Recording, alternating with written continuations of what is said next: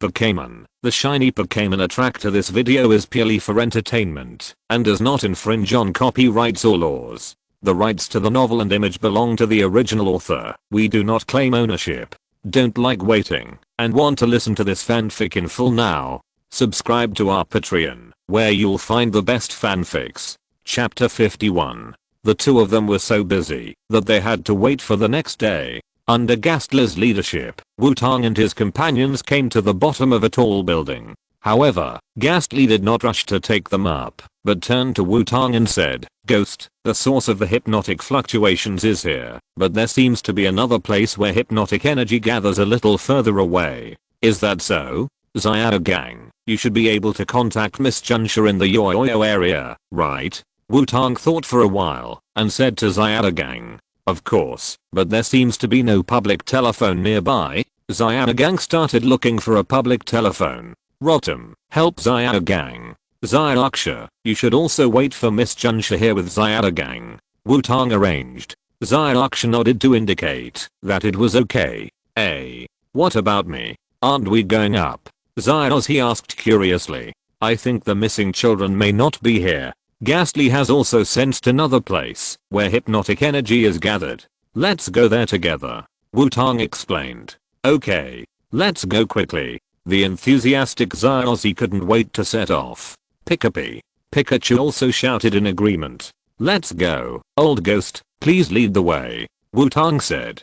"Hehe, don't forget my conditions," Ghastly said and continued to lead the way. "If there are no missing children here, go find us. Rotom has a way to find me," Wutong said to Xiaogang and Xiaoxia. "Leave it to us. You have to be careful too," Xiaoxia replied. Leaving Xiaogang and Xiaoxia behind, Wutong and Xiaoxi followed Ghastly to find the missing children.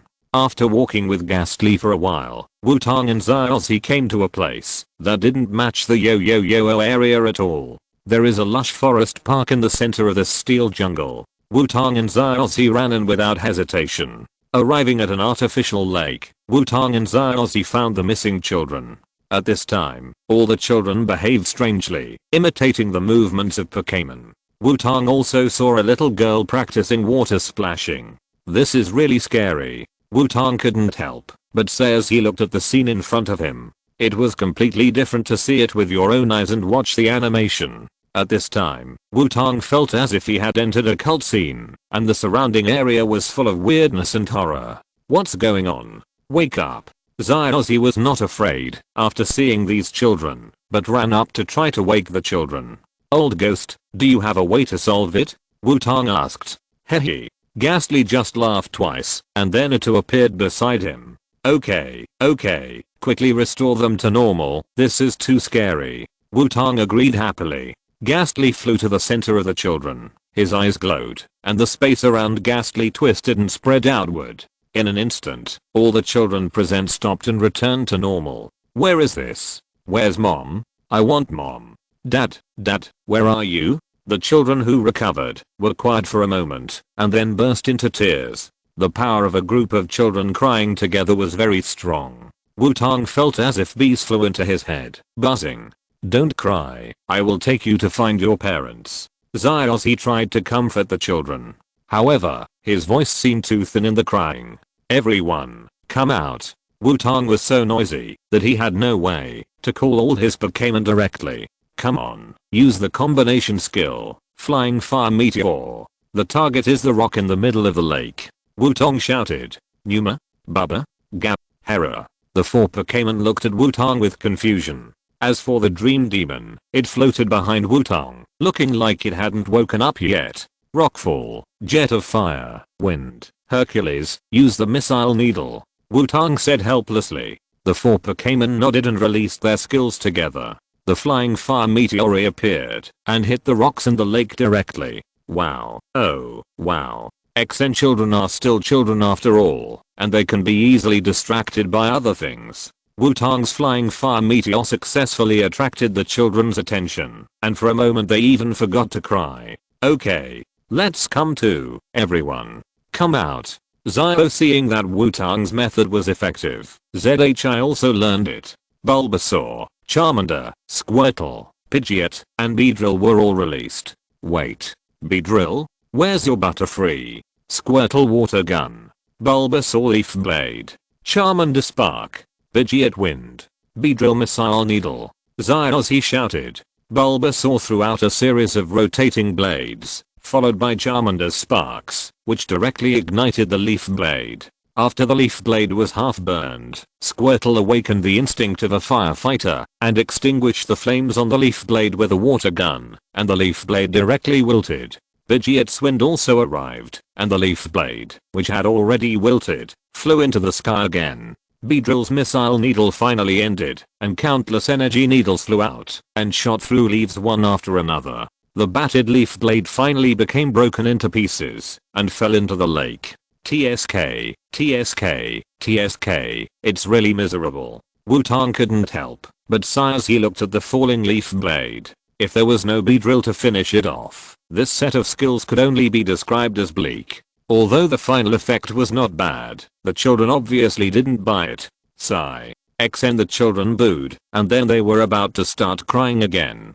Damn it, Wutong, your method doesn't work at all. Xiaozhi said when he saw the children were about to cry again. Wutong's eyes twitched. Are you sure there is no problem with your skill combination? In that case, come on. Xiaozhi, let's have a full member battle. Wutong shouted loudly. What? The unexpected battle invitation made Xiaozhi question. After all, the current situation is obviously not the time for a battle. The winner will become the king of children in this park. So, you all, come and support me. I'm the man who will become the king. Wutong shouted loudly and winked at Xiaozhi. Hearing Wutong's shout, the children became interested. Several brave little boys ran to Wutong and said they would support Wutong to be the king. Okay. I won't let you get what you want. I must be the king. Xiaozhi understood what Wutong meant and shouted loudly. Pikachu. Pikachu also jumped on Xiaozhi's shoulder and shouted. With Xiaozhi's response, the children became excited and began to run to the people they supported. However, there were obviously more little girls on Xiaozhi's side. Should we say that he is worthy of being the male protagonist? Since you want to stop me, go. My first general. Swampleap. Wutong waved and shouted. Numa? Swampleap looked confused. Is the first general talking about me? Swampert staggered to the front of Wutong, ready for battle. Water type Pokémon should be fought with water type Pokémon. Go. Squirtle. Xiaozhi shouted. Wutong was tangled after hearing Xiaozhi's words. He had hoped to use Swampert to trick Xiaozhi, but it seemed that he didn't know Xiaozhi well enough. Shouldn't it be easier to fight water type Pokémon with grass type or electric type Pokémon? A little girl who looked very good at studying asked another little girl. I don't know, but this big brother must have his reasons, right? The other little girl responded cutely. Squirtle. Squirtle walked up with full of energy. He lost on the boat last time, and today he must prove his strength to his boss. By the way, let me ask you before we start. Is your giant hornfly evolved from the hornworm you caught in the evergreen forest before? Wutong asked doubtfully. Yes, it's that hornworm. Xiaozhi answered directly. P.S. If you have any questions, please go back and read chapter 6 again. What about your Butterfree? Although Wutong guessed the result, he still couldn't help asking. Of course Butterfree is in Professor Oak's research institute. One person can only carry 6 Pokémon. You don't know that, do you, Xiaotong? Xiaozhi looked at Wutong with a strange look on his face. Oh, so that's how it is. Let's get started. Wutong said after getting the answer. I didn't expect that I would change Butterfree's fate in this way. I just don't know if becoming a warehouse manager would be happier for Butterfree than meeting a favorite object to complete reproduction. Squirtle. Let's go first. Use water gun. Xiaozhi took the lead in attacking. Jenny. Squirtle leaned forward and shot a stream of water. Swamp. Let's use water guns too. After all, it was an entertainment show, so Wutong let Swamp and Xiaozhi come a head-on collision. Numa. Swampert also shot a stream of water to meet Squirtle's water gun. The two water guns were deadlocked in the air, and for a moment, neither could take down the other. Squirtle. Come on. Push on. Xiaozhi began to cheer for Squirtle. Pika. Pikachu took out 2 paper fans from somewhere and waved them constantly to act as a cheerleader. What? You actually have your own cheerleader? We can't lose either. Swampert, you hold on first, Wutong said and began to search in his backpack. Swampert was full of questions after hearing what Wutong said. Trainer, are you serious? Wutong took out a bunch of things and handed them to his Pokémon. Infinite had a flashing light board in his hand, and Swampert was surrounded by LED lights on it. Murkrow had a horn hanging around its neck, and Murkrow's cry was directly amplified a lot. Hercules had 2 more glow sticks on his claws, and then he began to swing them at Wutong's signal. As for the ogre and Ghastly on the side, their expressions were like this, and they had no intention of participating at all. Hehe, I'm getting more and more curious about when this kid made these weird things, Ghastly said. Dream Ogre called out expressionlessly. It was used to it. After all, it had lived with Wutong for many years. Xianatong, are you really traveling? Seeing these things that Wutong took out, even Xiaozhi was speechless. Humph, how can you be distracted in the battle? Swampert, dodge, then use Rock Slide, Wutong commanded. Numa. Swampert, who had been fighting with Squirtle for a long time, immediately stopped the water gun and then dodged Squirtle's water gun with a flash and raised his arms. A huge rock appeared out of nowhere, and the muscles of Swampert's arms bulged. With a sudden force, the rock flew directly towards Squirtle.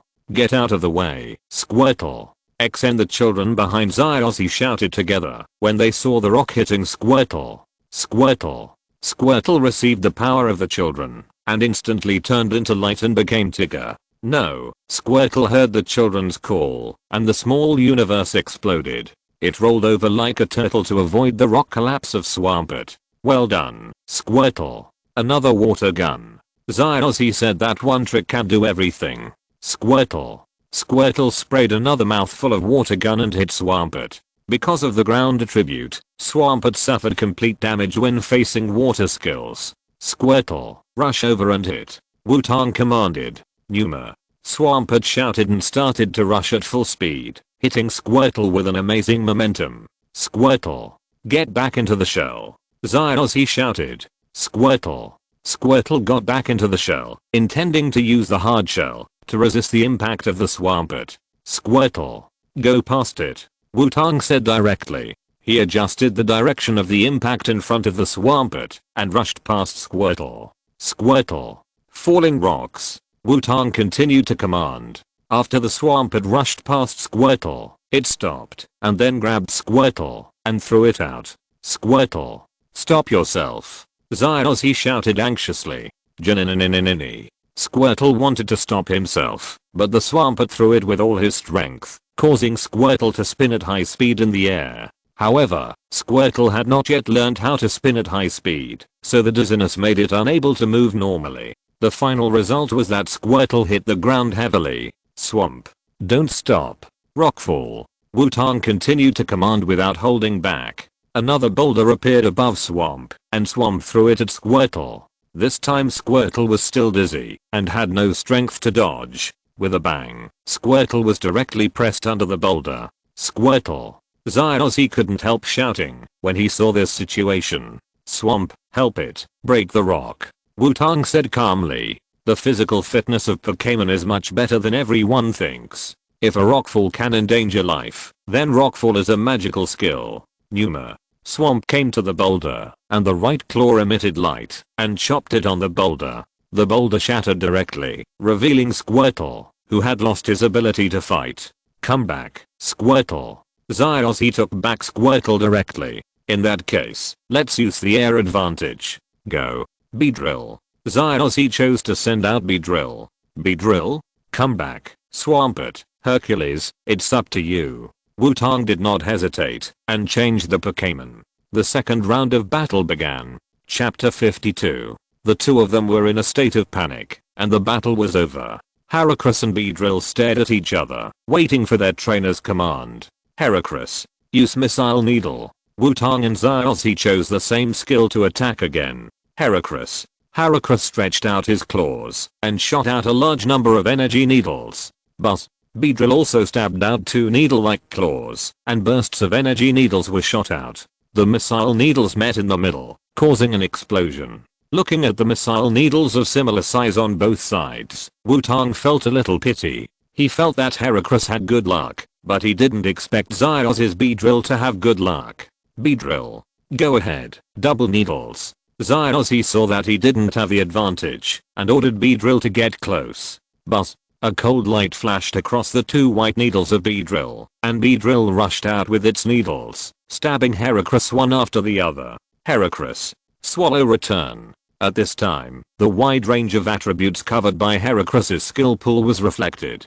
Heracross's wings vibrated, bringing a burst of white light to directly avoid Beedrill's double needles, and then made a U-turn and hit Beedrill's back. Heracross did not stop after the swallow return, and directly made another cross attack, leaving an X-shaped white light residue in the air. It actually attacked twice again. Wutong said in confusion as he looked at Heracross's swallow return.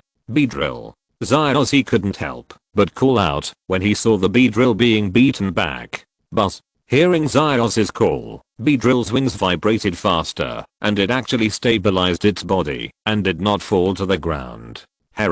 Hercules also flew back to Wutong, looking at Beedrill vigilantly. Wutong found that Hercules' right arm was trembling, and there was a purple scar on it. Didn't you dodge it just now? Wutong was a little surprised. He didn't expect that Heracross, who used Swallow Return, would be hit. It turned out that just now, when Heracross used Swallow Return to dodge the first wave of double needles of Beedrill, and then flew from the right side of Beedrill, Beedrill directly swept and successfully hit Heracross. The combat instinct of this Beedrill is unexpectedly sharp. Wutong sighed as he looked at the Beedrill flying in the air opposite. It seems that, because of his intervention, Xiaozhi gained an unexpected main force. Heracross, hold on, and do another Swallow Return. Wutong continued to command. Hercules rushed towards Beedrill again with a white light. Beedrill, we use high-speed movement. Xiaozhi tried to keep up with Heracross in speed. Beedrill's speed suddenly increased, and after images appeared behind it, the two Pokémon clashed in the air, and Heracross completed the X attack in the air again. But I don't know how many scars will be left on Heracross this time. Sure enough, twice again. Wutong said to himself as he watched the two Pokémon fighting. Heracross, use Missile Needle. Wutong suddenly commanded. Heracross turned around after the return of the swallow, and shot many energy needles while flying backwards. Beedrill. Missile Needle. Xiaozhi saw that Heracross used Missile Needle, and was not to be outdone, and commanded Beedrill to fight back. Heracross, keep using Missile Needle. Wutong wanted to do a test. Heracross instantly turned into a machine gun, firing waves of missile needles. The number of missile needles of Heracross was very stable, and it was always full. Beedrill. We can't lose either. Use missile needles. Xiaozhi shouted. But Beedrill waved the white needles in both arms, releasing energy needles one after another. Although there were occasionally one or two waves of missile needles with a slightly smaller number, most of the time they were about the same as Heracross. After several waves of continuous bombardment, Heracross suddenly released a rain of energy needles. The number of energy needles in this wave far exceeded the limit that missile needles could emit at one time. Facing this large area of missile needles, Beedrill could not block them all, no matter how hard he tried, and was still hit by a large area of missile needles. Is it really like this? Wutong said to himself, after seeing this area of missile needles. He found that his previous guess about Heracross's flash force was wrong. Heracross's flash force does not always choose high levels when using multi-stage attack skills. It is a double attack. This double attack does not mean the attack power is doubled, but the skill is doubled, just like Yan Fan will attack twice, and the missile needle scale is doubled. Take the missile needle as an example. Normal missile needles are 2 to 5 random, while the missile needles used by Wutong's Heracross are 4 to 10 random. That means Heracross is actually a non-African. Wutong suddenly discovered a terrible fact. If he guessed correctly this time, then his Heracross is a complete non-African. After all, each missile needle is at the lowest scale, relying entirely on the power of flash to pretend to be a European emperor. The power of flash is very strong, but if it is matched with a non-African, it will have no effect. Wutong said as he looked at the giant bee that was hit by a large number of missile needles and fell to the ground and lost its combat ability. However, if the Super Stone of Heracross can be found in the future to make Heracross Super Evolve, the power of Flash plus continuous attacks are scary to think about. Every time it is a level 10 attack, it is simply devastating. Beedrill, thank you for your hard work. Come back, Beedrill. Xiaozhi took back the unconscious Beedrill. You too. What are you doing? Just as Xiaozhi was about to send out the next Pokémon, a voice sounded. Xiaoxia and Xiaogang came over with Miss Junsha. Are all the lost children really here? Miss Junsha said, after seeing the group of children. Yes, Miss Junsha, this is what my friends should do. So Miss Junsha, do you want to have afternoon tea with me? Xiaogang found the right opportunity and grabbed Miss Junsha's hand and said, okay, don't do this kind of thing all the time. Seeing Xiaogang's actions, Xiaoxia pulled Xiaogang's ears helplessly and dragged him away. Miss Junsha's arrival ended the battle between Wutong and Xiaozhi in advance, and the four of them helped Miss Junsha send the children back to their parents. The children's parents expressed their full gratitude to Wutong and Xiaozhi for sending their children back. The reason for the children's disappearance is the same as in the anime. People who love the Pokémon Club asked Sully to hypnotize themselves because of insomnia. The long-term hypnosis caused the hypnotic fluctuations to affect the children, causing them to have Pokémon relapse syndrome. And those club members knew that they had made a mistake without noticing and immediately repented. The child's disappearance incident was also successfully completed. After the child's disappearance incident, Wutong and Xiaozhi came to the Pokémon Center to treat the injured Pokémon. Hello, Miss Joy, I want to restore my Pokémon. Wutong found Miss Joy and said, I want to restore it too. Xiaozhi also said, sorry, please wait a moment, the situation here is also a mess now. The status of our Pokémon here is a bit strange. We can't use the Pokémon recovery equipment for the time being. Miss Joy said apologetically. Sorry, can you let us take a look? I'm also a Pokémon breeder, maybe I can know what the problem is. Wutong said. After hearing what Wutong said, Xiaogang's eyes flashed. He didn't expect Wutong to say that. After all, he had never seen Wutong's Pokémon breeding techniques. If he had known, he would have had a good exchange. Really? Please. Miss Joy said excitedly. Under the leadership of Miss Joy, several people came to the treatment room of the Pokémon Center, and several Pokémon that looked listless were released.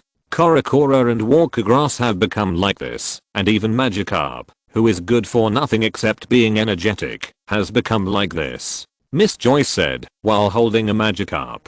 After hearing what Miss Joy said, the Magikarp placed on the operating table was stunned, and then collapsed on the ground like a salted fish. Miss Joy, this place seems a bit dark, Wutong thought secretly, and that Charmander, the flame on its tail, is about to go out. This Psyduck is also in trouble. Miss Joy pointed to the Charmander lying on the side and then took out another Psyduck and said. Psyduck was holding its head in Miss Joy's arms and tilting its head, but its eyes were always on Xiaoxia. Has the duck god appeared? Seeing the duck god's focused eyes looking at Xiaoxia, is this true love? Except for this Psyduck, all other Pokémon are affected by hypnosis. Wutong said. Hypnosis? But this Psyduck also looks troubled. Miss Joy said puzzledly. Old ghost, come out to work. Wutong shouted at the air. Hehe, leave it to me.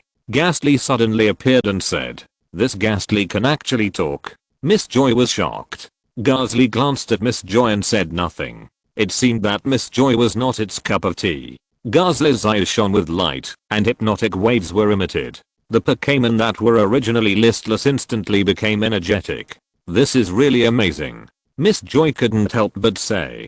Psyduck suddenly jumped out of Miss Joy's arms and fell on Xiaoxia. What's going on? Xiaoxia was shocked. Psyduck took out a Pokéball from Xiaoxia and then captured itself. It's worthy of being the duck god. It takes the initiative to attack.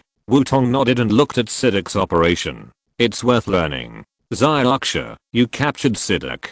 Xiaozhi said while watching the fun. I don't want to. Xiaoxia cried out. Well, the matter has been resolved, and I will continue my journey. Wutong said. What is resolved? Xiaoxia yelled at Wutong. Xianatong, you are not traveling with us? Xiaozhi asked. Well, I have something I want to do, so I can't go with you. Wutong replied. Wutong decided to go straight to the wild wilderness area near the light red city. After all, he only had 5 Pokémon now, even if he counted the home Gerald Mengyao. It was a dream to challenge the Quartz Conference with 5 Pokémon. He was not Kai, and even Kai won the championship with a full team of 6 Pokémon. Now Wutong has obtained 5 badges, but it is really unreasonable that he does not even have a full team. So Wutong urgently wants to find the 6th Pokémon, the place where a large group of Pokémon gather in the wild wilderness area. If Wutong searches carefully, there is still a great chance to find a shiny Pokémon. Okay, see you next time. Xiaoxi said. Well, look forward to our next battle. Wutong said and left. However, Wutong, who had just left, came back immediately because his Pokémon had not been treated yet. 2 days later, on the road near the wild wilderness area, Wutong led his Pokémon to push forward all the way. Swamp Leaper, don't just throw stones, practice close range skills. You are a frontline warrior, not a slinger. Platypus, control the flames more flexibly, don't just turn. Wutong said. Dark Crow, you must practice the tailwind into a passive state, and always keep yourself in the tailwind state. Heracross, forget it, I'll find you a lucky charm in the future. It's too dark. Dream Demon, you, just be happy. Wutong pointed out the shortcomings of his Pokémon. Wutong and his Pokémon approached the wild wilderness area while training. After arriving at the wild wilderness area, an old man with a gloomy face looked at Wutong vigilantly. There is no Pokémon you want here, leave quickly. The old man said directly. Hey, I haven't said anything yet. Give me 30 hunting balls, and I'll enter the wild wilderness area today. Wutong said after paying the entrance fee. Humph, I hope you don't do anything bad. Otherwise, the old man said, flashing the hunting rifle on the wall. Wutong was a little speechless, too lazy to pay attention to this neurotic old man, took 30 hunting balls, and walked into the wild wilderness area. Isn't it just Dratini and Haxorus? What does that have to do with me? Walking into the wild wilderness area, Wutong walked aimlessly, looking forward to encountering a shining Pokémon as soon as possible. However, things were not as easy as imagined. Until the evening, Wutong did not see a shining Pokémon, and there was not even a shining Pokémon. There was no way. Wutong could only leave first and find a vacant lot nearby to start camping. For the next few days, Wutong came to the wild wilderness area on time every day and strolled for a whole day. The old man, the administrator of the wild wilderness area, looked at Wutong more and more vigilantly, as if he was sure that Wutong came for Dratini and Haxorus. However, Wutong was also helpless. Could it be that he would also be a non-African after his rebirth? Chapter 53. The old man was very busy, but he was still very busy. In the forest area of the wild area, Wutong walked aimlessly. This was the last area that Wutong had not explored in the wild area. Because he didn't want to miss any place where shiny Pokémon might appear, Wutong only explored one area of the wild area every day and conducted a carpet search. Beside Wutong, Rotom was floating. After all, without a guide, Wutong might have been wandering in the wild area. Maybe he would become another legend of the wild area after Dratini, such as the man who asked for directions late at night. I think the chance of finding shiny Pokémon is close to zero, Rotom said, Rotom's electronic voice. There is no other way. Although there is still more than half a year before the Quartz Conference, there are only 3 gyms left for me to challenge. Challenging gyms is the best practical training, so I must find a new member as soon as possible. Wutong said helplessly. There are 4 areas in the wild wilderness area of Kanto: swamps, plains, lakes, forests, and wetlands. So Wutong has been here for 4 days, and as a good child who is thrifty and manages the family, he will use up 30 hunting balls every day before leaving. So at this time, Professor Oak looked at the 120 Quintero running wildly in the backyard of his research institute and fell into deep thought. There is no other way. After all, the easiest to catch in the wild wilderness area is Quintero, and the number is extremely large. Wutong even suspected that the old man Caesar deliberately raised so many Quintero here Rotom, don't you have any more advanced abilities? For example, you can show a diary written in the future, call your future self, transform by pressing 5 3 times, or even better, a shiny Pokémon tracking function. Wutong muttered. After all, he had been browsing for 4 consecutive days, and had gained nothing. Wutong was a little exhausted. Please don't talk nonsense. I don't have those weird functions. Rotom obviously, Rotom on the mobile phone, couldn't understand what the functions Wutong was talking about meant. Oh, it's really sad. Wutong sighed and continued to move forward. Nido. Wutong walked forward for a while, and suddenly 2 roars came from the front. This kind of roar should be from the Nido series. Wutong was curious and immediately walked over to the sound. After passing through a patch of grass, Wutong saw 2 Nidokings staring at each other in an open space in the forest, and sandwiched between the 2 Nidokings was a relatively small Nidoqueen. Nido, you bastard, get out of here. It's mine, a one-eyed Nidoking roared. Nido, what a joke. I was the one who proposed first, so you should get out of here. Another Nidoking with a broken horn roared back. Nido, stop it. You two should stop fighting for me. I've always treated you as my relatives. Can't we all live in peace? Nidoqueen tried to dissuade them. Hiss, why do I feel the breath of tea art? Wutong said, touching his chin. No one was found drinking tea or doing anything related to tea nearby. I judge that Wutong had an illusion. Rotom said after turning around. You guy, the tea I'm talking about is different from the tea you're talking about. Forget it. Why should I explain this to you? Wutong said helplessly. Wutong thought about it and climbed up the tree next to him. He had been tired for a long time. It was a rare opportunity to eat melons. How could Wutong let you go? Nidoqueen's obstruction undoubtedly added fuel to the fire. The 2 Nidokings looked even more fierce. No one wanted to give up. Numa when Wutong was concentrating on watching the show, Swampert ran out by himself. Although it is forbidden to capture Pokémon by fighting in the wild wilderness area, it is not forbidden to see the appearance of Pokémon cultivated by trainers. What's wrong with Swampert? Wutong asked curiously when he saw Swampert running out. After all, Swampert has never run out by itself once. What happened today? Numa. Swampert called Wutong twice, saying that he had come up with a new way to throw stones and wanted Wutong to see it.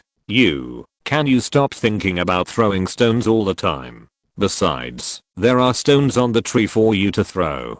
Wutong said helplessly. Numa. Swampert looked at judging from the situation nearby. There are indeed no stones, and it is not appropriate to use falling rocks or rockfalls. At this time, Swampert saw the hunting bull next to Wutong. Numa. Swampert shouted happily, and then picked up a hunting bull and started to cover up.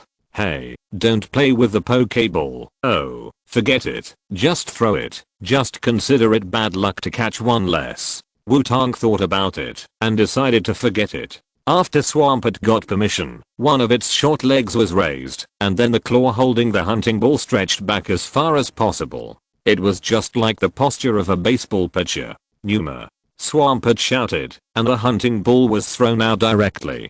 Damn. Where are you throwing it, little ancestor? Wutong was dumbfounded when he saw the direction in which Swampert threw the hunting ball. The 2 Nidokings got closer and closer, and their faces became more and more ferocious, and they might punch each other in the face at any time. However, a faint green afterimage flew past the 2 Nidokings and hit them directly. Nidoking was directly received into the hunting ball, which shook twice and stopped. Obviously, Nidoking was successfully captured. Nido? To the 2 Nidokings opened their mouths wide with a look of disbelief and then looked towards Wutong fiercely. Run. Wutong, who felt the danger, immediately jumped off the tree with a swamp jumper and started to run away. Nido. To the 2 Nidokings were extremely angry. They were trying hard to court here, but you captured our girl with a ball. How could this be tolerated? The 2 Nidokings began to chase Wutong and ran wildly in the forest area. These 2 guys are too persistent. Wutong complained while running. Numa. Swamp Jumper shouted in agreement. Wait a minute. Swampert. What's in your hand? Wutong asked when he saw a green in Swampert's hand. Numa. Swampert showed what was in his hand, which was a hunting ball. This, can't it be, when did you get it? Wutong couldn't help but roared. No wonder the two Nidokings kept chasing after me. It turned out that I took their target away directly. Damn it, if they keep chasing me, I'll start to resist, Wutong said. After all, compared with the regulations of the wild wilderness area, Wutong still thinks that his life is more important. A hornworm was sleeping on a book, but the tree suddenly began to shake, and the hornworm's dream was directly ruined. The hornworm, who was angry when he got up, began to look for what disturbed his sleep. You know, he almost dreamed that he evolved into a giant bee and flew freely in the air. Then he saw two Nidokings chasing a human and a pink Pokémon. The unicorn beetle looked at the direction where the two Nidokings were running, and then looked at the surrounding environment, and began to spit silk between the two trees, but the silk seemed to be white, and not very pure.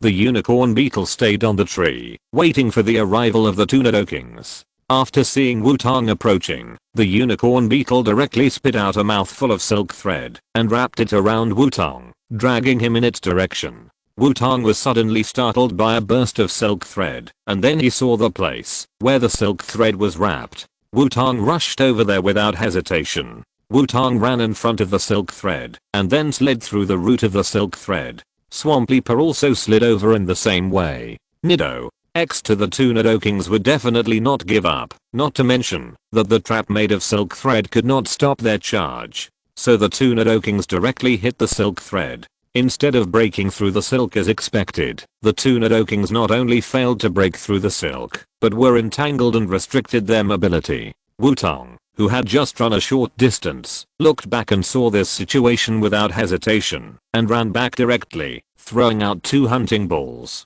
The two Nidokings were also successfully subdued. Is the power of the hunting ball so strong? Wutong didn't expect that both hunting balls would be successful. Wutong put away the hunting balls and put the three hunting balls together, and then began to look for the figure who helped him. After looking around for a week, Wutong did not find the insect-type Pokémon. There is something wrong with that branch, Rotom. Rotom suddenly said, and then an arrow appeared pointing in a direction. Wutong looked in the direction indicated, and finally found something wrong. A unicorn was lying there to rest, but this unicorn was very different. This unicorn was all black, and even the unicorn on its head was black. But at the end of the unicorn the tip has a silver hue that can't be seen without careful observation. This unicorn beetle? Did it just come out of coal mining? Wutong said in confusion. He didn't think of this unicorn beetle as a flash. After all, the flash color of a unicorn beetle is not black. Lotto, it's a flash unicorn beetle, Lotto, Rotom suddenly said. Flash unicorn beetle? No, the flash unicorn beetle is not this color. Wutong said strangely. There is no fixed flash color for flash Pokémon, Lotto. The flash Pokémon colors currently announced are only the colors with the largest number of discoveries of this type of Pokémon, which are only for reference, Lotto. Rotom explained. What? Wutong was shocked. He didn't expect it to be like this. Just when Wutong was surprised, Wutong felt a hint of danger and rolled to the side. A worm silk shot at the position where Wutong was just now. If Wutong reacted a little slower, he would be entangled tightly. The unicorn beetle looked at Wutong a little angrily. He helped him, but he was not grateful. Why did he make a fuss in his sleeping place? Since it is a shiny Pokémon, then go ahead. Hunting ball. Wutong threw a hunting ball directly. The hunting ball itself rotated and hit the unicorn beetle. The unicorn beetle was directly received in the hunting ball. According to judgment, the unicorn beetle should have been knocked unconscious by Rotom, said Rotom. You guys don't always record some weird things, Wutong said speechlessly. Then he picked up the hunting ball. It seems that the goal this time was finally achieved on the 5th day. Wutong happily took out the Pokémon illustration and checked the attributes of the unicorn beetle. Unicorn, a Pokémon in larval form. It is khaki in color and has a segmented body. Its most notable feature is the horn on its head. It has 7 pairs of pink abdominal legs and a pink nose-like part on its head. It also has spikes on its tail. Its eyes are black and small. Unicorn also has a very sensitive sense of smell. The poison needle on its head is its main weapon. It lives in large numbers in forests or grasslands. It has a sharp poison needle about 5 centimeters long on its head. Skills mastered. poison needle, silk, insect bite. Sure enough, it has very few skills. Wutong said without surprise. After all, the skill pool of the unicorn is very shallow, and even the skill learning machine cannot teach its skills. Okay, unicorn, you will be one of us from now on. Wutong said and called out the unicorn. The unicorn was released, with a swollen bump on its head, and then looked at Wutong with complicated eyes. After all, no matter which Pokémon it is quite embarrassing to be knocked unconscious by a Pokéball and then captured. Even Superman wouldn't dare to write like this. Okay, don't be angry, unicorn. Here, this is an apology to you. Wutong took out a Pokémon energy cube and said. The unicorn crawled over and sniffed, and a sweet smell filled its nasal cavity. The saliva couldn't help but secrete, and the unicorn swallowed the energy cube without hesitation. Wutong nodded with satisfaction. Sure enough, food is the first communication tool with Pokémon. This energy cube was left by Wutong when he made an energy cube for Kakuzu to check if there was any error. I didn't expect it to come in handy here. After eating Wutong's energy cube, the unicorn didn't continue to look at Wutong with that look, and yawned and looked at Wutong. Come back and rest first. Wutong, who understood the unicorn's meaning, took the unicorn back, and then looked at the swamp leap fish eating melon on the side. Wutong didn't know whether to blame the swampert or praise it. After struggling for a long time, Wutong simply took it back. Let's go, Rotom. We have achieved our goal this time, but we must use up all the hunting balls before we leave. Wutong said to Rotom beside him. At the 7 o'clock direction, we found the footprints left by Kintaro running, Rotom suggested. Okay, then catch another 30 Kentorus. No, 27 Kentorus. Wutong said without caring. After that, Professor Oak had a headache for a long time looking at the 26 newly added Kentorus and the 2 Nidokings who were jealous of each other for a Nidoqueen.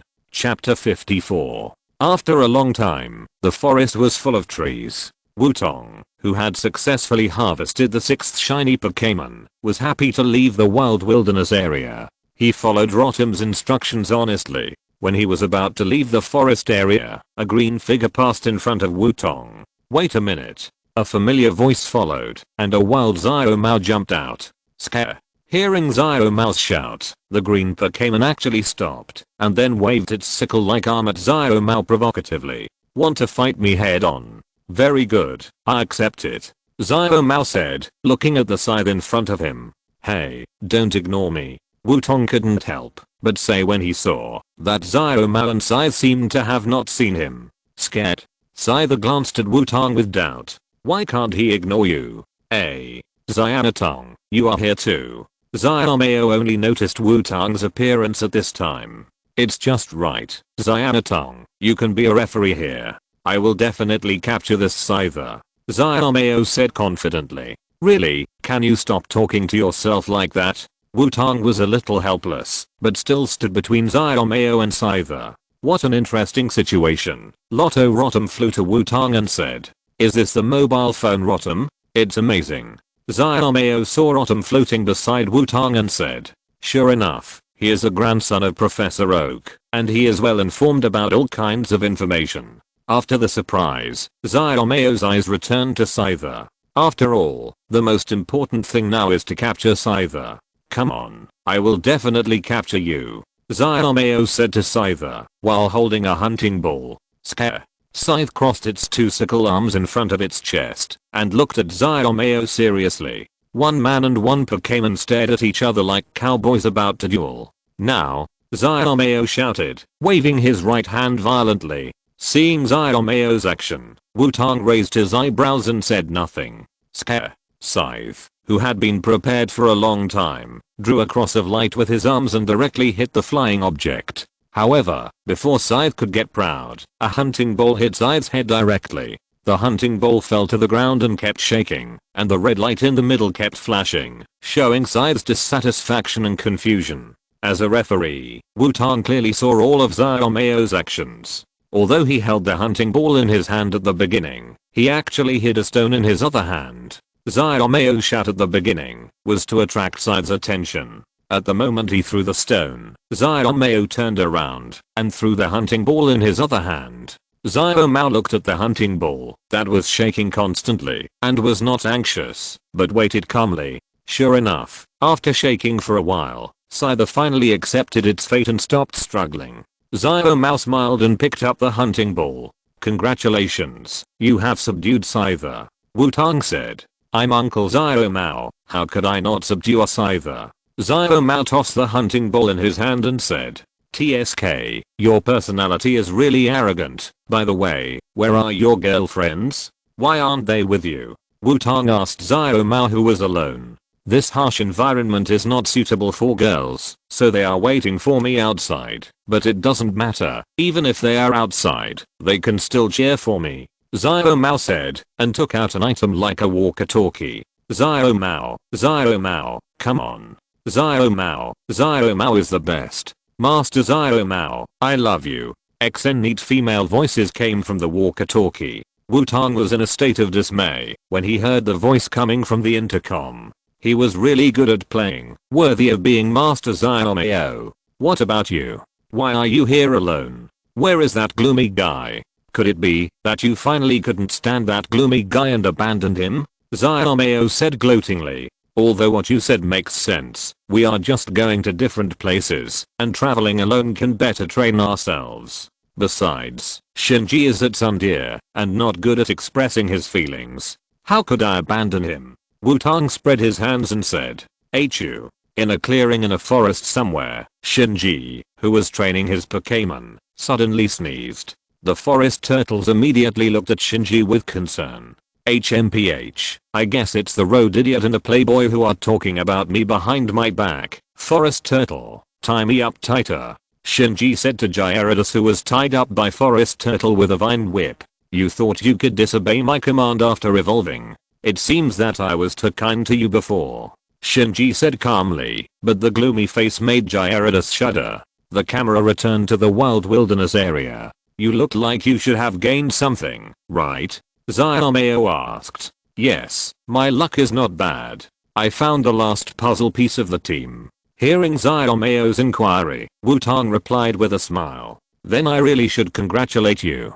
Xiaomao nodded and said. Xiaomao had learned about Wutong's special situation from Professor Oak a long time ago, and Wutong said that he found the last puzzle piece of the team. That means Ming Wutong has at least 6 shiny Pokémon, and Xiaomao can fully imagine the difficulties. Wutong looked at Xiaomao, who was nodding his head while hugging his shoulders, and felt that he seemed to have misunderstood something. Okay, since everything is fine, I will leave first. I still need to seize the time to train my partners, Wutong said and was about to leave. Wait a minute. Xiaomao suddenly stopped Wutong from leaving. What's wrong? Wutong asked in confusion. It's a rare opportunity.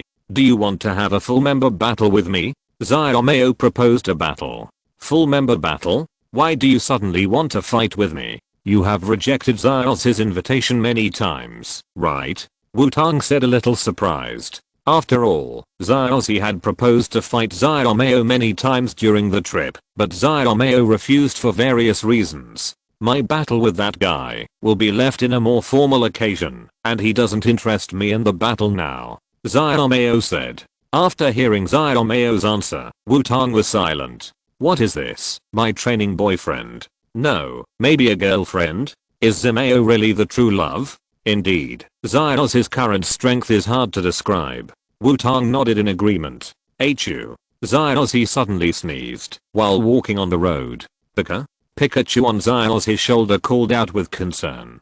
Strange, isn't it said that idiots don't catch a cold?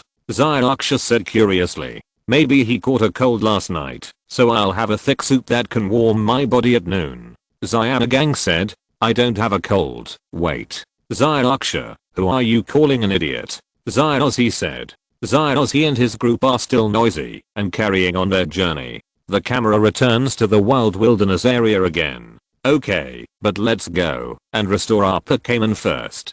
By the way, you'd better not have too much expectation. The Pokémon I just captured basically has no combat power, Wutong said. Xiaomao didn't care either. The two left the wild wilderness area together and came to the nearby Pokémon Center. After handing over all his Pokémon to Miss Joy for recovery, Wutong began to send the remaining 29 hunting balls to Professor Oak. "What did you catch? Why so many?" Xiaomei asked, looking at the pile of Pokeballs in front of Wutong. "Nothing, just 26 Kentaro, 2 jealous Nidokings and a green tea Nidoqueen," Wutong said calmly. After hearing Wutong's words, Xiaomei was silent. Grandpa must have a headache after receiving these hunting balls. "Oh, by the way, I've been here for the 5th day, and all the hunting balls for the first 4 days have been used up. All of them are Kentaro. When you go home, maybe Professor Oak has opened a cattle farm." Wutong gave Xiaomei a thumbs up and said. After hearing Wutong's words, Xiaomei was stunned. Then he grabbed Wutong's collar and started shaking it wildly. "You guy. Don't cause trouble to my grandfather just because of your own interests. Doesn't your family run a breeding house? Teleport and raise them at home." Xiaomei roared. My family doesn't run a ranch. Why do we need so many Kentaros?" Wutong replied in confusion. "Asshole. Is my grandfather's laboratory a ranch?" Xiaomei got even angrier after hearing Wutong's answer. "You two, your Pokémon have recovered." Miss Joy appeared in time to stop the two. "Damn, I suddenly understand why that gloomy-faced guy said he is not familiar with you. You two guys are really good at making people angry." Xiaomei also calmed down and said. Wutong shrugged and didn't answer. After all, he was afraid that Xiaomei would go crazy again. Master Xiaomei. X6 at this time, Xiaomei's 6 female companions also came over. Straight then they stood neatly behind Xiaomei. "Okay, our Pokémon have all recovered, so let's start the battle," Xiaomei said. "No problem." Wutong nodded and agreed happily. Several people came to the open space outside the Pokémon Center. "Come on, Master Xiaomei. Master Xiaomei is the best." X6 Xiaomei's 6 female companions took out the cheering flowers and started to cheer for Xiaomei. "TSK, it's really noisy. If you want to take the lead, it depends on you. Go, Unicorn." Wutong directly sent out the newly captured Unicorn. "What is this? I haven't seen the flashing color. But is this why you said not to expect too much?" Xiaomei said as he looked at the black unicorn in front of him. "In that case, go, my baby. Scyther." Xiaomei kissed the hunting ball in his hand and threw it out. Scare. Scyther appeared handsomely, then turned around and looked at Xiaomei with complicated eyes. However, since he had been subdued, he had to face every battle seriously. After changing his mentality, Scyther looked at his opponent seriously. Scared. After seeing the pure black unicorn, Scyther looked at Xiaomei with a tangled face, saying, "Are you sure that my first opponent is it? Unicorn, we seem to be underestimated," Wutong said to the unicorn. Seeing Scyther's attitude, the unicorn, which was lying lazily on the ground, stood up directly and looked at Scyther seriously. "You are quite competitive, Unicorn. Let's attack first. Use Poison Needle." Wutong attacked first. As for the skill selection, there are only 3 skills in total. What is there to choose? The unicorn lowered its head slightly, and the black unicorn on its head emitted light, and a purple energy needle shot at Scyther. "Scyther, dodge, and then use lightning flash," Xiaomei commanded. Scare. Scyther dodged the purple energy needles nimbly, and then turned into a flash of lightning, and rushed towards the unicorn worm. "Unicorn worm, spit out silk to stop it," Wutong shouted. The unicorn worm sprayed out a silk thread, which was different from ordinary silk threads. The color of this silk thread was darker. It was not white, but a little gray. Scyther shook directly in a Z shape, dodged the silk thread, and rushed to the unicorn worm, and then knocked the unicorn worm away mercilessly. Using all your strength is a respect for the opponent and for yourself, so even when facing the unicorn worm, Scyther did not hold back at all. The unicorn worm was knocked away, and fell in front of Wutong. "Is it too reluctant?" Wutong said and wanted to take back the unicorn worm. However, as soon as Wutong took out the hunting ball, the unicorn worm climbed up by itself. Scared. Scyther looked at his sickle claws with a suspicious look. He should not have held back, so why could this unicorn still get up? "Very good, unicorn. Use the silk again." Wutong looked at the unicorn that got up and temporarily gave up the idea of taking it back. The unicorn looked determined and shot out the grey silk again. Scythe, get out of the way, Xiaomei shouted. However, Scythe, who was still doubting himself, was hit by the unicorn's silk because of his distraction. The silk instantly tied Scythe. Unicorn, poison needle. Wutong seized the opportunity and shouted. The unicorn lowered its head again and released a purple energy needle from the unicorn on its head. Break free. Then use continuous slash. Xiaomei commanded. Scared. Scythe screamed and then used all its strength, but it couldn't break free from the silk in the first time. Because of this momentary obstruction, the poison needle successfully hit Scythe. However, Scythe successfully broke free from the silk after exerting force for the second time. The unicorn beetle seems to be unexpectedly powerful, Wutong said as he looked at the situation on the field. Scare. Although Scythe was attacked by the poison needle, it was not affected much. After all, the racial value of the unicorn beetle is there, and it is not realistic to kill people with one skill. However, Scythe's eyes turned serious when looking at the unicorn beetle. It was going to face the unicorn beetle as a strong enemy. Next, under Xiaomei's command and the attack of the completely serious Scythe, the unicorn beetle still lost its combat ability. There is no way, whether it is racial value, attributes, or skill pool, the unicorn beetle has no advantage. But even the current performance has surprised Wutong enough. PS. Everyone seems to be curious whether the unicorn beetle will be pink when it evolves into a giant bee. If the Ice Cube original Flash is still pink, it should be killed, right? If you're listening to this novel on a channel other than Fanfic World, it means they downloaded and uploaded it without effort. We cordially invite you to visit our channel, Mundo Fanfic Novelos. There you'll find the original version of this story and you can explore many other novels of various genres. We're waiting for you to immerse yourself in a world of incredible novels. Chapter 55. The game was over, but the game was over. Wutong took back the unicorn beetle and then looked at the Scyther flying in the air opposite. Although he had a lot of Pokémon that could restrain Scyther, it was not a formal competition after all, so Wutong wanted to be willful. According to Xiaozhi, to deal with bug-type Pokémon, you need bug-type Pokémon. Go, Heracross. Wutong called out Heracross. Hera. Heracross roared when he appeared, and then looked at Wutong with a wronged look. Don't look at me like that. Here, I'll cushion you first. After this battle, I'll take you back home to get married. No, I'll take you back to eat. Seeing Heracross's look, Wutong almost set a flag for himself, and then threw 2 special energy cubes to Heracross.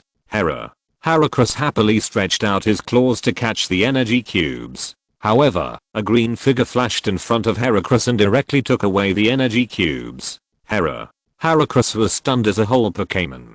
Scared, Scyther swallowed his saliva at the energy cubes he had snatched. It felt that this energy cube was very attractive to it. Sorry, Wutong, Scyther has just been captured, and I haven't had time to educate it yet. The kitten couldn't help but apologize when he saw Scyther's actions. Xiaomei is still arrogant now, but he is still very well mannered. It's okay. That's my special energy block for bug-type Pokémon. It's very attractive to bug-type Pokémon, so it's normal that your Scyther couldn't hold back, Wutong said indifferently. But whether Heracross can understand it is not certain, Wutong thought secretly. Heracross recovered and looked at Scyther with anger on his face. After seeing Scyther eat both energy blocks, Heracross's anger reached its peak. Be prepared to welcome the anger of a foodie. The hatred of food is irreconcilable, Wutong said to himself. Heracross, Yanfan. Wutong directly asked Heracross to vent his anger. Heracross rushed out instantly after hearing Wutong's command. The vibration frequency of both wings was much faster than before. Heracross brought a burst of white light and crashed straight into Scyther. Spy Mantis. Shadow Clone. Xiaomei chose to defend. Scare. Spy Mantis waved his arms, and his body flashed, and more than 10 Spy Mantis appeared on the field. Heracross was in no mood to find his true self, and he ran straight past the nearest Spy Mantis. The Spy Mantis that was hit twisted, and then dissipated on the spot. Spy Mantis, continuous slash.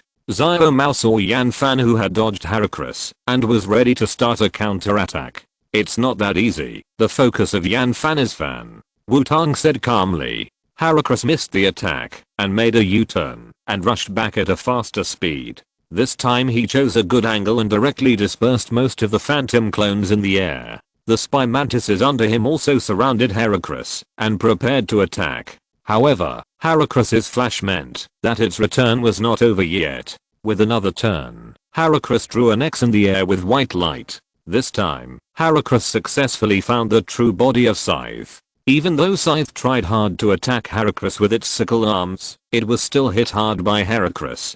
Heracross, Rock Blast. Wutong directly commanded Heracross to finish off the enemy.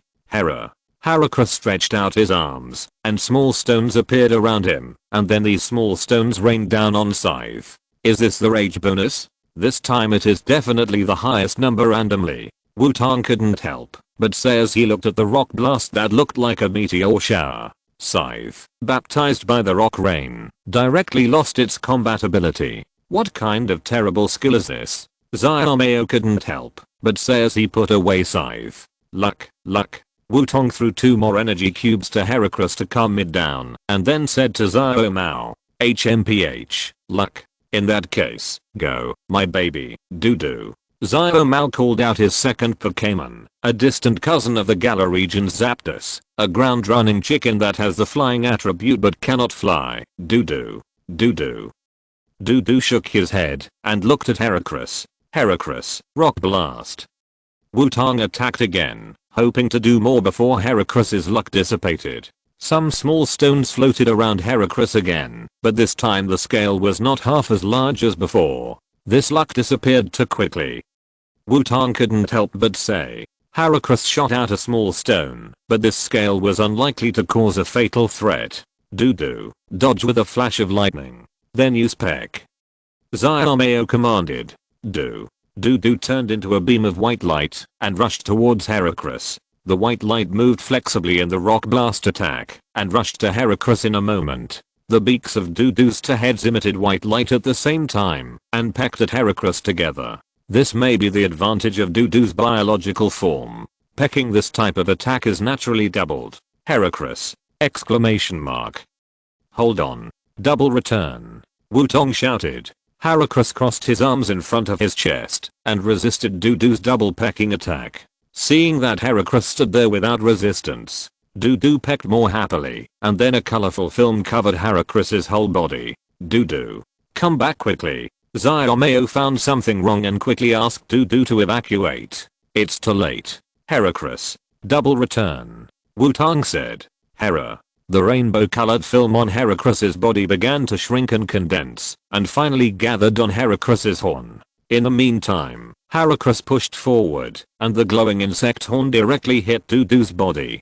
Doo-doo was directly beaten back in front of Xiaomei.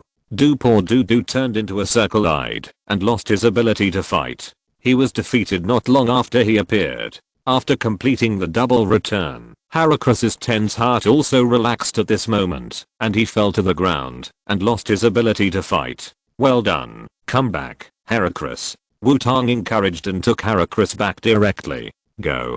Swampert.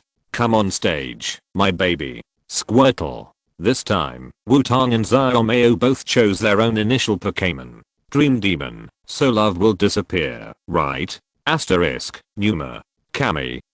Swamp. Rockfall. Kami Squirtle. Water Wave. Numa. A huge rock appeared out of nowhere and was thrown at Squirtle. Kami. Squirtle sprayed a circular stream of water directly at Swamp. Dodge. X2 faced with the attack. Wutong and Xiaomei chose the same approach. Swamp avoided the water wave, and Squirtle also dodged the flying rock. Swamp, rush, slam. Wutong continued to command. Kami Squirtle. Rocket Head Hammer. Xiaomei chose to confront Wutong head-on. Swamp and Squirtle collided directly, and then they punched each other. Swamp, Rock Smash. Kami Squirtle, Ice Punch. A white light appeared on the claws of the Swampert, and the fist of Squirtle was wrapped in cold air. Although the power of Swampert's flash made it stronger than normal Pokémon, Squirtle had good defense and used the ice fist that restrained Swampert, so the two Pokémon fought back and forth. Squirtle. Bite. Wutong changed the attack method. Squirtle. Retract into the shell. Xiaomei directly let Squirtle retract its shell to deal with it. Good opportunity, Swampert. Falling rocks. Wutong shouted. Numa. Swampert directly lifted Squirtle and threw it to the ground with all his strength. Squirtle retracted into the shell, was directly thrown out by spinning. Squirtle, high speed spin. Xiaomei said. Squirtle directly received the power of Swampert in the direction of rotation and further rotated. This high speed rotation is the strongest in terms of power, rotation speed and other aspects. Hold on. Rock Smasher. Looking at Squirtle who was spinning back, Wutong shouted hurriedly. Numa. A translucent green energy shield blocked Swampert.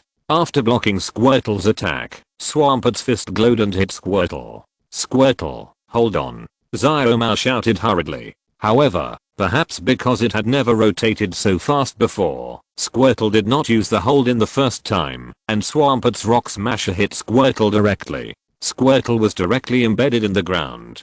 Come back, Squirtle. Seeing Squirtle's appearance, Xiaomei knew that Squirtle had no fighting ability and chose to exchange Pokémon happily. Go, Nidorino. Xiaomei called out his fourth Pokémon. He had a good start, but he never thought he would be at a disadvantage. Nidorino. Poison Needle. Xiaomei attacked first this time. Swamp. Rockfall. Wutong shouted. Nido. The feet above Nidorino's head glowed, and a burst of purple energy needles shot out. Numa. A huge rock appeared above Swamp, and Swamp threw it hard. The tiny poison needle was completely unable to stop the attack of Rockfall, and was directly smashed to pieces by the rock. Nidorino. Double kick. Xiaomei shouted. Nido. Nidorino jumped up and kicked the rock with both feet, and the rock shattered immediately. Swamp. Go over. Bite. Wutong commanded. Numa. Swampert rushed directly to Nidorino and opened its mouth to bite it. Nidorino. Horn slam. Xiaomei was not willing to be outdone. Nidorino's horns were covered with a layer of white light and slammed into Swampert. The two Pokémon fought in the air and then retreated to their respective trainers. But Swampert didn't seem to be in a good condition. Is it poisoned? Wutong said to himself as he looked at Swampert.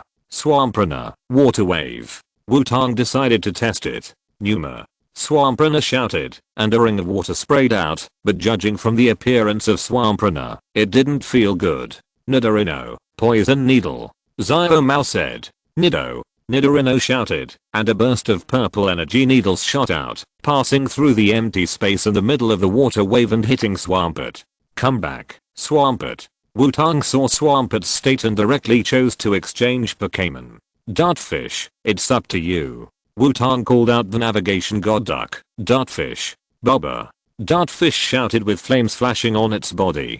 Nidorino, come on. Poison Needle. Xiaomei said. Nidorino shouted and released another poison needle. Dartfish. Smoke. Wutong said calmly. Bobber.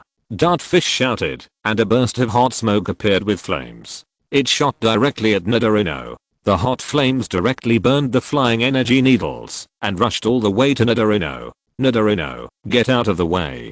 Xiaomei used his special skill, quickly dodge. Nidorino turned flexibly to avoid the smoke.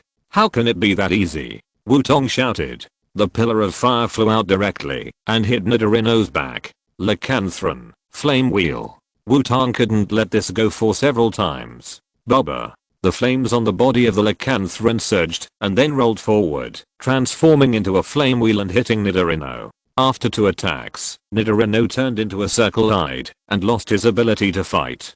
Damn it, come back. Nidorino. Xiaomei took back Nidorino, and at this time he fell into a disadvantage again. In that case, let's go for the Rumble Stone. Xiaomei exchanged for the next Pokémon. Rumble. A stone with 4 arms appeared in front of Wutong. It's not easy. Lycanthron. Spraying flames. Wutong tried. Bobber. The duck-billed fire beast spit out a column of fire and shot it at the Rumble Stone. Rumble Stone. Become round. Roll. Xiaomei directly ignored the jet of fire from the duck-billed fire beast and let the Rumble Stone start to attack. Rumble. Rumble Stone's 4 arms wrapped around itself, and then a ray of light flashed on its body, as if it became more round. Then the rumble stone began to roll, and against the jet of fire from the duck-billed fire beast, the rumble stone crashed into the duck-billed fire beast. Duck-billed fire beast, dodge. Wutong also tried to dodge with a magical skill. However, the duck-billed fire beast was still touched by the rumble stone. Rumble stone, keep going, Xiaomao shouted. After rushing past the duck-billed fire beast, the rumble stone turned a corner and crashed into the duck-billed fire beast again. Now, duck-billed fire beast, explosive fist, Wutong shouted when the time was right. Bobber. The right fist of the platypus glowed brightly, and it used all its strength to punch the rolling rumble stone. Rumble stone's own speed plus the powerful attack of the platypus caused rumble stone to receive extremely high damage and lost consciousness. You still have a trick up your sleeve. Go, my last Pokémon, Nidorina. Xiaomao had no choice but to call out the last Pokémon. Is it the last one? In that case, go, Dream Demon. Wutong said with an evil smile. Dream. The Dream Demon came out of the shadow of Wutong. Floated out. Dream Demon. Hypnosis. The next few minutes will be unforgettable for Xiaomao. Chapter 56. After the battle, the two sides finally fought. Wutong and Xiaomao took back their Pokémon and ended the battle, but Xiaomao looked at Wutong with a very complicated look. He suddenly understood why the gloomy ghost had told him that he must be mentally prepared if he wanted to fight Wutong before. It was also because of this that Xiaomao became interested in fighting Wutong, so he took the initiative to invite Wutong to fight. Now that I think about it, it must be that the gloomy ghost deliberately pitted me. But it's good. Knowing Wutong's fighting style in advance is better than being helpless when meeting him at the conference. Next time, I won't fail so easily. Alright, girls, we should go. Xiaomao said and left with 6 girls. Really, he invited me to fight and left me talking to himself. He is such a willful guy. Wutong shook his head helplessly. Wutong was not in a hurry to leave. After all, he had just fought with Xiaomao and his Pokémon needed treatment. Entering the Pokémon Center again, Wutong sent his Pokémon for treatment. Hey, Kit, your Pokémon are very interesting. Ghastly suddenly appeared and said to Wutong. Old ghost, don't you dislike crowded places? But I found that you seem to like appearing in front of people. Wutong replied. Hey, although I don't like crowded places, I like to see beautiful women. Although the girl named Joy is not my type, it's not bad to look at her occasionally. Ghastly said. You old pervert, but why is Miss Joy not your type? Isn't Miss Joy pretty enough? Wutong asked curiously. Don't you think it's scary that all the women in the family look exactly the same? How are the men and their family treated? Or are there any family members who are not like them? Where are those family members? Ghastly said with a sly smile. After hearing Ghastly's words, Wutong thought about it and shuddered. This kind of thing is really terrifying when you think about it carefully. The more you think about it, the more scared you feel. You old ghost, don't tell ghost stories all of a sudden. Wutong couldn't help but said to Ghastly. I'm a ghost type Pokémon, so of course the stories I tell are ghost stories. Ghastly said as a matter of course. Wutong was choked by Ghastly's words. The identity of a ghost type Pokémon is too useful. In order to prevent himself from being choked to death, Wutong decided not to talk to Ghastly for the time being. He took out his Pokémon illustrated book and began to think about the problem of the hornworm. Wutong did not send out the unicorn beetle at the beginning to let it be abused intentionally, but because Wutong found that the level of the unicorn beetle was unexpectedly high when he first checked the information of the unicorn beetle. Normally, the unicorn beetle will evolve into a giant beeper very soon. According to the level in the game, the unicorn beetle is a giant beeper at level 10. Wutong's unicorn beetle is already level 36, and it can evolve into a Charizard, but the unicorn beetle is not even an iron shell pupa now. This is very strange, so Wutong wants to send it out to fight and see what is going on. However, although the unicorn beetle showed its very good combat power compared to the unicorn beetle, it did not let Wutong see why it has not evolved yet. Wutong could not even roughly determine what the flash power of the unicorn beetle is. The only thing he knows now is that the unicorn beetle's body is unexpectedly strong, and the silk it spits out is tougher than expected. Is the problem with the flash power? Wutong said to himself. At this time, Miss Joy came back with Wutong's Pokémon, and his Pokémon had been cured. After getting his Pokémon back, Wutong decided to teleport the unicorn to Professor Oak and ask him to check what was going on. Rotom, help me contact Professor Oak. Wutong said to Rotom on the phone. Got it. Rotom dialed Professor Oak's number. Rotom responded and then floated sideways in front of Wutong. Xiaoxia, what's wrong? Are you going to teleport some Quintero again? Professor Oak asked vigilantly. No, Professor Oak, I have left the wild wilderness area, but I have a question that I need your help with. Wutong then told him about the situation of the unicorn. It has never evolved, and it is a rare shining color. Put it in teleport over here, I'll help you check it now. Professor Oak said with interest. After communicating with Professor Oak, Wutong came to the Pokémon transmission device and teleported the unicorn to Professor Oak. After the teleportation, Wutong left the Pokémon Center near the Wild area. Under the guidance of the mobile phone Rotom, Wutong began to go to the Light Red City. Arriving at the outskirts of Light Red City, Wutong walked slowly towards Light Red City and enjoyed the long-lost leisure. However, Wutong seemed to have stepped on something suddenly, and his ankle was suddenly hung up. Duck-billed Infernape. Spray flames. Wutong reacted quickly and called out the duck-billed Infernape directly. Bobber. The duck-billed Infernape appeared and sprayed a flame that directly burned the rope that hung Wutong. I wonder who set the trap? Wutong, who fell down, spun and landed smoothly, walked to the rope, and said in confusion, "You guy. You actually destroyed the trap used for our training." A girl's voice sounded. Wutong looked in the direction of the voice, and a woman with purple hair, a fishnet bottom and a cool ninja jacket came over.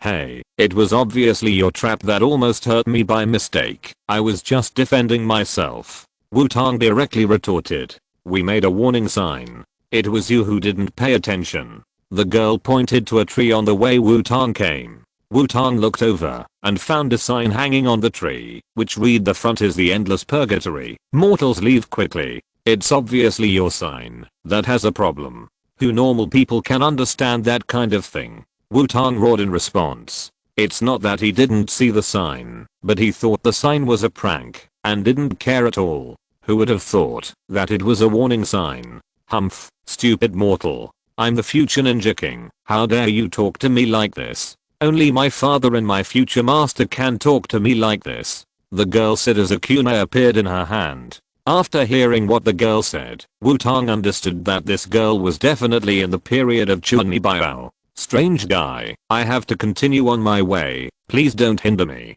Wutong was too lazy to pay attention to this Chunibyo girl. After all, Kyanhang City was very close, and challenging the gym was more important. Hey, don't ignore me. Seeing that Wutong actually ignored her and planned to move forward, the girl couldn't help shouting. Wutong just pretended not to hear and continued to walk forward and then stepped on empty air. Wutong felt a sense of weightlessness in his body and tried to control his body and then rolled forward and jumped over the pit trap. Wutong looked back at the pit and there were still a few huge thorns inserted in it. I don't know what material it is made of, the pure black color has no reflection. You guy, how many traps are there? Very dangerous. Wutong was frightened and roared at the girl. Be careful. The girl suddenly shouted. Wutong felt like there was wind behind him and rolled to the side like a lazy donkey, and a wooden hammer hit me from where he was standing. Is this area really the endless purgatory? Wutong couldn't help but complain. Roo, don't move. It's very dangerous. The girl said. What a joke. Are you waiting to die here? Wutong couldn't help but reply. In that case, let me show you my strength. Wutong stood up, loosened his clothes, and then started running. Various obstacles appeared along the way, but Wutong relied on his body trained by fighting wits and courage with various Pokémon in the breeding house for 10 years, plus the reaction ability trained by Mazishi under high intensity training to break all kinds of traps one by one. Who on earth are you? You can actually break the endless purgatory, the girl said in surprise at Wutong's flexible movements. After solving countless traps, Wutong stopped because he saw a sign that read exit of infernal purgatory. Is it so difficult to cut it? Wutong said as he walked past the sign. Then he felt as if he had stepped on something, and Wutong quickly dodged to the side, but the ground nearby was pierced with spikes. Wutong had no place to hide. Wutong felt despair in an instant. Was he going to leave this world? However, the pain he imagined did not appear, and Wutong looked at the spikes around him speechlessly. He fiddled with it twice, and it felt soft and a little tough. These spikes were all made of rubber, and they had no killing power at all. Wouldn't those be made of rubber before? Wutong turned back to the girl with a cold face asked. Of course, why would I place dangerous things outside? The girl said as a matter of course. Hehe, Kit, your expression just now is really good. Gastler's voice appeared in Wutong's mind. Damn, am I participating in the boys and girls rushing forward? Wutong felt the veins on his forehead twitching, and said with gritted teeth. No wonder neither Ghastly nor the Nightmare reacted at all. It turned out that these two guys had already discovered that these traps were not dangerous. The clown was actually me. You are very good. You can actually pass my endless purgatory. The girl walked up to Wutong and praised. I don't know why I suddenly feel a little unhappy. Wutong looked at the girl kindly. You, what are you going to do? If you come over again, I will also shout. Seeing Wutong suddenly approaching, the girl clenched the kunai in her hand and said fearfully. Seeing Wutong getting closer and closer, the girl directly waved the kunai in her hand. However, Wutong blocked the kunai with a simple move, and then snatched it away. As expected, this kunai was also made of rubber. Bad boy, you must accept the punishment. Wutong said kindly. More than 10 minutes later, Wutong recovered. The girl was tied up and lay on the ground. 55,555. I can't get married, the girl said on the ground like a caterpillar.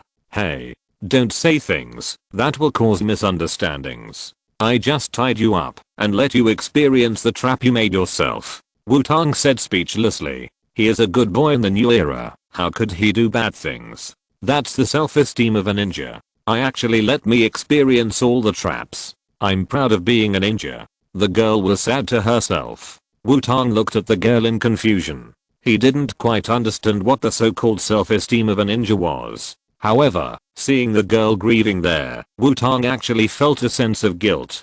Hey, don't be sad there. You are not a real ninja in the first place. Wutong said. What did you say? You actually questioned my ninja identity. The girl said angrily. What's wrong?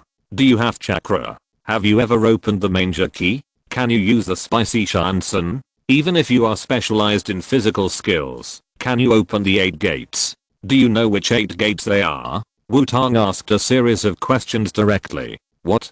The girl was directly asked by Wutong. You don't know ninjutsu, nor physical skills, so at least you can learn to seal a Kurama in Naruto's body? But do you have true love to die? Wutong did not stop because of the girl's doubts. Actually after listening to Wutong's words, the girl began to talk to herself. It seems that you have nothing, so you should give up being a ninja. Wutong shook his head and said, Master. The girl suddenly raised her head and stared at Wutong tightly. What? Wutong was stunned. He didn't understand what this middle school girl was going crazy about. Master, please teach me ninjutsu. I know you must be doing these things to test me. The girl's face was full of seriousness. Wutong was stunned. Why did things seem to be going wrong? Wait a minute, what I just said is all fake.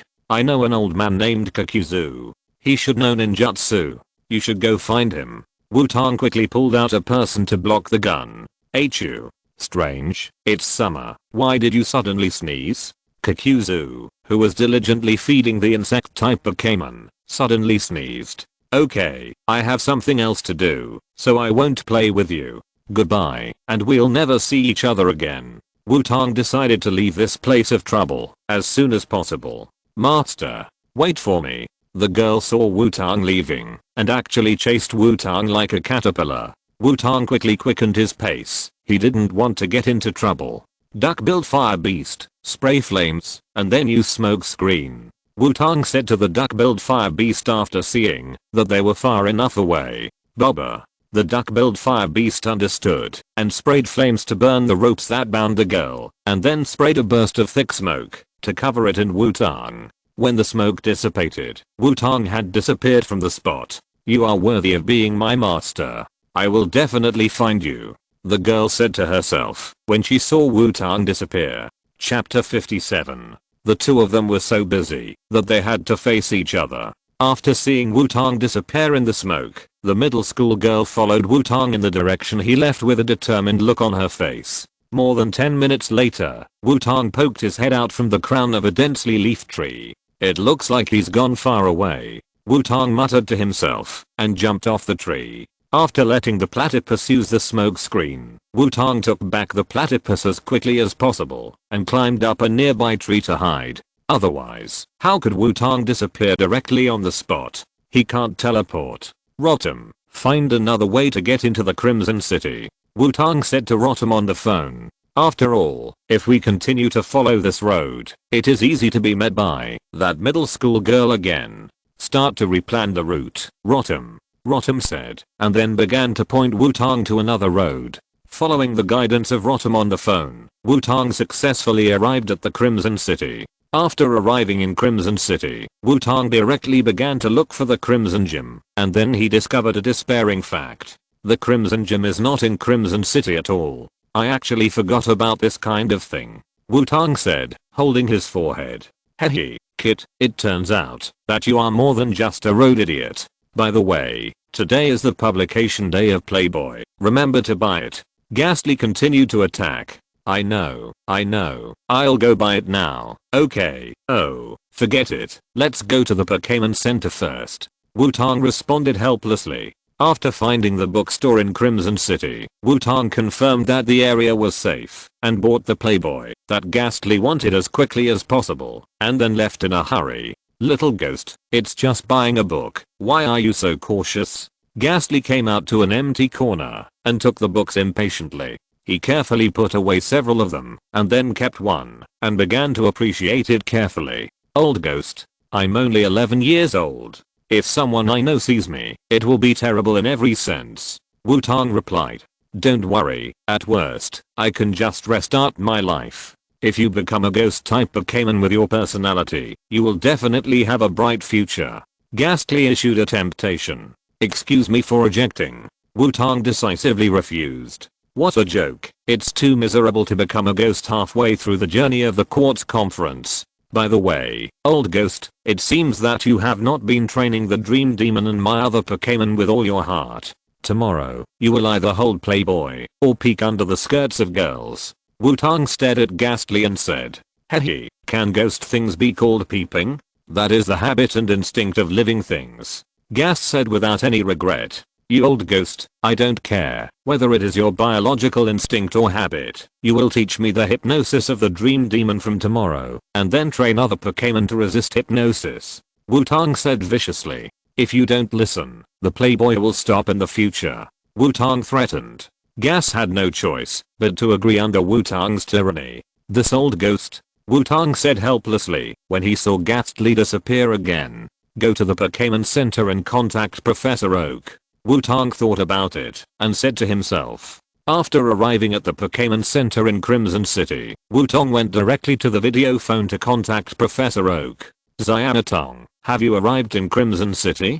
Dr. Oak asked, after answering the call. "Yes, Dr. Oak, I wonder how my hornworm inspection went?" Wutong asked. "The preliminary inspection has been completed, and I found a very interesting situation," Dr. Oak said. "Interesting situation?" Wutong asked with a puzzled look. "Normal Pokémon will have energy of their own type in their bodies, just like Xiaozhi's Pikachu, which stores a lot of electric energy in its body," Dr. Oak said. "Normally, as a dual attribute Pokémon of insect and poison, the body of the hornworm should only have, or mostly have these two types of energy, but I found that the energy in the body of the hornworm is in a state of tripartite, and there is actually a lot of steel energy," Dr. Oak said excitedly. "P.S. Normally, the steel type is an attribute introduced in the second generation, that is, the Johto region. In the Ice Memory, the concept of steel type was proposed in the Johto region in the later period of the original chapter, but for convenience and Dr. Oak's identity and status, it was directly defaulted.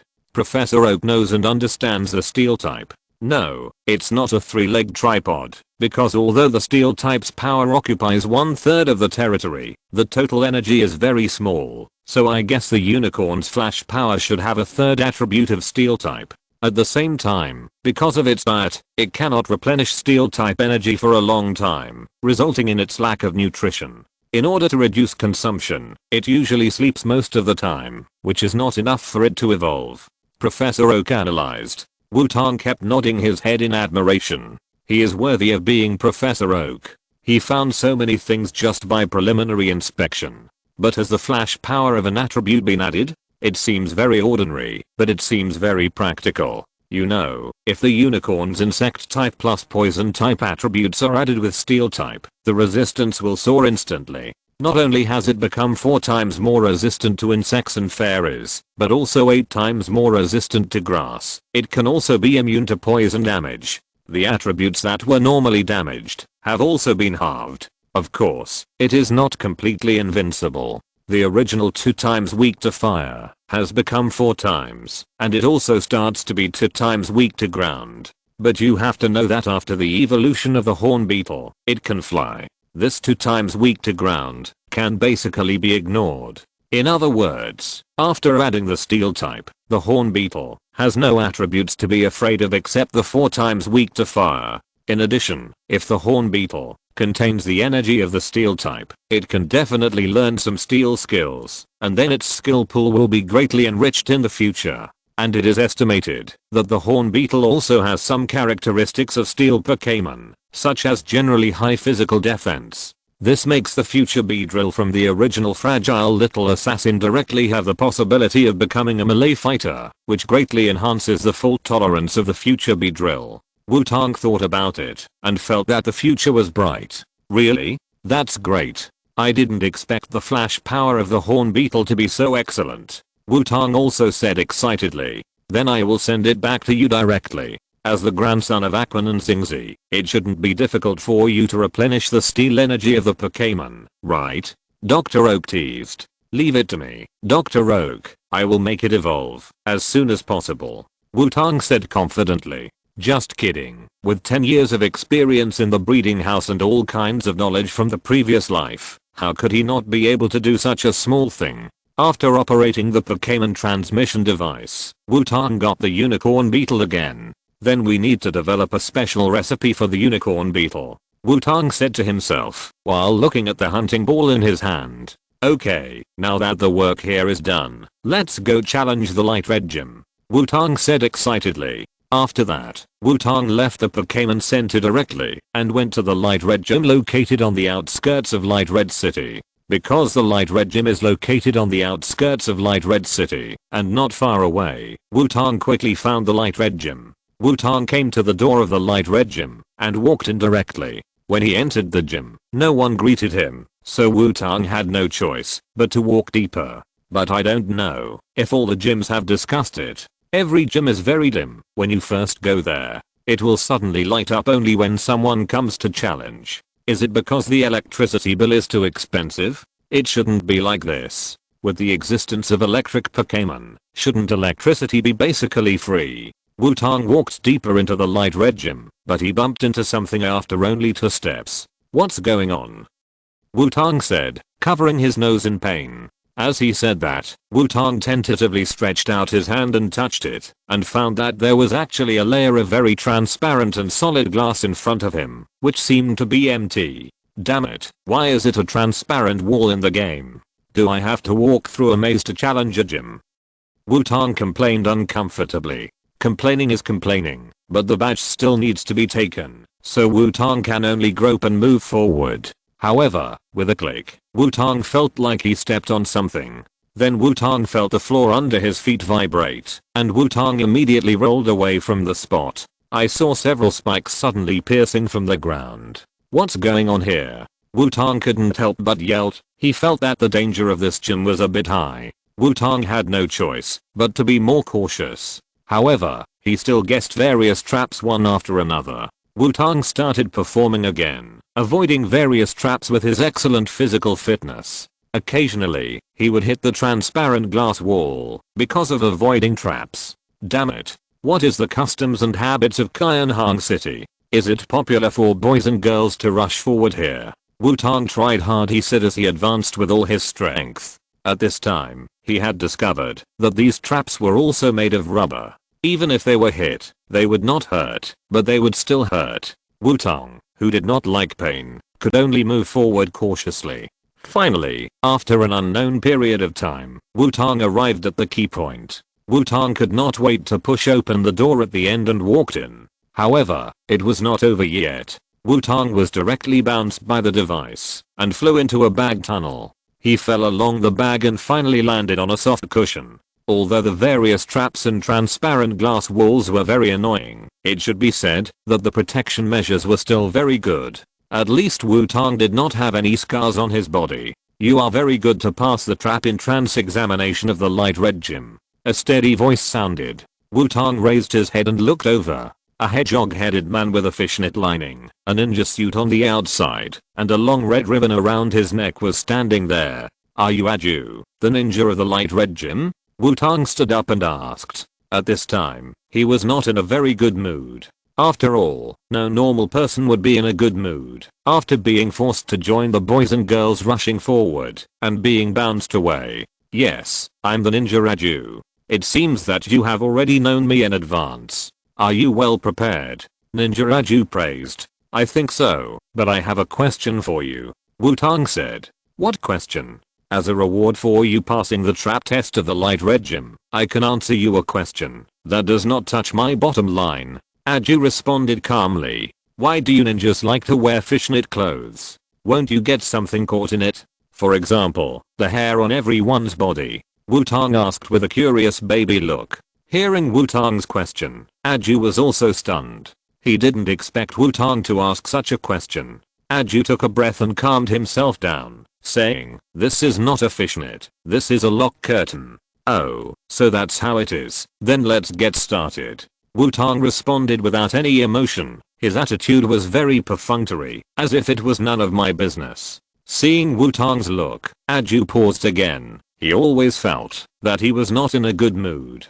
The rules of the Crimson Gym are 3v3 battles. The gym owner cannot exchange Pokémon at will, and the party whose Pokémon loses all compatibility first loses. Aju explained the rules of the game. No problem, let's get started.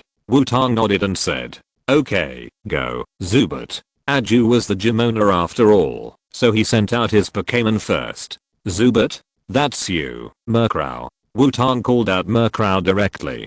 Gap. Murkrow appeared with a full of energy shout. Zubat, use ultrasonic waves. Aju took the lead in launching the attack.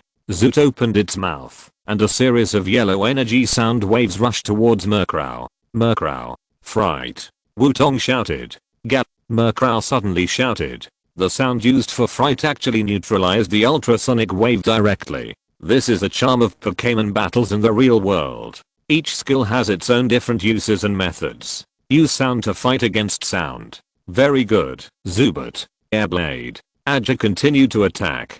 Murkrow, follow the wind, and then use wings to attack. Wutong continued to choose to attack. Zoot flapped its wings, and a burst of air blades appeared, and flew towards Murkrow. Murkrow was also surrounded by air currents at this time, and the wings emitted light, and rushed directly towards Zubat. Facing the flying air blades, Murkrow directly cut off the air blades with his wings, and then continued to hit Zubat. Zoot, cheer up. Wing attack. Aju continued to shout. Zubat regained its balance, and then its wings lit up, and rushed towards Murkrow. The two Pokémon collided in the air with a streak of white light. The wings collided, and for a moment it was impossible to tell who won. PS. I will try to post more pictures tomorrow to make up for yesterday's Lever chapter 58. The battle was a battle, but the battle was a battle. Zubat and Murkrow kept fighting in the air, but Murkrow's speed was getting faster and faster, and Zubat couldn't keep up. I didn't expect your Murkrow is not only shining, but also very fast. But speed is not absolute. Zubat, use lightning flash. Aju commanded.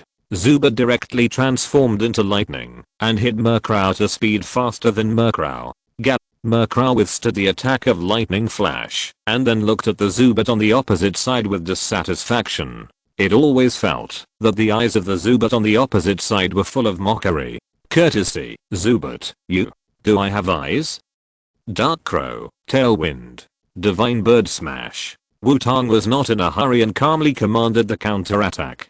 Wutong knew that Aju had not officially launched the attack yet, and now Aju was still testing Wutong's strength. You should know that Aju is the owner of the Poison Gym, and he is also a ninja. The fighting style of ninjas is not so sunny. Gap! Murkrow cried, and then the airflow wrapped around his body, and then Murkrow climbed at high speed. Wait a minute. Aju saw Murkrow's action and subconsciously wanted to stop it. However, Aju was not Murkrow's trainer, so Murkrow certainly would not pay attention to Aju. Wutong also felt something was wrong when he saw Aju's appearance and wanted to stop Murkrow, but he was a step too late. Murkrow hit a transparent glass plate with a snap. Perhaps because the bird's beak was too sharp, Murkrow's beak was embedded on it. Mr. Aju, does your gym have to be like this? Wutong couldn't help asking. Ahem, ninjas should pay more attention to these details. Aju coughed twice and said, can Murkrow come down? Wutong couldn't help asking. Gadul Gakame, obviously, Murkrow was very strong. Zubat, go help it. Aju commanded. Zubat obediently flew up and wanted to help pull Murkrow down. However, there is a very embarrassing problem. That is, Zubat has no hands and feet. If you want to pull Murkrow out, you can only bite Murkrow directly. A few seconds after Zubat flew up, Murkrow's surprised Gakame. Heracross, go help. Wutong felt that relying on Zubat seemed not enough, so he called Heracross out. Heracross also flew up and pulled Murkrow down. You seem to like pink very much. Aju looked at Heracross and said, this is an accident. Oh, forget it. What's wrong with liking pink? Pink is the color of Macho Man. Wutong wanted to explain, but he gave up as soon as he said it. Really? It seems that we have a lot in common. Why can't men like pink? A real macho man likes the pink color. Aju nodded and said. Wutong looked at Aju in shock. That means Aju is also a macho man. Wait, why do you say again?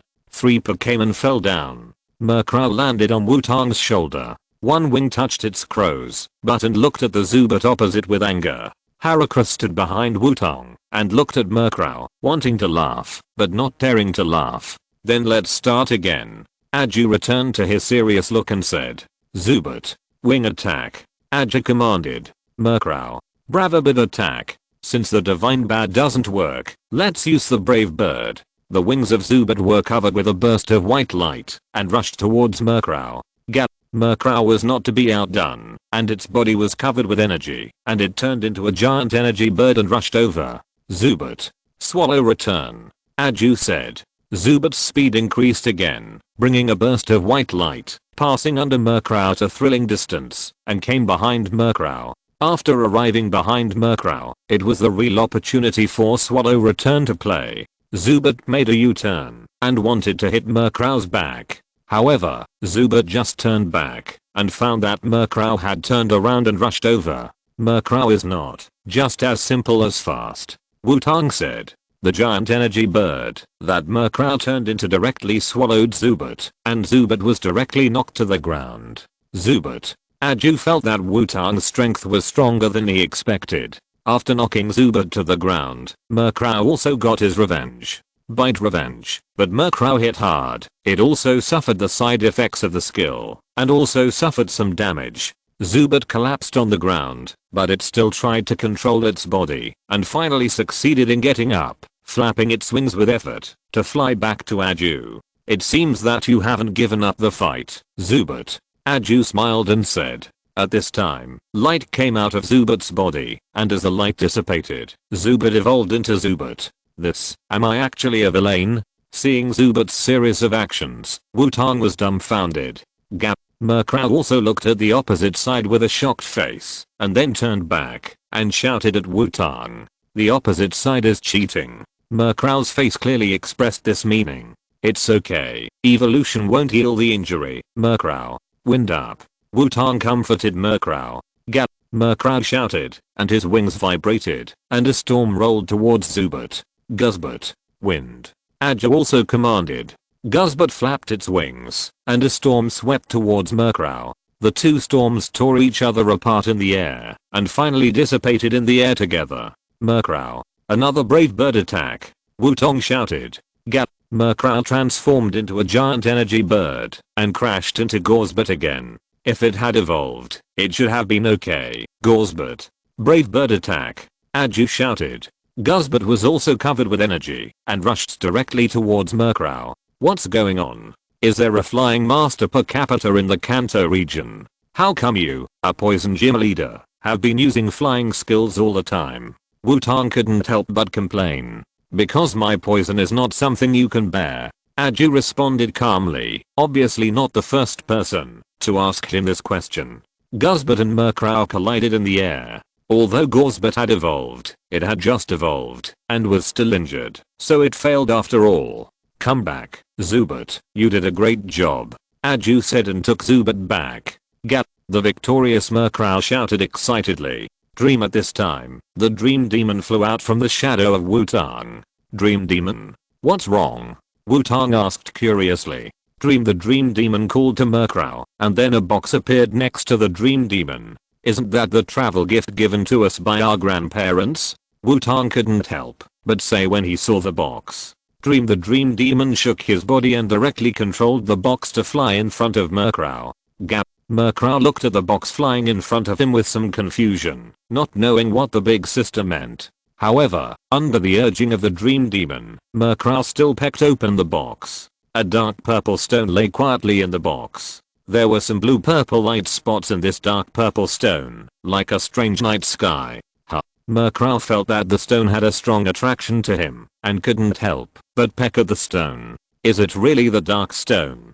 Mengyeo, is it okay for you to give it to Murkrow? The dark stone looks very rare. Wutong asked. Dream. Mengyeo shook his body indifferently. He didn't like fighting, and didn't want to evolve. Besides, Murkrow was his younger brother. The stronger the younger brother was, the less he needed to fight. Isn't that good?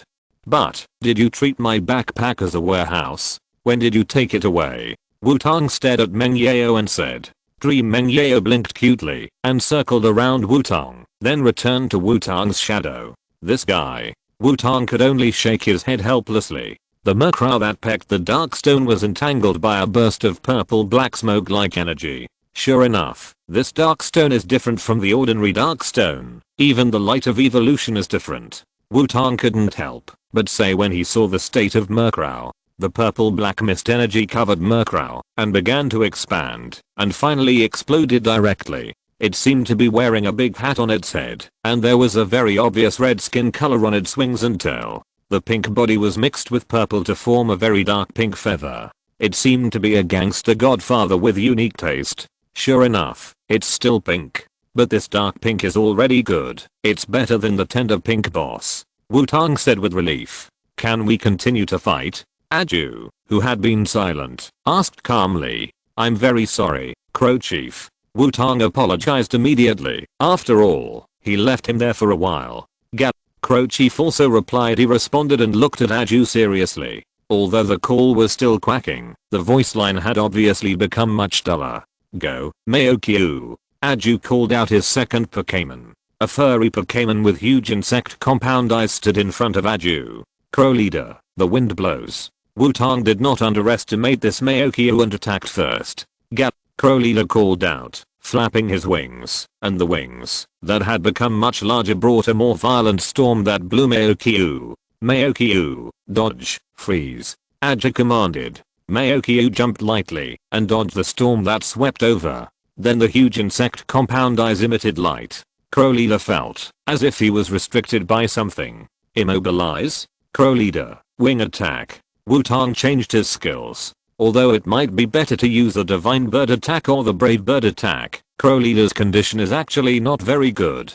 Divine bird attack and brave bird attack can no longer be used as conventional offensive means, but as skills for killing. Maokyu, hypnotic powder, paralysis powder. Facing the crow head who rushed over, Aju said. Maokyu shook his body, and two colors of intertwined powder flew out in all directions. Sure enough, crowhead. Spin. Wutong shouted. Gap. Crowhead heard it, and started to spin. The light on the wings drew a circle in the air, and the airflow generated by the rotation brought out the flying poison powder and paralysis powder. Maokio, shadow clone. Aja continued to command. Maokio's figure flashed, and instantly split into more than 10 standing on the field. Crow had rushed through the defense line composed of hypnotic powder and paralysis powder, and hit a Maokio at random. Sure enough, it was a fake body. Maokio, continue. Aja commanded calmly. The furballs on the field all trembled, and large amounts of hypnotic powder and paralysis powder formed mist covering the entire field. TSK, I really hate this tactic. Wutong was a little annoyed. At this time, the skill of Crow Leader that could clear the powder on the field was sealed, and Wutong could only watch Crow Leader being covered by the powder mist. Furballs, ultimate absorption. Aja commanded after seeing Crow Leader covered by the mist. Finally attacking, Crow Leader. Raid. Wutong shouted. Gap. Merc Crow was entangled in black mist and then appeared behind the furball at an incredible speed. Not only did it make the furball lose its target and unable to attack, but it also grabbed the furball fiercely with its claws. The furball was directly knocked out. Crow Leader. Sneak attack the vital points. Wutong continued to shout. These two skills are what Merc Crow will learn after evolving. Wutong believes that with Merc Crow's talent, he should not fail to learn these two skills. Now it seems that he made the right bet. Gap. The black mist wrapped around the crow's body and it directly caught up with the flying ball, then flapped its wings fiercely. The ball was directly hit to the ground. It seems that your crow is too excited to hold back the sleepiness and numbness. Looking at the crow flying excitedly in the air, Aju said, "Go, my last Pokémon, Arbok." Aju called out his last Pokémon. Crow, attack. Wutong did not hesitate. He wanted to take advantage of the crow's excitement and still cause as much damage as possible. Gap. The crow rushed directly to Arbok. Cabo. Arbok stood up and revealed the pattern on his abdomen, staring at the crow with ferocious eyes. Aju predicted Wutong's operation and did not let Arbok attack directly, but chose to use the snake's glare. The crow's surprise attack lost its effect, and the pattern on Arbok's chest made the crow's body feel more numb. Arbok, poison needle. Aja commanded. Cabo. Arbok opened its mouth and shot out a purple energy needle. Crow. Brave bird attack. Wutong shouted. Crow, resisting the numbness of his body, rushed towards Arbok. However, the energy just wrapped around his body and dissipated directly, and then Crow was washed by the poison needle and fell to the ground. Sure enough, you can't hold on. Come back, Crow. You did a good job. Wutong said to Crow, who was lying on the ground and unconscious. Go, Swampert. Wutong took back Crow and called out his second Pokémon. Sure enough, we have a lot in common. Aju said as he looked at the pink Swampert. This is a swamp fish. Mud shooting. Wutong didn't know how to respond, so he just attacked directly. Mud shooting is a skill that Swampert has just learned, which just happens to restrain Arbok's attributes. Large pieces of mud were shot at Arbok. Arbok, poison needle. Aja commanded. Cabo. Arbok shot a large number of poison needles again. Swampert. Rockfall. Wutong chose to attack directly. Numa. Swampert threw a boulder directly. Arbok. Destruction ray. Aju chose to deal with it head on. A beam of white light shot out and directly shattered the flying boulder. However, after the boulder shattered, a large piece of mud flew over and hit Arbok's face directly. A piece of mud even covered Arbok's eyes and blocked its sight. Swampert. Wutong called out. Swampert understood and shot countless mud, directly shooting Arbok to the point where he lost his ability to fight. Boy, I like you more and more. Aju looked at Arbok, who had lost his ability to fight, and said to Wutong. Chapter 59. The enemy was defeated, but the enemy was defeated. Wutong felt a little bored when he saw the Arbok that had lost its ability to fight. He felt that Aju had obviously let him go, and he had let him go too far, like drowning the whole army. Not to mention that Aju had basically not used any poison skills from the beginning to the end. Wutong did not think that Aju's Arbok had no ability to dodge the last wave, and even if he really couldn't dodge it, he would not lose his ability to fight directly.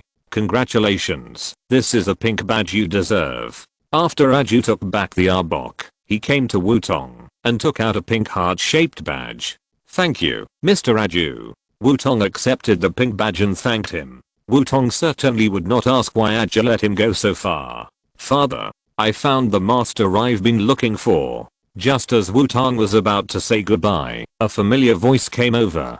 Wutong turned his head stiffly and looked over. Sure enough, a middle school girl jumped out. "Axing, you're back. It's just right. I also want you to see someone." Aju replied. "Mr. Aju, since there's nothing else to do, I'll take my leave first." Wutong planned to escape as soon as possible and turned around to leave. However, a hand pressed directly on Wutong's shoulder. "Don't leave so quickly. By the way, I don't know your name yet," Aju said. "My name is Xiaomei from Pallet Town," Wutong said without hesitation. "Haha, little guy, don't joke.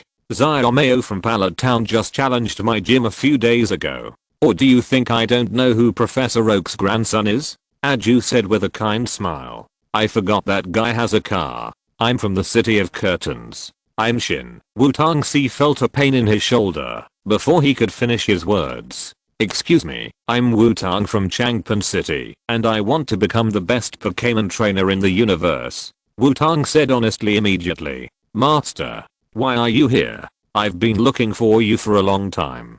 Crossing also came to Aju and Wutong at this time and said with surprise when he saw Wutong, "Oh, is the master you are talking about Wutong? That's great. I just want to introduce him to you." Aju said after hearing Crossing's words. "Excuse me, Mr. Aju, why do you want to introduce me to Crossing?" Wutong asked cautiously. "I'm very satisfied that you like pink and are insidious enough. Although Professor Oak's grandson is also very good, he has too many female companions, so I think you are more suitable for my daughter," Aju said directly. Wutong had a question mark on his face after hearing this. He really wanted to take a plum and ask Aju if he was okay. "Father, didn't I tell you not to do this again?" Crossing took out her rubber kune and stabbed Aju directly after hearing it. "I'm just afraid that my baby daughter can't find a suitable partner." Aju didn't care and easily dodged Crossing's attack, and he could talk while dodging. Wutong watched the interaction between the father and daughter and decided to sneak away. However, just as he walked to the door, an Arbok blocked Wutong's way. "Wutong, where are you going?" Aju ran behind Wutong at some point and said kindly. "Yes, master. I won't let you run away this time." Crossing also said firmly. Wutong watched Aju and Crossing fall into a choice. It was a question of being forced to go on a blind date or become a master. If he didn't make a choice, it would be difficult to go out today. Soon, Wutong made a choice. "Well, actually, I wanted to take Crossing as my apprentice. I was just testing her before." Wutong put his hands behind his back and pretended to be serious. "Really? Master, have I passed the test?" Crossing asked excitedly. Seeing Wutong's look, Aju showed a barely perceptible smile. "What an interesting boy. That's right. From today on, you are my master's top disciple. In the future, you will be responsible for helping me to top the door. Ahem. No, you will practice on your own outside in the future. Ninjas need to be independent. I will give you regular guidance. Do you understand?" Wutong said seriously. "I understand, master. Then when can I have chakra? When can I use spicy Shansen?" Crossing asked expectantly. "Nonsense. How can a person be so ambitious? Only by laying a solid foundation can you have more long-term development. So you should start with physical training first," Wutong said. "Do 100 push-ups, 100 sit-ups, 100 squats, and 10 kilometers of long-distance running every day. And the most important thing is that you can't turn on the air conditioner, no matter how hot it is. Of course, you have to do it step by step. Just start with 1/10 of the amount and increase it little by little," Wutong continued. "Tomorrow, master. I'll go now." Crossing carefully wrote down Wutong's words and ran out. "Boy, you fooled my daughter like this in front of me as a father. Aren't you a little too disrespectful of me?" Aju said kindly.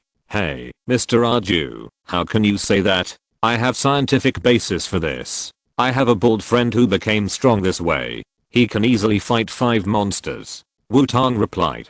HMPH, cunning boy, forget it. It's not bad to find something for my stupid daughter to do, but as a master, shouldn't you work hard for your apprentice's lifelong event? Aju asked. I understand. I will inform Mr. Aju as soon as I encounter high quality resources. Wutong responded. After hearing Wutong's guarantee, Aju nodded with satisfaction and finally let Wutong leave. Wutong ran away, as if he had been pardoned. Alas, every family has its own problems. The future poison type king is actually afraid that his daughter can't get married. Wutong said to himself after leaving the light red gym. Hehe, Kit, that little girl named Axing has a good figure. Why did you refuse? Ghastly popped up and asked. You old pervert, restrain yourself. Wutong couldn't help but say after hearing Ghastly's words. After a farce, Wutong returned to Crimson City and came to the Pokémon Center to restore his Pokémon before continuing his journey. According to the route, Wutong's next stop should be Sunshine Town, which is across the river from Crimson City. If you want to go to Sunshine Town, you need to pass through an extremely long bridge, but because the bridge is still unfinished, you can only ride a bicycle. Then the question is, where is Wutong's bicycle? The answer is that it was destroyed by the aftermath of Pikachu's lightning, which means that Wutong has no car to ride now. This is troublesome.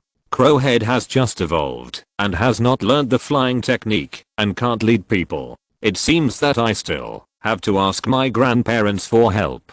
Wutong thought about it and said helplessly. After all, the money he had left was not enough to buy a bicycle. After contacting Aquan and Xingzi with Rotom's mobile phone, the two generously said that these were all small things. They gave Wutong a large amount of pocket money for fear that Wutong would feel wronged. Looking at the string of zeros on his balance, Wutong felt that he might soon understand the joy of tearing onions. After having sufficient funds, Wutong directly replenished a wave of supplies, and then bought a bicycle he liked, and even generously bought Ghastly 2 collector's editions of Playboy.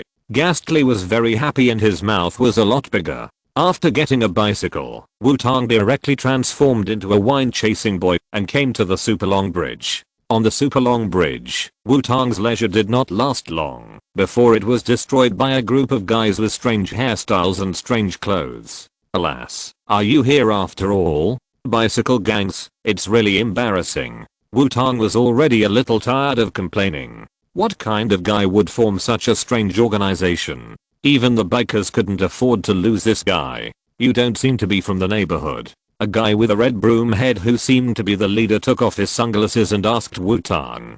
So what? Wutong replied. Boy, you are very arrogant. You want to pass through here without saying hello to us. Don't you think we are too much? The broomhead said in a ruffian tone. Oh, say hello. Hello, I'm Wutong from Changpan City. Nice to meet you. That's it. Goodbye. Wutong came to the broomhead, said hello, and prepared to leave. Hello, I'm Masha from Kyanhang City. Nice to meet you. Wait a minute. The hello I'm talking about is not this kind. Masha, the broomhead, responded at first and then suddenly shouted. That's right, the hello we are talking about is a Pokémon showdown. A girl with green hair and sharp eyes said. Well, okay, but I'm in a hurry. Let's duel while riding. Come on.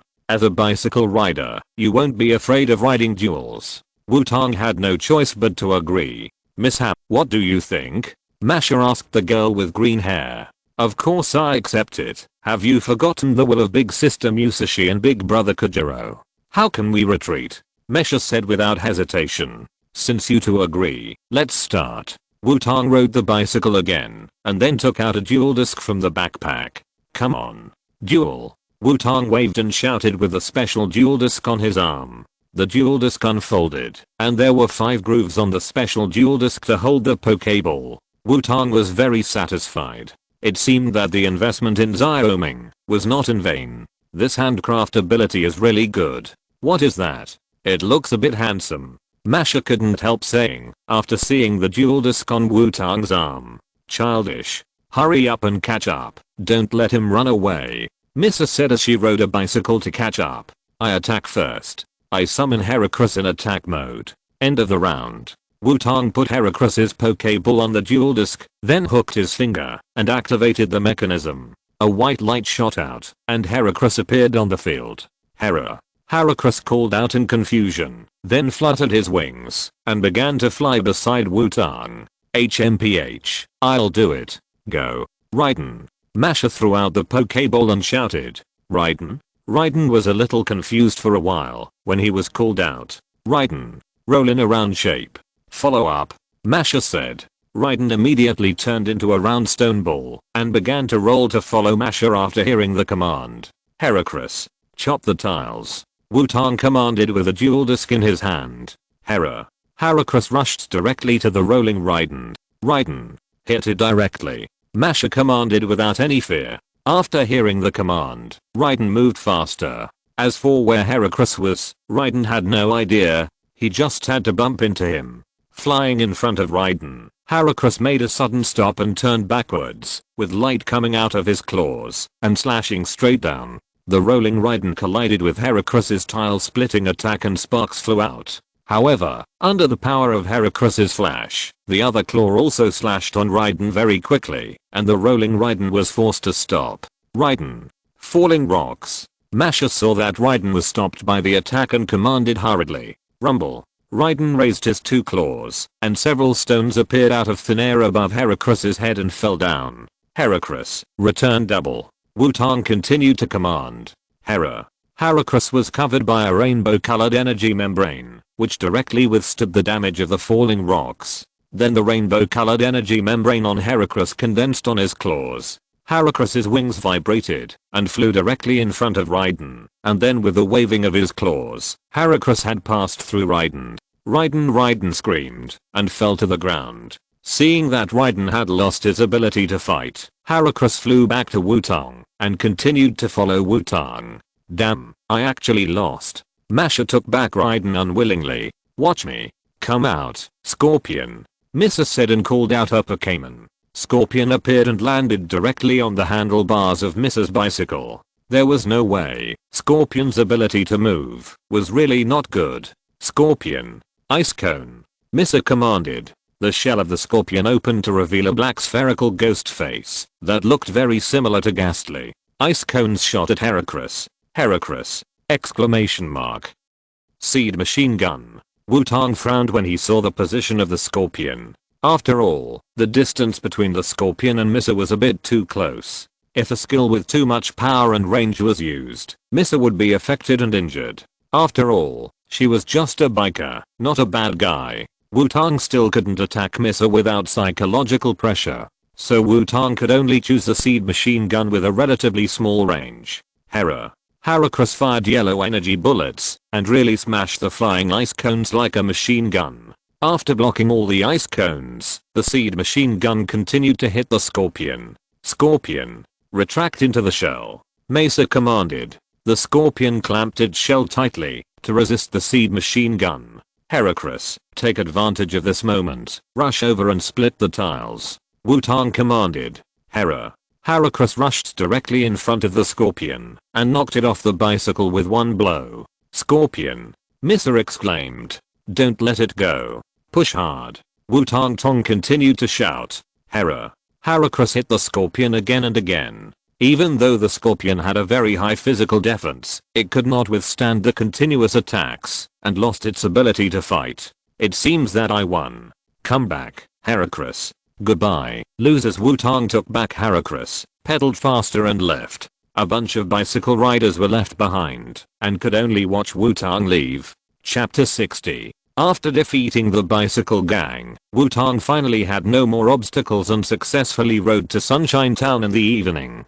After coming to the Pokémon Center to restore Pokémon, Miss Joy saw Wutong coming over with a tired face. You look very tired. I recommend you to take a hot spring bath. Although our hot springs are not particularly famous, they are also very good. Miss Joy recommended. Really? There are hot springs in Sunshine Town? Wutong asked curiously. That's right. It's in the center of the town. Yanquan Restaurant is the best hot spring hotel in our Sunshine Town, Miss Joy said. Yanquan Restaurant? Is a chef there called Jidi? Or Liu Maoxing? Wutong couldn't help asking after hearing the name of the hotel. What are you talking about? Miss Joy asked curiously. Nothing, nothing, I remembered it wrong. Seeing Miss Joy's look, Wutong replied, thinking that he could see Xiaodanjia eating glowing food. Wutong felt that what Miss Joy said made sense. After retrieving the recovered Pokémon, Wutong came to Yangquan restaurant. So there is only a name? Wutong said as he looked at the modern hotel in front of him. Forget it, I came here for the hot springs anyway. By the way, old ghost. Wutong was about to go in, but suddenly stopped and called Ghastly. Hey, what's wrong little ghost? Ghastly did not appear directly, but the voice came from the air. You will definitely go to peak, right? Wutong asked calmly. Hey, what's wrong little ghost? Do you want to join us? Ghastly asked. You think too much. I just hope you don't run to me if you are found. Wutong replied with a cold face. He would not want to take the blame for Ghastly. Really, Kit, how can you look at me like that? Ghastly said angrily. Wutong raised his eyebrows. Could it be that this old ghost has realized it? Hey, even if you told me specifically, I would still go to you. Ghastly said as a matter of course. Wutong felt a headache when he heard it, but Ghastly had no sound and seemed to have gone in. Alas, I hope this old ghost won't go too far. Wutong could only pray for the people in the hot spring. Walking into Yangquan restaurant, a man with sword eyebrows and starry eyes and a resolute face came up. He looked like the boss. Hello, welcome to Yangquan restaurant. Do you have an appointment? The man came over and asked politely. I don't have an appointment. I came here because I heard Miss Joy talking about this place. Wutong replied. So that's the case. I'm really sorry. We don't have any private rooms here anymore. The man said apologetically. What do you mean by no private rooms? Wutong asked puzzledly. It's like this because sometimes there are single guests who come here specifically for hot springs, and our store mainly receives group tourists, so there are relatively few single suites. So someone came up with an idea and prepared to larger suites for single travelers to share rooms. But don't worry, men and women are separated, and it will be cheaper to share rooms. The man explained. Is that so? Are there any vacant beds? Wutong thought about it and didn't mind.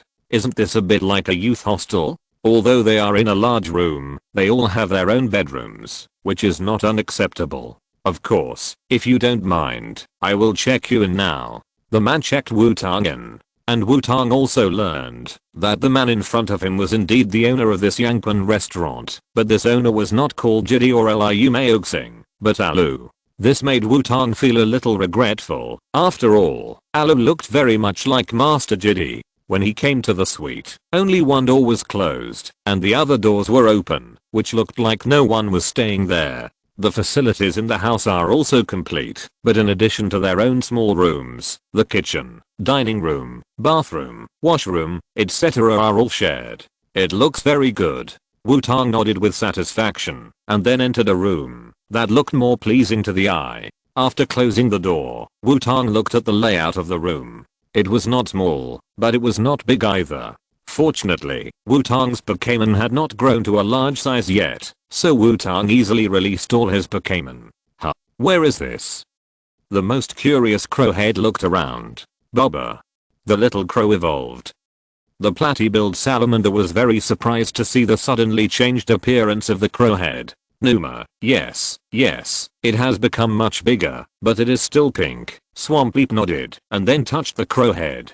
The platy-billed salamander also touched it curiously when he saw it. The crowhead looked at his eldest and second brothers in confusion. The two guys messed up the hair he had just tidied, and he didn't dare to resist. Isn't this bullying the bird? Hera, I think it looks better before evolution. Heracross held an energy cube and chewed it. It witnessed the evolution of the crowhead. After being released, the hornworm still looked lazy, and then suddenly looked at the salamander, crawled to the salamander at its fastest speed, and twisted its body to wrap around it. Bobber, what is this? Infinite was startled. Speaking of which, after catching the unicorn beetle, the other Pokémon and the unicorn beetle have not been officially introduced. This is Unicorn Beetle, our new companion, and you are your new little brother. Remember not to bully it. Wutong introduced it briefly. Heracross, who got rid of his status as the youngest, patted his chest and shouted.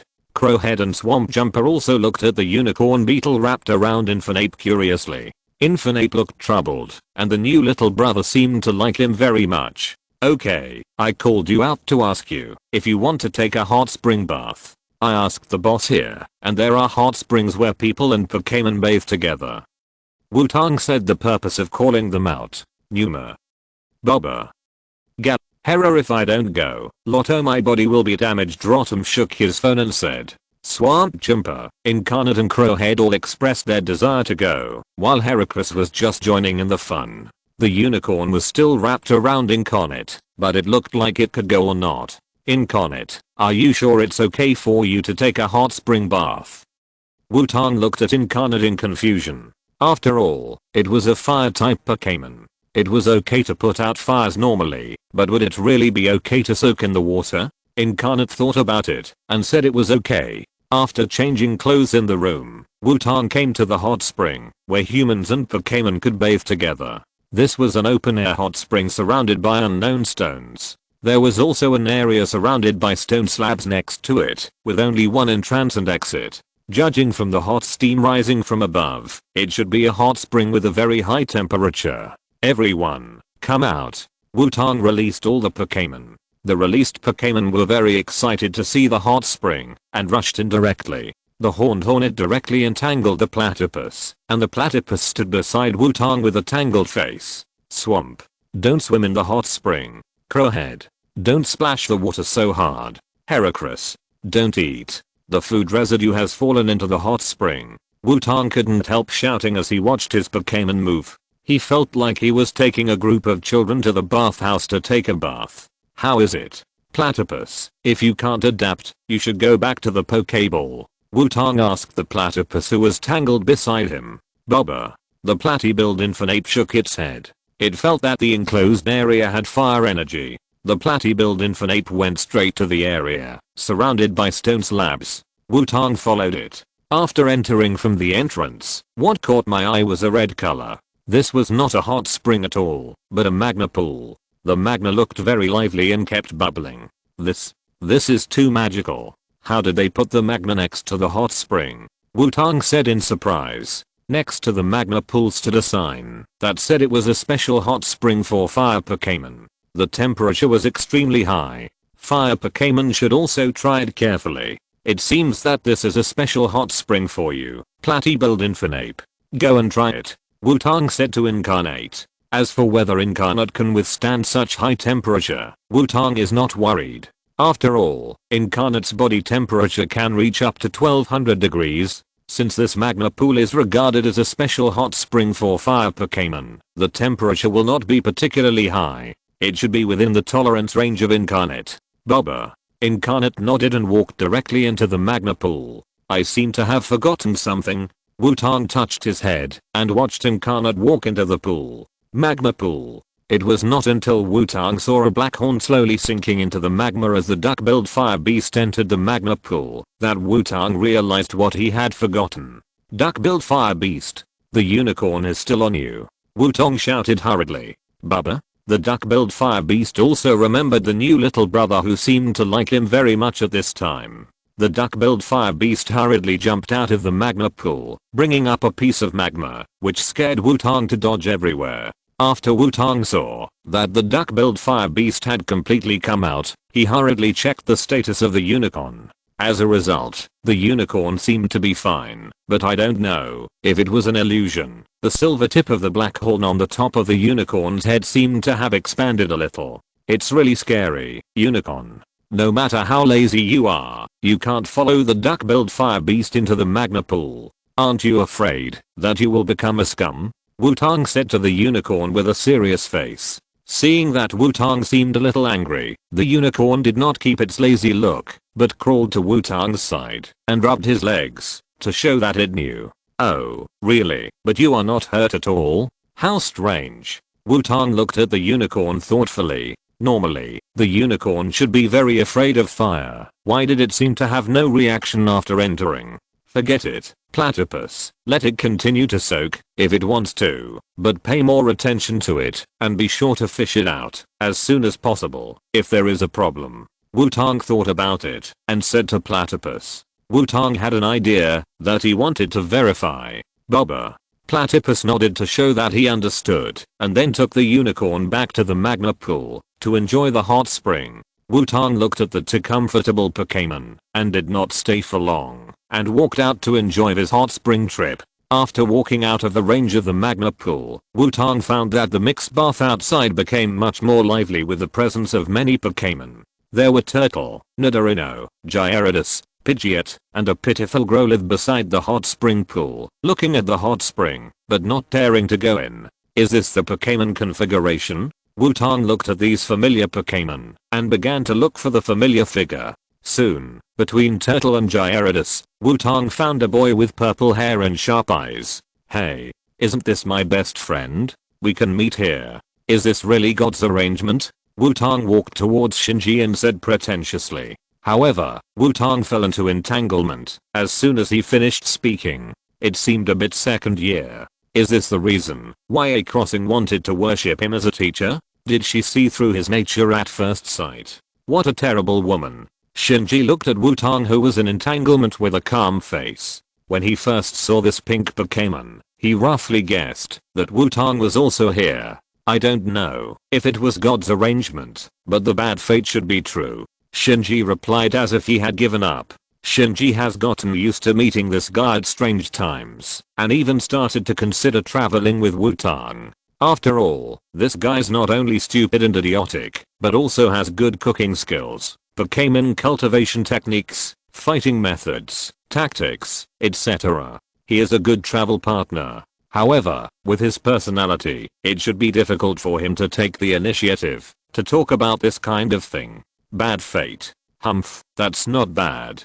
It seems that we are destined to be opponents, Naruto. Wutong said after hearing what Shinji said. Are you sick again? Shinji suddenly felt a little headache, and the idea just now disappeared in an instant. He felt that traveling with Wutong would easily affect his IQ, so forget it. Oh, by the way, there is a special hot spring for fire Pokémon inside. You can let Growlithe go there. My Platyblade is also there. Wutong said when he saw the pitiful Growlithe by the hot spring pool. Really? Growlithe, go ahead. Shinji said to Growlithe beside him after hearing what Wutong said. Woof. Growlithe happily ran deeper after hearing what his trainer said. By the way, why are you here? Wutong sat next to Shinji and asked. I'm going to the wild wilderness area near Crimson City to complete my team and then challenge the Crimson Gym. What about you? Shinji replied. Me. I just challenged the Crimson Gym and was about to go to Red Lotus Town. I happened to pass by here and heard that the hot springs in Sunshine Town are effective for recovering from fatigue, so I came to experience it. Wutong said while enjoying the hot springs. Crow Leader. Don't bully Pidgeot. Wutong saw that his Crow Leader was about to take advantage of his evolution to avenge the previous big bastard and stopped him. Is that so? It seems that we can't go together. Shinji said with regret, but there was no regret in his tone. Oh. It seems that you are very regretful. I don't mind taking a detour to accompany you. Seeing Shinji's look, Wutong said deliberately. You guy. Shinji looked at Wutong and said calmly. Really, it's just a joke. Why are you so serious? By the way, when you go to the Light Red Gym, remember to tell the gym owner Raju that I recommended you to go there. Otherwise that guy likes to let you go. Wutong remembered something and said with a smirk. Let you go? I know. Poor Shinji was so focused on the water that he didn't see Wutong's smirk. Wutong saw Shinji's serious look and suddenly looked forward to Shinji being forced by Aju to go on a blind date with Axing. Chapter 61. After enjoying the hot spring, Wutong and Shinji prepared to go back to the room to rest. As expected, they were in the same suite. The room with the closed door that Wutong saw was the one Shinji had stayed in before. He had just gone out to buy some daily necessities for the trip. That's why he went to the hot spring later than Wutong. My dear friend, do you want to sleep with me tonight? Let's talk about life and ideals together. Wouldn't it be wonderful to talk all night until dawn? After returning to the suite, Wutong deliberately said to Shinji. P.S. Sleeping with the same quilt is used to describe the good relationship between brothers. If you think wrongly, please face the wall consciously. Shinji looked at Wutong indifferently and injured it for the sake of dinner. Call me when you eat. Remember to knock on the door. Shinji went back to his room without paying attention to Wutong. Scumbag, I knew you were after my cooking skills. Wutong took out a spatula from somewhere and said pretentiously. After hearing what Wutong said, Shinji's veins popped up. If it weren't for the food, he would have decided to fight this guy one-on-one. Although this hot spring hotel is called Yanquan Restaurant, the taste of the food is really average. Shinji, who has had some experience, directly dispelled Wutong's idea of trying to see if he could eat glowing dishes. Perhaps knowing that his restaurant does not attract customers by food, there is a kitchen in the suite where guests can cook by themselves. Therefore, Wutong decided to make a good meal after a long absence. Hehe, little ghost, what wind blew today that made you willing to cook so much food? When Wutong was cooking wholeheartedly, Ghastly came back and floated beside Wutong and asked, Old ghost, it seems that you haven't been discovered. It's rare to relax, so of course you have to have a good meal. Wutong replied. Hehe, I'm 1,000-year-old Ghastly. Not many people can discover me. I heard an interesting thing. Do you want to listen to it? Ghastly said with a smirk. Let's talk about it after dinner. Don't be too distracted when cooking. Food can reflect the chef's mood. Wutong said with a pious face. TSK, little ghost, if you don't know, you would think you are the god of food. Ghastly said disdainfully. As long as you are attentive, everyone can be the god of food. Okay, old ghost, go play somewhere else. Don't disturb me while I'm cooking. Wutong said, waving his hand to signal Ghastly to go play somewhere else. Ghastly also knew that Wutong didn't like to be disturbed when he was cooking. In order to enjoy a good meal, Ghastly slipped away obediently. It also wanted to continue to see the two interesting humans. After a while, Wutong cooked the meal. There were so many kinds of delicacies that even the table in the restaurant could not fit them. Wutong didn't care. He took out his own table and filled 2 large tables. After all, there are more than 10 Pokémon, and it is hard to say whether these foods can be eaten. My dear friend, come out to eat. After cooking, Wutong came to Shinji's door, knocked on the door and shouted. Joking is joking, but Wutong is not a guy who has no sense of privacy and directly pushes a door to enter other people's rooms. Basic courtesy is still required. Thank you for your hard work. Shinji came out and saw 2 tables full of food and said something. Although he can't cook, it is definitely not easy for one person to prepare so much food. TSK TSK TSK TSK, Shinji has grown up and knows how to care for others, Wutong said with the look of an old father, pretending to wipe tears. Shinji looked at Wutong's appearance and his eyes twitched. Sure enough, this guy was not tired at all. Okay, everyone, come out to eat. Wutong called all his Pokémon out directly. Because it was already night, the home Gerald Mengyeo also floated out to eat with everyone. Hera. Seeing the rich food, Heracross' eyes lit up, and he couldn't wait to pounce on it. Swampert and Platypus also joined the eating team. The new hornworm ate the food made by Wutong for the first time. The tempting aroma made it no longer lazy, and started eating like crazy. After being baptized by the Magma Pool hot spring, the hornworm also showed some changes. The silver on the horn has expanded a lot, and half of it is silver. This made Wutong's idea firm. Come out. Shinji also called out all his Pokémon, except Gyarados, because Gyarados is a bit too big, and not suitable for call it out in this room. If the wood turtle evolves again, it probably can't be called out casually in the room. Ghastly came back at some point, and mingled with the Pokémon to eat. Shinji looked at Ghastly, who was floating around and not at all quiet, and then looked at the other Pokémon of Wutong, and always felt that something was wrong. Wutong, why do you carry 7 Pokémon? Shinji found the problem and asked. Hehe, I'm not that kid's Pokémon. Ghastly floated in front of Shinji and said first. Ghastly that can talk. Shinji showed a surprised look. Well done, old ghost. Shinji's surprised expression is rare. Wutong couldn't help but say when he saw that Shinji's gloomy face had rarely changed. You guy. Shinji was a little helpless, but his face returned to calm. This old ghost is in a special situation. He and I are in a cooperative relationship, so I actually only brought 6 Pokémon, which is just full. How about it? I'm very powerful. I can find 6 shiny Pokémon. Wutong said proudly. Yes, most of them are pink, which is not easy. Shinji looked at the pink in his eyes and said calmly. Let's not talk about this. We are still good friends. Wutong was deflated when he heard Shinji's words. What can he do? Who made him meet pink shiny Pokémon?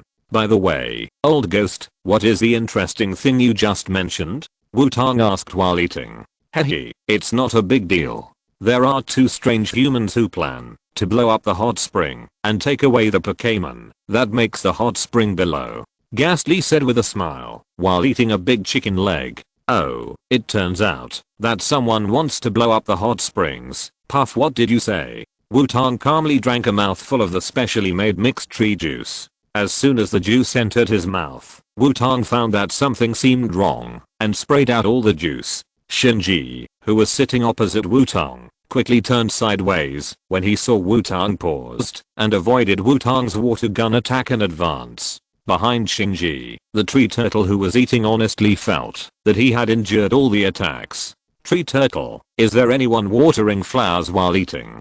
Question mark?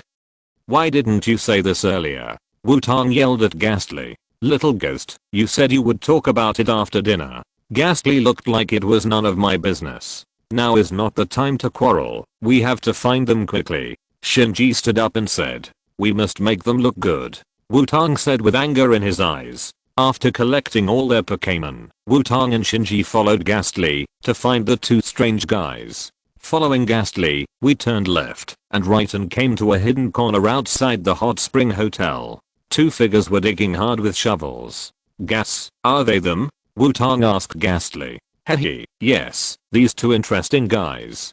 Ghastly disappeared after saying that. After all, it was only responsible for leading the way, and the battle had nothing to do with it.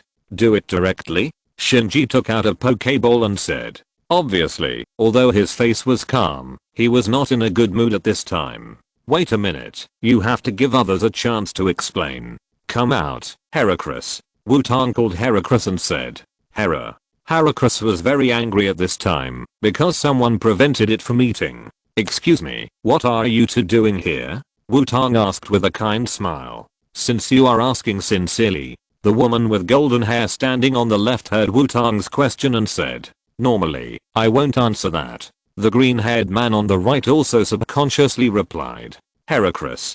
Missile needle. Wutong was sure after hearing these 2 sentences and directly let Heracross start the attack. Nidorino, poison needle. Seeing Wutong launch an attack, Shinji also called out his Pokémon to attack. What? X to the 2 were stunned by the sudden attack and then quickly called out their Pokémon. Radar, Rocket Hammer, Delby, Jet Flame. 2 Pokémon appeared and blocked the attacks of Wutong and Shinji. Hey, you little brat. Very rude.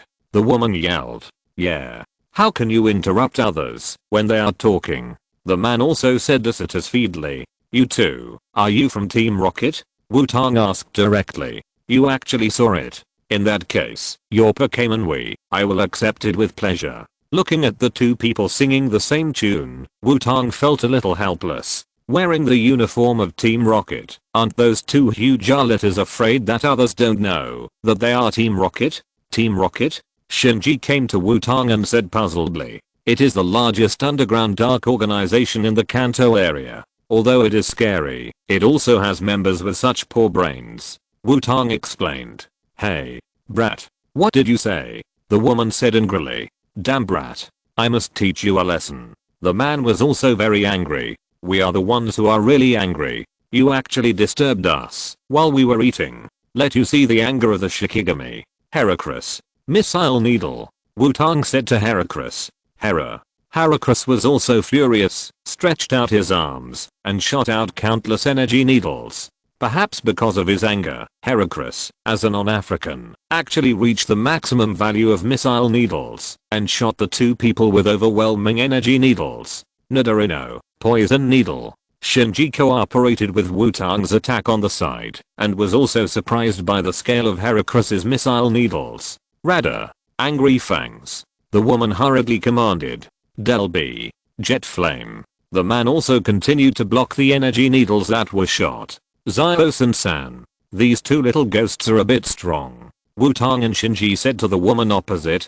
It's Spearow. But you're right, Amado, we may have to evacuate first. The man replied angrily. These two guys are Amado and Spearow, who always copy their opening remarks in order to compete with Musashika Jiro. Want to run? That's not possible. I have to let you go to heaven today. Incarnator. Spray smoke. Wutong called out another Pokémon. Bobber. Incarnator called out after appearing, and a mouthful of hot smoke shot towards Amado, Spearow and their Pokémon. Katie. Spray flames. Shinji also called out his second Pokémon, but he seemed to have planned to play a supporting role today. After all, the common anger of a chef and a foodie is very scary. Don't underestimate us. Radar. A flash of lightning. The fatal front teeth. Amado commanded.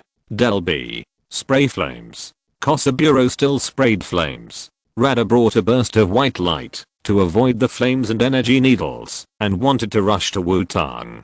Del B kept shooting flames, feeling that his body had been hollowed out. Incarnator. Wutong called out to Incarnator calmly. Bobber. The duckbill Infernape understood, and the flame shot out directly turned and hit Rattata. However, the fire column continued to attack, pushing Rattata to fly and crash into Amado and Spearow. Catty, help it, spray flames. Shinji also commanded. Woof. Catty saw the opportunity and shot out a mouthful of flames, giving Rattata a speed up. What? X2 Amado and Spearow were shocked, and then they were directly hit by Rattata. At this time, a new round of missile needles and poison needles also arrived, and an explosion sounded, and Amado, Spearow and their Pokémon were blown away together. Unbelievable. X2 Amado and Spearow shouted together, and turned into a star in the night sky, and disappeared into the night. Call it a day. Go back to eat. After knocking Yamato and Spearow away, Wutong checked to make sure that no bombs were found and prepared to leave. When the shop owner didn't know, two kind people saved his shop. Speaking of which, I don't know what they thought. They actually thought that the hot spring was made by Pokémon. After dinner, Wutong and Shinji went to rest separately. Of course, sleeping together in the same bed did not happen. Wutong thought that Shinji must be shy, and Shinji didn't think of this at all. The next day, after experiencing the morning hot spring, the two prepared to continue their journey. At the entrance and exit of the super long bridge, Shinji fell into deep thought because he found that he didn't have a bicycle. Oh, my best friend, it looks like you don't have a bicycle. Wutong said. Well, after all, it has never been useful. Shinji frowned and said. Then I'll lend you my Natasha. Wutong said and took out his bicycle. Natasha? Shinji looked at the bicycle Wutong brought out speechlessly. Yes, you must treat it well. Wutong said and handed the bicycle to Shinji. Shinji was silent for a while holding the bicycle. Thank you. Shinji said thank you after a moment of silence. My dear friend, why be polite? I hope we can be big next time. Sleeping together and talking about ideals all night long is the right thing to do. Wutong teased. Hearing Wutong's words, Shinji's gratitude instantly disappeared, and he directly got on the bicycle, kicked his feet, and rode out. Sorry, my best friend. I hope you have a happy blind date, but goodbye, my Natasha. Although we have only spent such a short time together, I will always miss you. Wutong said to himself as he watched Shinji leave. If you're listening to this novel on a channel other than Fanfic World, it means they downloaded and uploaded it without effort. We cordially invite you to visit our channel, Mundo Fanfic Novelos. There you'll find the original version of this story and you can explore many other novels of various genres. We're waiting for you to immerse yourself in a world of incredible novels. Chapter 62. After watching Shinji leave, Wutong was not in a hurry to continue on his journey because he was going to solve the problem of the unicorn in Yangguang Town. After returning to Yangquan restaurant, Wutong greeted the boss Alu in advance and reserved a single suite for him. The first thing Wutong did when he returned to the room was to release the unicorn and the duck-billed fire beast and let them continue to soak in the magma pool. Wutong took out the tools to make his own energy cubes. He needed to prepare a special energy cube for the unicorn. After knowing that the unicorn might not evolve because of the lack of steel energy, Wutong began to collect materials rich in steel energy. After getting the financial support of his grandparents, Wutong purchased a large amount. After all, it is not easy to study a formula again. Wutong thought about it. Since both Incarnate and Unicorn had gone to the hot spring, it would not be good to keep the other Pokémon in the Pokéball, so he just released them all. Crowhead decided to go outside for some fresh air, and Swampert went to the hot spring to find Incarnate. After all, Swampert likes water. Heracross on the side saw Wutong making energy blocks, and as a senior foodie, he immediately decided not to leave. He just watched Wutong making energy blocks obediently. Wutong arranged various items and took out tree fruits and other materials. The most steel type energy must be various metal ores, but Wutong tried, and Unicorn could not eat metal ores. It seems that, even if the shiny unicorn has the attributes of steel, its biological characteristics have not changed. There is no way to eat ores like other steel or rock Pokémon. This means that those energy blocks that are rich in steel energy, but use ore as the main raw material, need to be directly passed. PS. Normal game settings set energy blocks to be made entirely of tree fruit, but after all, it is reality. There must be other materials rich in different energies, so the ice is set in this way. Please don't mind if you think it is wrong. Because the unicorn beetle can't digest ore at all, it can only be made with chocolate fruit, lotus fruit, and waste fruit as the main ingredients, and dragon eye fruit as the auxiliary ingredients to make energy blocks. Add some other materials rich in steel energy to prevent the unicorn beetle from not liking the taste, and add some flavors that insect type Pokémon like. Wutong began to adjust the proportions according to this idea. Although the energy block made for the first time did not fail, there were many impurities. The color of the energy block was not the clear silver, but a little gray and very turbid. Wutong looked at the energy block and knew that the proportion was wrong, so he put it aside. Heracross on the side saw the energy block and immediately picked it up happily and stuffed it into his mouth. A sweet taste filled his mouth, but after eating it, Heracross felt uncomfortable in his stomach, as if an energy that he could not absorb entered his body. After several attempts, Wutong finally made an energy cube that satisfied him. Looking at the energy cube in his hand, which was clear in color and faintly emitting silver light, Wutong nodded with satisfaction. After determining the proportion, Wutong found that all the energy cubes he had made before disappeared. Wutong looked directly at Heracross, who was holding his stomach with one paw and trying to put the energy cube into his mouth with the other paw. Heracross, this is not something you can eat, Wutong said helplessly. In fact, there is no problem with eating it, which is almost equivalent to eating watermelon without spitting out the watermelon seeds. Heracross was very puzzled as to why he could not eat it. This is an energy cube specially made for unicorns, Wutong explained. Heracross shouted directly after hearing Wutong's words. Heracross felt very wronged. Wutong had never made a special energy cube for it. Now that there is a new youngest, will it ignore it? Heracross now has only one thought. Baby is wronged. Baby wants to cry. Okay, don't make that expression. The unicorn is malnourished and needs special food to replenish as soon as possible. I will make you some snacks later. Don't eat this anymore. You will have diarrhea if you eat too much, Wutong said helplessly. After hearing Wutong's words, Heracross became happy again. *backquote.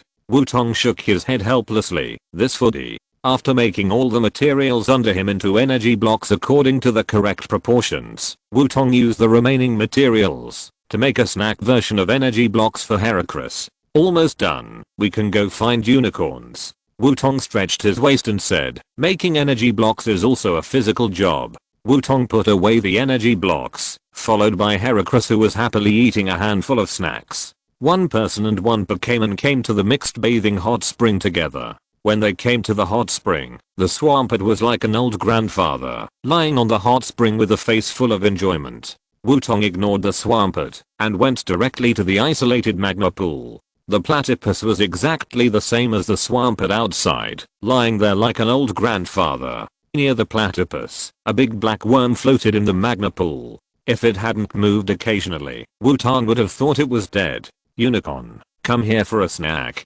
Wutong shouted. After hearing Wutong's call, the unicorn moved lazily twice and then swam towards the shore. I guess you won't be able to swim in the magma for 2 days. Wutong looked at the unicorn's head, which had basically turned completely silver, and muttered to himself. The unicorn crawled in front of Wutong, curious about what his trainer would give him. Eat it, maybe you can evolve after eating it for a few days, Wutong said, taking out a special energy cube. The unicorn looked at the energy cube in front of him, which was emitting a faint silver light, and desire appeared in his eyes. He spit out a silk thread directly to wrap around the energy cube in Wutong's hand, and then rolled it into his mouth. After the energy cubes entered its stomach, the unicorn felt that its empty space seemed to be filled up a little. The unicorn immediately looked at Wutong eagerly, hoping that he had more. Eat it with confidence, you'll have enough. Wutong took out another pile and placed it in front of the unicorn.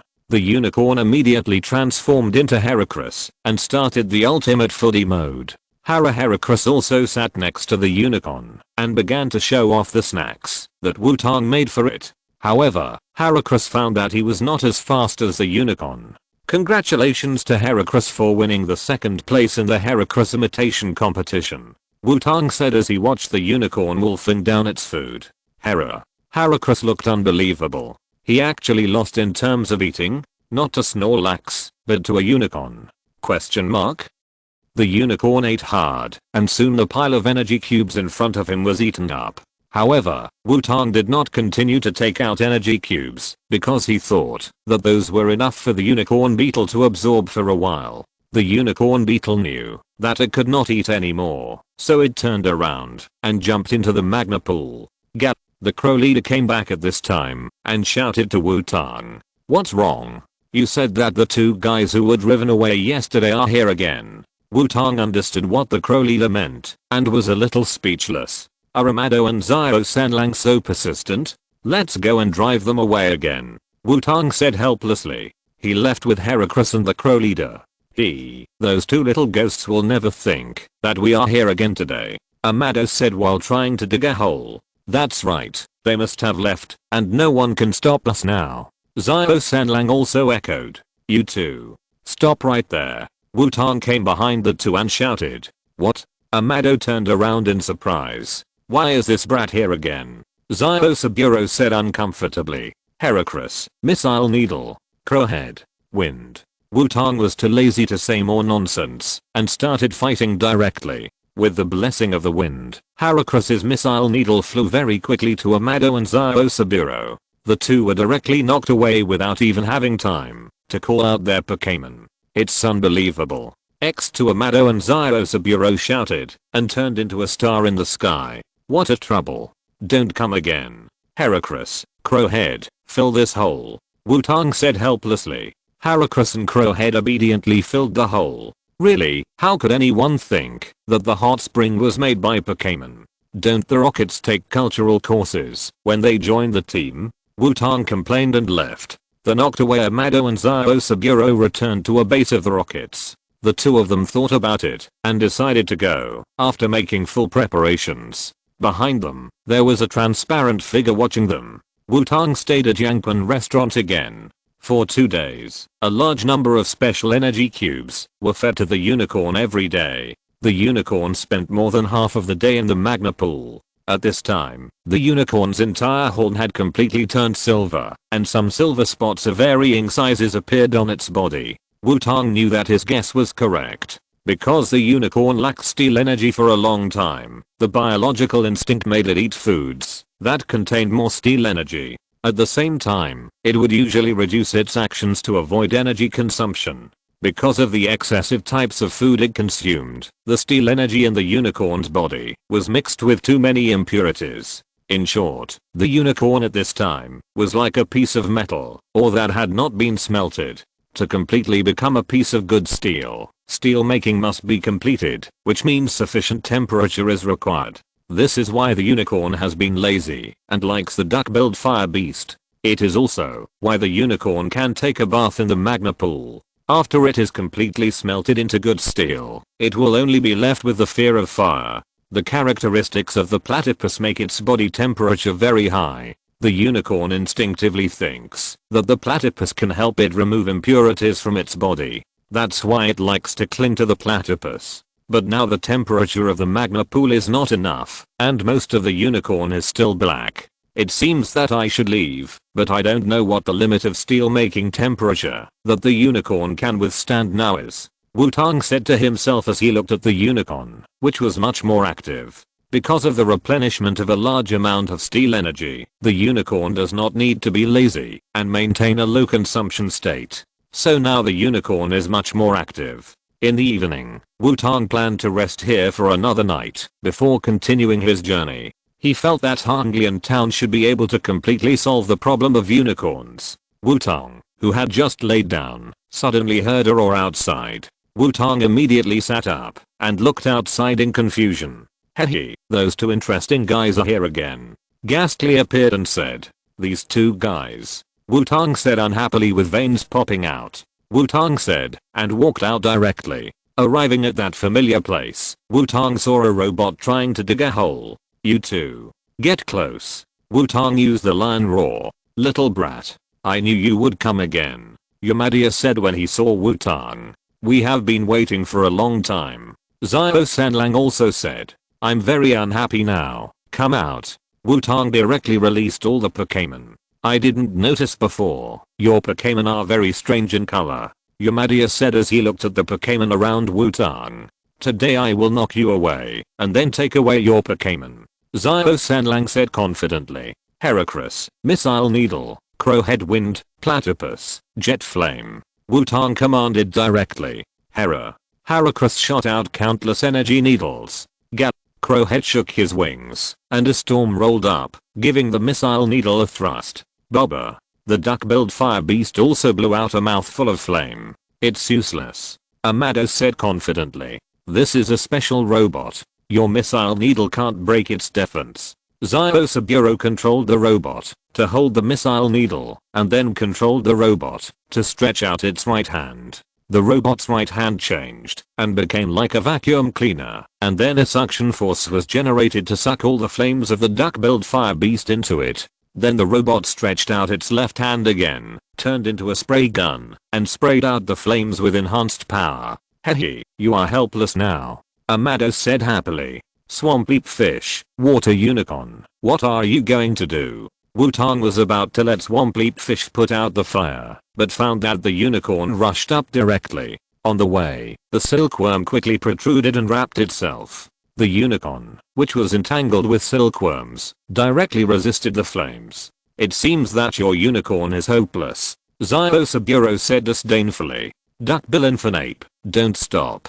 Wutong decided to believe the unicorn, and said to the Duckbill Infinape, "Still not stopping? It seems that you are going to kill your own Pokémon. What a cruel guy," Amado taunted. Wutong ignored the two and waited. After a while, the unicorn burned by the flames emitted a dazzling white light. As the white light faded, an iron shell pupa with a black background and silver stripes or a silver background and black stripes appeared in the original place. "Finally evolved." Wutong smiled. "It actually evolved," Amado said in disbelief. "Evolution is useless. You can't break the defense of this robot," Spearow said. "Really? Is your robot anti-electric?" Wutong asked with a smile. "Anti-electric?" X2 Yamato and Spearow said in unison. Both of them had a bad feeling. Swampleap Fish and duck-billed flame beast came to the sides of the robot without knowing when. Swampleap Fish directly sprayed the robot with water guns, and the duck-billed flame beast on the other side hit the robot directly with a flash of electricity in its hand. The robot was instantly covered with electricity, and then black smoke came out. Immediately after an explosion, Yamato and Spearow turned into a star in the sky again. "I can't believe it. X2 thank you so much," Wutong said as he looked at Yamato and Spearow who disappeared in the air. Chapter 63. After the fight, the two sides of the battle were in chaos. After knocking Yamato and Spearow away, Wutong picked up the iron shell pupa. It felt a little cold like metal, but it was not as heavy as he imagined. "Is it light metal?" Wutong knocked on the iron shell pupa and said to himself. The iron shell pupa, which was suddenly hit on the head, shook it unsatisfactorily. Sorry, it was just a convenience." Wutong said and handed the iron shell pupa to the swamp jumper beside him. Since the iron shell pupa has evolved, we can go to the next city with confidence. If we want the iron shell pupa to evolve further, we can only go to Hanglian town. Numa? Swamp jumper held the iron shell pupa in one hand and waved it, feeling inexplicably convenient. Hey, do you want to throw your new little brother like a stone?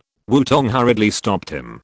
Sometimes he was really curious about who this child looked like, and there were always strange ideas in his mind. Wutong, I have something to ask of you.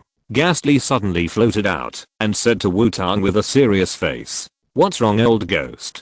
This serious expression doesn't suit you. Wutong couldn't help but say when he saw Ghastly's look. However, although he said so, Wutong knew that Ghastly must have something important to do. After all, it was the first time that Ghastly called his full name. There is a very sad aura on those two guys. Not from them, but from a certain ghost.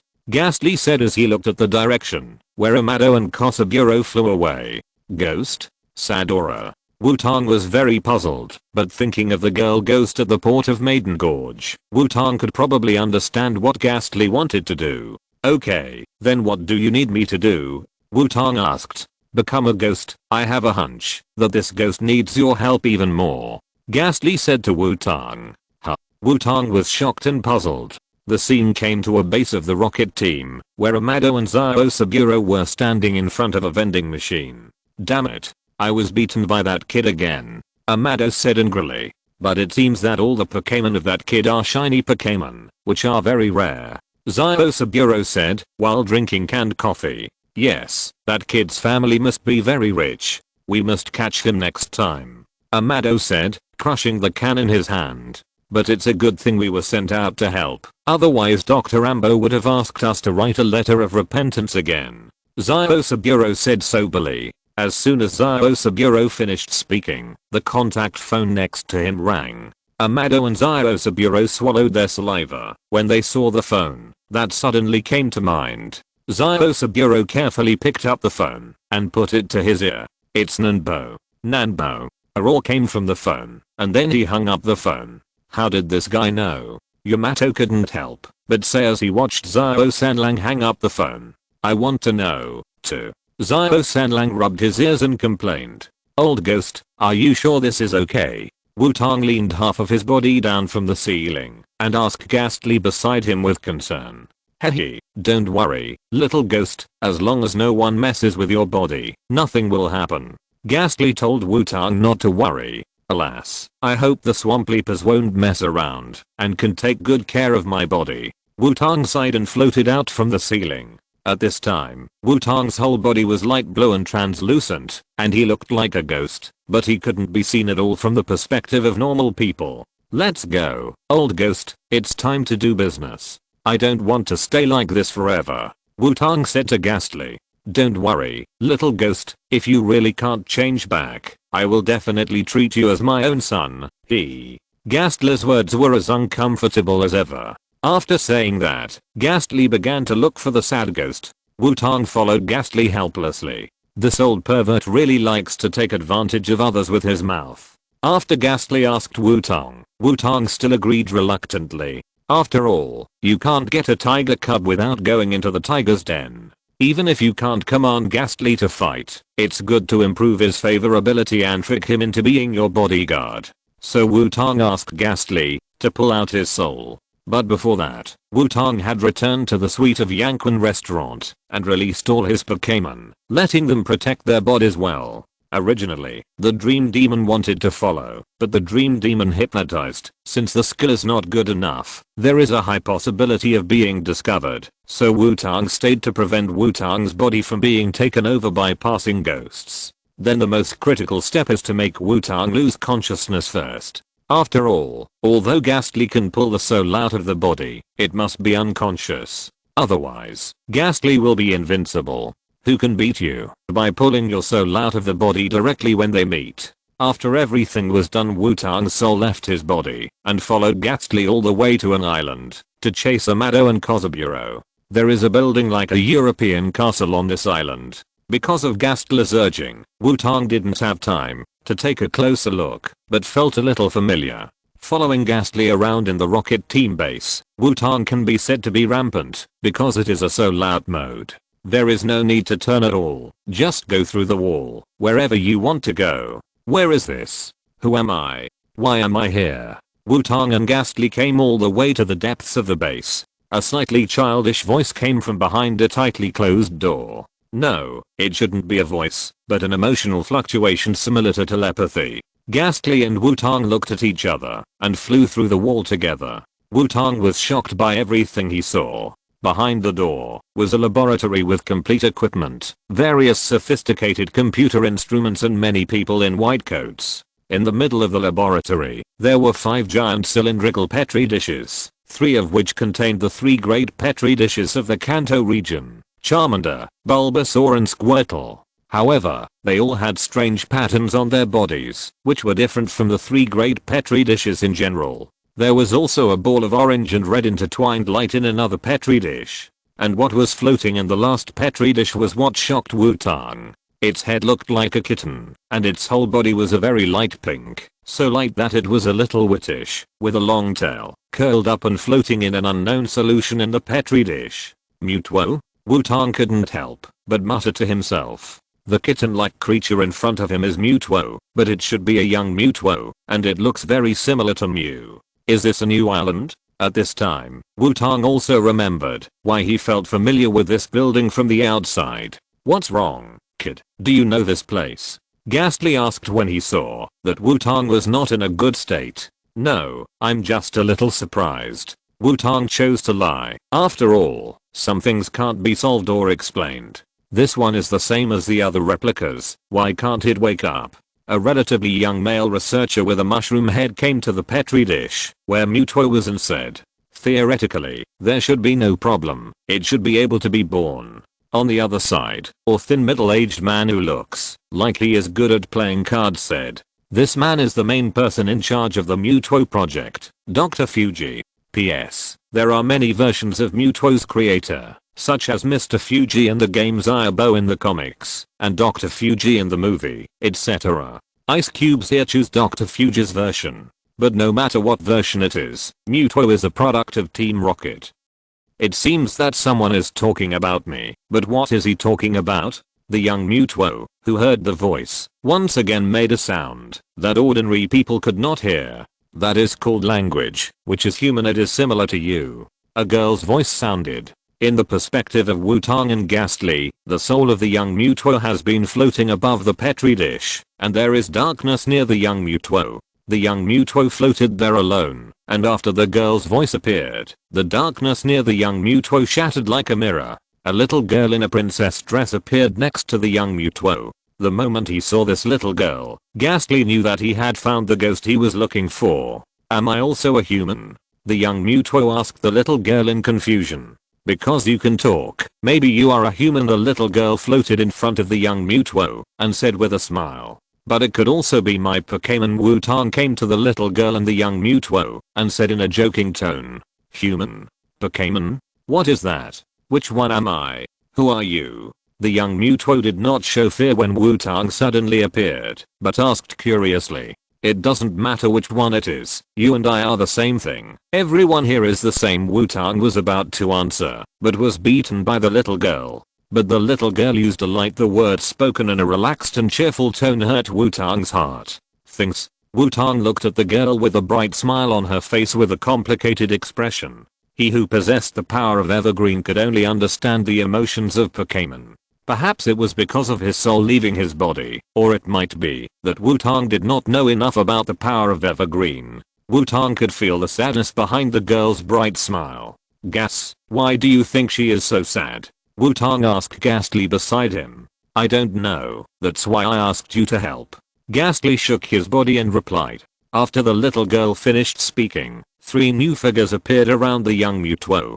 They were the 3 great Pokémon in the Kanto region. The researchers in the laboratory also found something unusual. What is this? It's Mewtwo communicating with Xiao AI number 2. The other replicas are also responding. Psychological induction? Although I can't be sure, the possibility is very high. Listening to the conversation between the researchers in the laboratory, Wutong frowned.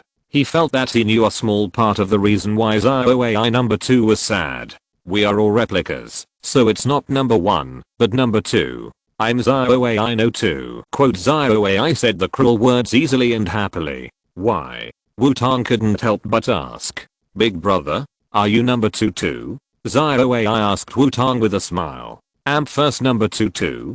Mewtwo said in confusion. The 3 starters on the side also shouted, as if they agreed with what Xiaoai said. Wutong looked at Xiaoai and young Mewtwo who were happily spinning in circles, and a feeling of fear and heartache emerged. Seeing Xiaoai, young Mewtwo and the 3 great beasts flying outside, Wutong and Ghastly followed them immediately. As soon as the group flew out of the base, they found that the outside had turned into an unknown city. This is where Xiaoai was born and grew up in my memory, but I'm Xiaoai number 2 and have no feelings for this place. Xiaoai said as he looked at the city in front of him. Old ghost.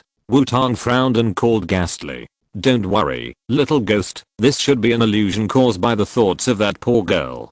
Ghastly said. At this time, the dark clouds dispersed, and the sun came out. What is this? Young Mewtwo asked curiously. This is the sun, which gives us light and heat, and is also a symbol of hope and life. Wutong floated to the side of young Mewtwo and said. For some reason, Wutong didn't want Xiaoai to continue talking. Next, Wutong told Mewtwo what wind, rain, morning, and sunset are, until night fell, and a full moon hung in the sky. During this time, Wutong had been trying to make Xiaoai talk as little as possible, as if he wanted her to save the energy to speak. What is that? Asked the curious baby Mewtwo when he saw the full moon appear. Those are the stars and the moon, to make the dark night less lonely, and to tell you that you are not alone. Wutong looked at Xiaoai and said. Perhaps Xiaoai noticed something, and smiled at Wutong. However, what was coming still came, and Charmander's figure suddenly began to become illusory. Then Bulbasaur and Squirtle began to become looming. Xiaoai followed closely, and dots of fluorescence flew out from Xiaoai and the 3 starters. Sure enough, because I'm number 2? Xiaoai couldn't help but say as she looked at her illusory hand.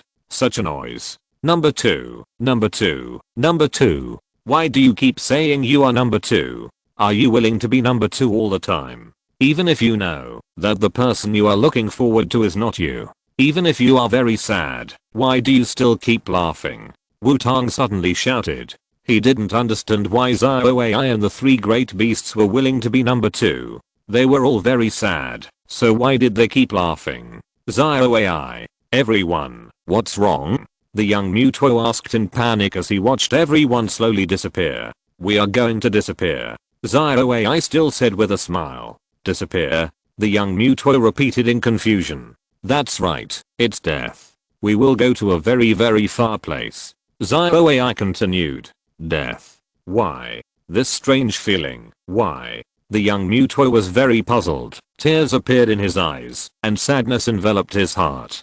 Damn it, you have to ask me if I agree or not. Wutong said angrily, with a dazzling green light on his body. Chapter 64. The green light on Wutong's body split into 4, and connected to Xiaoai and the 3 families. The gradually disappearing figures of Xiaoai and the 3 families connected by the light stopped. Kana, Dane, Jenny. The 3 families shouted in surprise when they saw that they stopped disappearing. Charmander number 2, Squirtle number 2, and Bulbasaur no 2's vital signs suddenly stabilized. Stop disappearing. Is it going to succeed? Big brother, why are you wasting your strength? Xiaoai looked at Wutong and said puzzledly. I can use my power however I like. Wutong said unhappily. In fact, he did not expect that the power of Evergreen could actually maintain the bodies of Xiaoai and the others. Big brother, do you have a way to keep Xiaoai and everyone else from going too far? I don't want them to disappear. The young Mewtwo looked at Wutong expectantly, as if he saw hope and said.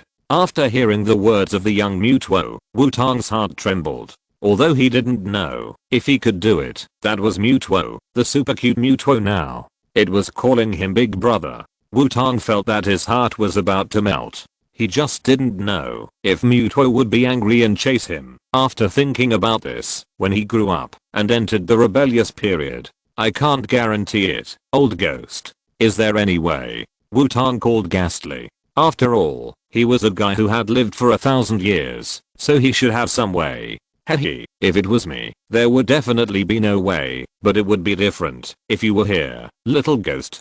Ghastly said. Little ghost, you have the power of Evergreen, right? Ghastly asked. Yes, but what does this have to do with my Viridian power? Wutong asked in confusion. At this time, the three great Pokémon surrounded Wutong, and they looked at Wutong with a kind look. If they were all in normal state, they would definitely throw themselves into Wutong's arms and take the initiative to become Wutong's Pokémon, so that he could also enjoy the treatment of Master Zhi. Xiaoxia didn't say anything, but looked at Wutong with a complex look of expectation and fear. Of course it is related. You always think that Viridian power is just the ability to treat and understand Pokémon's thoughts, right?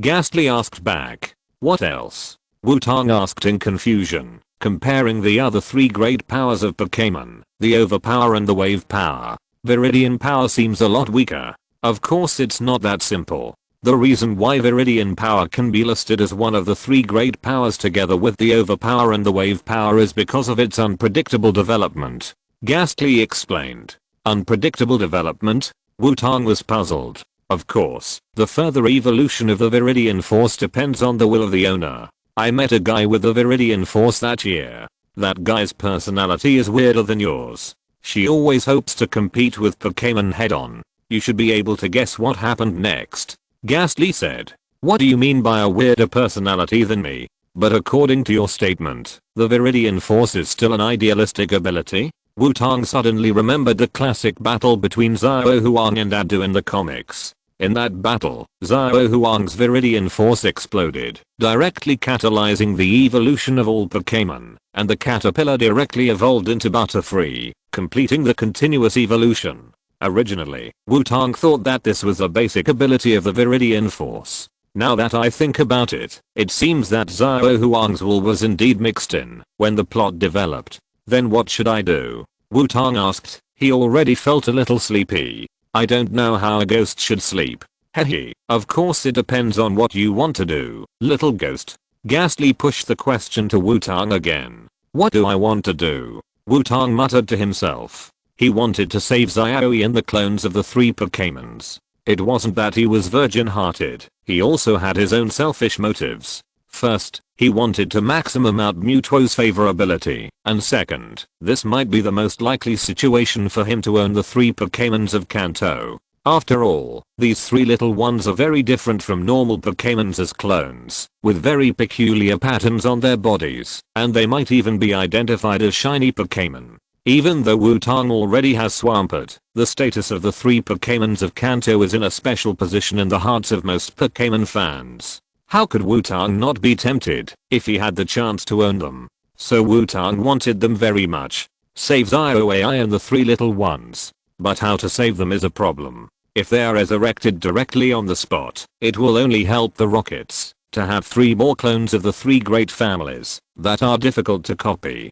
If I still get nothing, I will have to use other methods. I want to save them and take them away. It would be best if the group of people below will not come to find them again. Wutong said. Hehe, it's easy. Just take their souls away. Let them follow you in the form of souls, and then find a chance to find a body for them.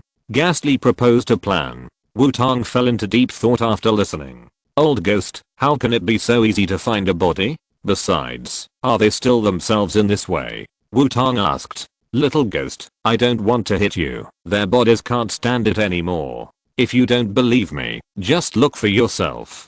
Ghastly said, destroying the nearby illusion and letting them return to the laboratory. In the petri dish where Charmander, Squirtle and Bulbasaur were, most of their bodies had disappeared. If Wutong stopped the power of Evergreen, the three little ones should disappear immediately. And Xiaoxia's will light ball also became very dim, as if it would go out at any time. Wutong was a little surprised. He thought that the three little ones were only dying in spirit, but he didn't expect that even their bodies would disappear. Little ghost, I can help them maintain their souls for a while, but the rest depends on you. Ghastly said. Charmander number 2, Squirtle number 2 and Bulbasaur number 2 are starting to disappear again. A voice sounded, and the bodies of the three little ones began to slowly dissipate again. Wutong hurriedly looked at the souls of the three little ones, and found that they were still fine, which made Wutong relieved. I can't hold on for long, little ghost, hurry up. Ghastly said as a light appeared in his eyes, and a dark purple energy covered Xiaoxi and the three little ones. They felt that their connection with the body in the petri dish seemed to be broken. Normally, if the body loses contact, it should disappear directly, but under Ghastly's protection, Xiaoxi and the three little ones' souls are still stable. Big brother. The young Mewtwo also saw the three little ones' disappearing bodies and Xiaoxi's dimming light ball. He couldn't help but call Wutong. I know. I'll try. Wutong gritted his teeth and said. The green light on his body surged again, completely enveloping Xiaoxi and the three little ones. I want to save them. I want to protect their souls. I want their souls not to disappear. Wutong muttered. Two unknown energies were detected. Perhaps because Ghastly and Wutong were no longer restrained, the researchers below actually detected two energies. What? Dr. Fuji said in shock. It was detected that Charmander number 2, Squirtle number 2 and Bulbasaur number 2 had all been in contact with these two energies. It is preliminarily inferred that the disappearance of Xiaoxi number 2 and the clones of the three starter families is related to this. The researchers made a wrong analysis. Damn it. Who is organizing us? Dr. Fuji slammed the table and said unwillingly. Where's Mewtwo?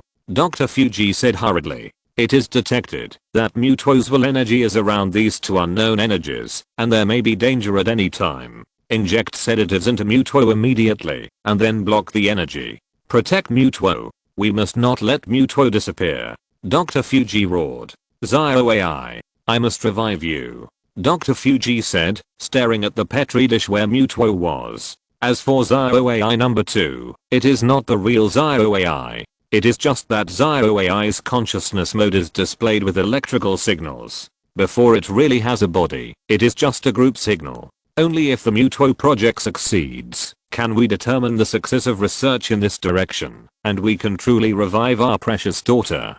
Dr. Fuji thought while staring at Mewtwo's petri dish. The Mewtwo project must not fail. Little ghost, are you not well yet? Ghastly urged. I have tried very hard. Wutong replied with gritted teeth. Big brother, I feel so sleepy. I feel like something is trying to restrain me. Mewtwo's voice became a little weak. Damn, have they started to move over there? Wutong said when he saw Mewtwo's look. Give up, big brother. Don't waste your strength anymore. Thank you for your efforts. Xiaoxi seemed to have given up and said. Really, even if I'm not the protagonist, I should be a major supporting role. Give me a burst of my little universe. Wutong's heart was filled with unwillingness, and he couldn't help but roared. The power of Changpanenzu responded to Wutong, and a strong green light appeared. Xiaoxi and the three little ones were wrapped in the green light, and turned into 4 balls of light, which then began to shrink, and finally turned into 4 beads of different colors. Xiaoxi's was the same blue-green color as her hair color. Charmander was red, Squirtle was blue, and Bulbasaur was emerald green, corresponding to their respective attributes. The 4 beads were neither big nor small, probably a circle smaller than the Pokeball, and each bead was translucent. The figures of Xiaoxi and the 3 little ones could be vaguely seen inside. Did it succeed? Wutong finally breathed a sigh of relief, and a strong sleepiness enveloped Wutong. Big brother, did it succeed? That's great, but I can't seem to hold on anymore. The young Mewtwo said. It doesn't matter, I succeeded. Although they seem to have fallen into a deep sleep, I will definitely wake them up. Wutong showed the 4 beads to the young Mewtwo, and said after looking at them. I believe you, big brother. The young Mewtwo said, his eyes becoming more and more blurred. Sedative injection 60%, 70% listening to the broadcast in the laboratory. Wutong knew that he didn't have much time to communicate with the young Mewtwo. Let's make a promise. My name is Wutong. You must not forget us. Even if you forget, you must remember when you see these 4 beads. When I wake them up, I will definitely come to you. At that time, I will teach you to know other things. And my cooking is delicious. You will definitely like it. I will also introduce you to many people. There is a purple-haired face-paralyzed sundeer, a young battle maniac, and a yellow-skinned mouse who always acts cute. Wutong tried hard to show his presence. Well, Wutong, big brother, I remember. I will not forget you, and I must come to me again. The voice of the young Mewtwo became smaller and smaller, and finally disappeared. The young Mewtwo still closed his eyes, and then countless energy pillars suddenly appeared, wrapping up the young Mewtwo, and forming an energy cage. The energy cage sealed the young Mewtwo, and disappeared in front of Wutong and Ghastly. Okay, kid, we should go too. The guys down there are going to start looking for us. Ghastly said. Well, let's go, Wutong said and fell asleep. Hey, kid, you sleep as soon as you say you sleep. Ghastly couldn't help shouting when he saw Wutong fall asleep. Damn it, it seems that I can only think of a way to take him back. Ghastly sighed and said. There was no time for it to think more. Ghastly could only change into whatever it thought of. Ghastly's figure changed, and a purple-haired and gloomy boy floated in front of Wutong. Ghastly turned into Ghastly. Huh, what a waste. Ghastly looked at the sleeping Wutong and snorted coldly, then floated over, carried Wutong on his back, and started walking back. It's pretty cool to learn how to curse from this gloomy kid. He. Guic muttered to himself as he carried Wutong on his back. HU. In the wild wilderness area, Xiaozhi, who was facing a marsupial, suddenly sneezed. Is that guy Wutong talking about me behind my back again? Hey.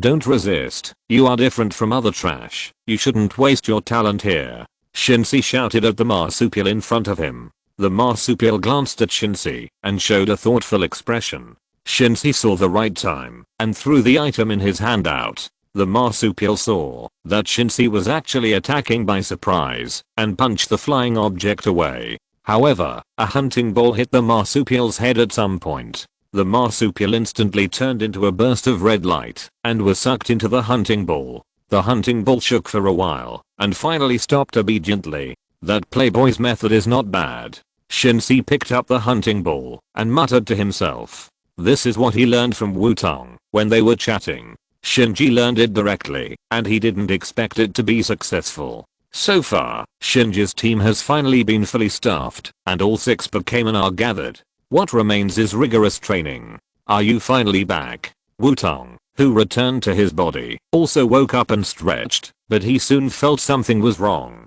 Wutong felt that his lower body seemed to be a little cool, and looked at his current state. You guys, what did you do while I was away? Wutong yelled at the Dream Demon and Swamp Leap Fish who stayed behind. Chapter 65. The old man was very happy. Wutong is now standing in front of the mirror in the suite, looking at himself in the mirror, thinking about how to give those naughty kids special training. Hehe, little ghost, you look pretty good.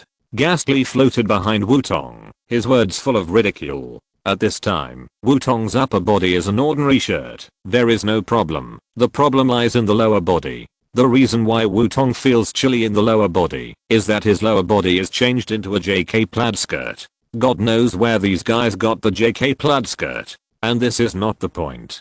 Wutong, who just woke up, felt a little tingling on both sides of his scalp. When he came to the mirror, Wutong saw that he had 2 more bangs on his head, and 2 red blushes were painted on the apple muscles on both sides of his face. What the hell is this? A perverted version of Nessa? Wutong said speechlessly. Tell me the truth. Whose idea was it? Who took the lead? Wutong turned around and stared at a few honest Pokémon and asked. Numa? Swampert tilted his head, revealing a wise look. This guy chose to play dumb. Bobber the platypus was embarrassed. He didn't want to deceive his trainer, nor did he want to betray his brothers. He kept Bobber there. The crowhead pointed at the iron shell pupa lying on the ground with his wings. Heracross lowered his head and secretly stuffed food into his mouth. It seems that this guy's not a foodie. He only has food in his eyes. The iron-shelled pupa lying on the ground and being framed moved angrily. It was too bullying. As for the big sister of the Pokémon, Mengyao, she dived into Wutong's shadow when Wutong woke up. Swamp Leap. Don't play dumb at this time. Platyblade, you go to the side first. Crow Leader. Even if you want to find a scapegoat, find a reliable one. Does the iron-shelled pupa look like it can move? Wutong said to several Pokémon. And do you think I don't know who the mastermind is? Mengyao, come out. Wutong said to his shadow. Only Meng Yao can come up with such an idea and get a bunch of Pokémon to cooperate with it. The Meng Yao who was named carefully poked half of his head out of Wutong's shadow and saw that Wutong was not very angry. Meng Yao floated out with confidence, first sticking out his tongue to be cute and then circling Wutong twice. Where did you get these strange things from? No, when did you put them in my backpack? Wutong asked helplessly. He was not too angry. After all, since he met Meng Yao, this little guy has never been separated from Wutong. Although he always looks arrogant, he is very attached to Wutong. This time, he did not take him with him when he left his body. This little guy must be aggrieved and angry. Before Wutong came back, he was ready for others to be pranked. After all, he had a group of naughty kids who would help Meng Yao to play pranks. Dream. Meng Yao stuck out his tongue again after hearing Wutong's question and then returned to Wutong's shadow. He was sleepy a long time ago, but he had to wait for Wutong to come back, so he kept holding back. Wutong saw Meng Yao return to the shadow again and shook his head helplessly. I don't know what happened to the young Xiaomeng. At this time, the young Mewtwo fell into a deep sleep under the effect of the tranquilizer, and the memories of Wutong, Xiaozhi and the three little ones were slowly fading. The spirit of the young Mewtwo kept struggling to keep these memories, but the more the young Mewtwo struggled, the more the researchers in the laboratory strengthened the suppression and continued to inject the tranquilizer. The young Mewtwo had no choice but to compress these memories and then constantly wrap and protect them with mental power, hiding them in the depths of consciousness. The only consequence of this was that the young Mewtwo completely forgot Wutong, Xiaozhi and the three little ones. However, it will definitely remember, because it left a keyhole. As long as it waited for Wutong to come to it with the key, it will definitely remember. Back to Wutong, he was ready to take a good look at what strange things were put in his backpack. Taking out the backpack, Wutong began to take things out. Ghastly also floated over curiously. After all, Wutong's backpack was indeed very curious. First, there are a bunch of maps of various versions, and the loving beginner gift packs from grandparents. Next is various ingredients, fruits, kitchen utensils, tables and chairs, and other daily necessities. Ghastly nodded on the side. Everything is normal. Wutong continued to take out a diary, a microphone, and a speaker. These are also things that will be used. No problem, no problem, both life and entertainment. Ghastly continued to nod. Next, a few cardboards with numbers written on them, red and yellow plastic cards. Chillading pom-poms. Ghastly fell into deep thought. Wutong continued to take out without stopping. A dual disc, a few strangely shaped belts, a forehead protector with a strange symbol engraved on it, a strangely shaped fruit, and a training suit with the word turtle written on it. Ghastly was a little speechless. Wutong continued to take out a bunch of strange things. Ghastly began to doubt his life. Where did the dream demon get these strange things from? Ghastly asked doubtfully. No, these are all my things. Wutong said. Vertical bar, vertical bar. Ghastly was so shocked that the whole ghost was stunned. Ghastly began to wonder what Wutong was doing here. Wutong ignored Ghastly, who turned stunned and continued to dig. Several sets of women's clothing of different styles, several books full of philosophy, some cosmetics, wigs of different lengths and colors. Wutong fell into deep thought. What exactly does the dream demon want to do? Does it want to make me a sister with it? Hehe, it seems that these things belong to the little dream demon. Ghastly said. Yes, we must get rid of them. Wutong said firmly. Numaga, very good Lotto, very natural Lotto. Wutong looked over when he heard the voice and found that Swampert and Crowhead were close to the mobile phone Rotom. At this time, the camera of the mobile phone Rotom was aimed at Wutong. You guys didn't keep recording all the time, did you? Wutong asked with a twitch in the corner of his eye. That's right, Lotto, I recorded excellent material. Lotto. Rotom replied straightforwardly. What do you mean by excellent material, Lotto? Wutong went completely berserk and even learned Rotom's habit of speaking. After seeing the horror of Wutong's berserk, all the naughty kids became obedient. After dealing with the scary things of the dream demon and the film and television materials recorded by Rotom, Wutong set out on his journey again. At this time, Wutong was of course back to normal. How could he walk outside with two high top braids, strange heavy macupe, and a JK short skirt? Miss Juncha would call him 40. Okay. Walking on the road, Wutong felt like he had forgotten something. Oh, right. Xiaoxi and the three little ones. Wutong thought for a moment and remembered what he had forgotten. Wutong found that the 4 beads that were supposed to be on him had disappeared. Wutong suddenly became anxious. He clearly remembered to put it in the inner pocket of his clothes, but it disappeared. Little ghost, don't worry, activate your power of Changpan. Ghastly floated out and said, power of Changpan? Wutong stretched out his hand after hearing it, and the power of Changpan burst out. After the power of Changpan reached a peak, 4 gems emerged from Wutong's hand. Wutong looked at the 4 gems of different colors in front of him, and felt that he seemed to have a wonderful connection with them. Wutong curiously tried to temporarily interrupt one of the connections, and found that the gem where Charmander was located began to dim. Little ghost, what are you doing? Ghastly shouted. Wutong was also startled, and quickly restored the connection. Charmander's gem became normal again. Hey, little ghost, now these 4 gems are all maintained by energy. Before finding a new body, whether they can continue to survive depends on you, so you must not have any problems. Ghastly said. This is really a complicated thing. Wutong couldn't help but say. But how can we wake them up? Wutong continued to ask. That depends on you. I don't have the power of Evergreen, and it's impossible for me to know everything. Ghastly said as a matter of course. Wutong paused after listening. Indeed, Ghastly's performance all along made Wutong think that it knew everything.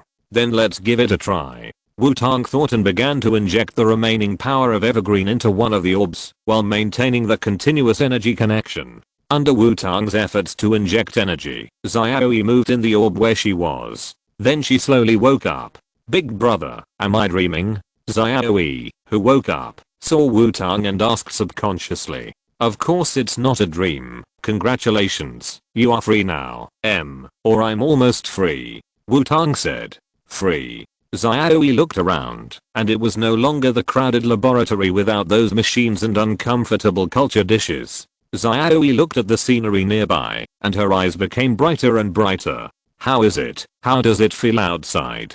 Wutong asked with a smile. Well, it's good. Although I know what it is, this is the first time I've really seen it. Xiaoxi said. By the way, I need to tell you about the current situation. Wutong began to explain to Xiaoxi what she was facing now. Big brother, I'm not a human being anymore. Xiaoxi said after thinking for a while. Huh. Wutong was stunned after hearing Xiaoxi's words. I don't want to take away other people's lives, nor do I want to replace other people's lives, so I don't need another body. Xiaoxi explained. Then, do you want to live like this forever? You can't touch anything, and you can't feel anything. Wutong asked with a frown. Yeah, this is a problem. Xiaoxi also fell into deep thought after hearing Wutong's words. Really magical Lotto, is this a ghost? Mobile Rotom floated over and looked at Xiaoxi curiously. This is Rotom. Xiaoxi said excitedly. After seeing the mobile Rotom, she knew the lifestyle she wanted. Big brother, can you let me possess an electronic device like Rotom? Xiaoxi asked expectantly. Wutong was stunned after hearing Xiaoxi's words. I actually extracted the electrical signals displayed by Xiaoxi's consciousness data, so I should also be regarded as a set of data, and it is also very compatible with electrical properties, so it is possible. Xiaoxi said with her childish face that Wutong could hardly understand. Xiaoxi, are you a genius? Wutong said in surprise. No, because I'm a piece of data electrical signal, so when I have nothing to do, I always wander around in the computer in the laboratory. There is a lot of knowledge there. When I pass by them, they will be my body today, and I also understand more and more. Xiaoxi explained. Well, that's it. Wutong nodded in response. Although he didn't understand it very well, it was good to nod at this time. But what electronic device should I use? In addition to mobile phones, yes, this is it. Wutong said, and took out his Pokémon illustrated book. Wutong's Pokémon illustrated book was obtained from Professor Oak, avoiding the influence of Aquan and Xingzi, and it is not pink. It is a dark green, like the color of the ancient tree. This makes Wutong very relieved. Come and try it, but you may not be able to regret it. So, are you really sure you want to do this? Wutong asked seriously. Of course, I'm used to being a ghost. Xiaoxia smiled and responded. Old ghost, what do you think? Is there any problem? Wutong was still not at ease and asked ghastly. I told you, the power of Evergreen is a very magical power. If your will is strong enough, anything can happen. Ghastly replied. Okay, come on. Wutong became determined after hearing this and put the orb where Xiaoxia was on the Pokémon Encyclopedia. Then Wutong let the power of Evergreen link the Pokémon Encyclopedia and the orb where Xiaoxia was. After a while, the Pokémon Encyclopedia and the orb gradually merged together. Soon, Xiaoxia's orb and the Pokémon Encyclopedia were completely integrated, just like an emerald inlaid in the Pokémon Encyclopedia. At this time, Wutong tried to cut off the supply of Evergreen, but the orb did not respond at all. Did it succeed? Xiaoxia, are you okay? Wutong called Xiaoxia. I'm here. Xiaoxia's voice suddenly sounded, and with Xiaoxia's voice, the orb on the Pokémon Encyclopedia flashed. But I can't see you. Wutong asked in confusion. Look, I'm here. I'm not familiar with it just now, and I can't control the new body. The Pokémon Encyclopedia opened by itself, and Xiaoxia's face appeared on the screen. Can you come out? Do you feel any discomfort? Wutong asked with concern. I'll try. Xiaoxia said, and began to try. Her tender cheeks bulged to show her efforts. Then Xiaoxia floated out of the screen, like a holographic projection, but after Xiaoxia touched Wutong, Wutong knew that this was not a holographic projection. It seems that Xiaoxia is a little close to rotten now. Great, then please give me more advice in the future. Xiaoxia. Wutong smiled. Well, please give me more advice, big brother. Xiaoxia smiled and responded, but she yawned quickly and returned to the Pokémon Encyclopedia. Obviously, she had not fully adapted. At this time, the dream demon sleeping in the shadow of the phoenix tree shook, as if he had a nightmare. This might be the induction of the rival before. Chapter 66. After getting the new illustrated book, Wutong continued his journey. Xiaoxia went back to the Pokémon illustrated book to sleep, because she needed to adapt to her new body. It feels like there is one more sleepy home Jiril. Wutong said to himself, while looking at the closed illustrated book. Looking at the closed Pokémon illustrated book, Wutong began to think, if he opened the Pokémon illustrated book manually, would Xiaoxia feel anything? Is it sexual harassment? What if he needs to use the Pokémon illustrated book, but Xiaoxia is still sleeping? Is it a night raid, to force the use of the Pokémon illustrated book? And although Xiaoxia seems to know a lot of things, she should be only 7 or 8 years old, right? It's easy for Miss Junsha to call her 40. Wutong kept staring at the Pokémon Illustrated edition in his hand and thinking.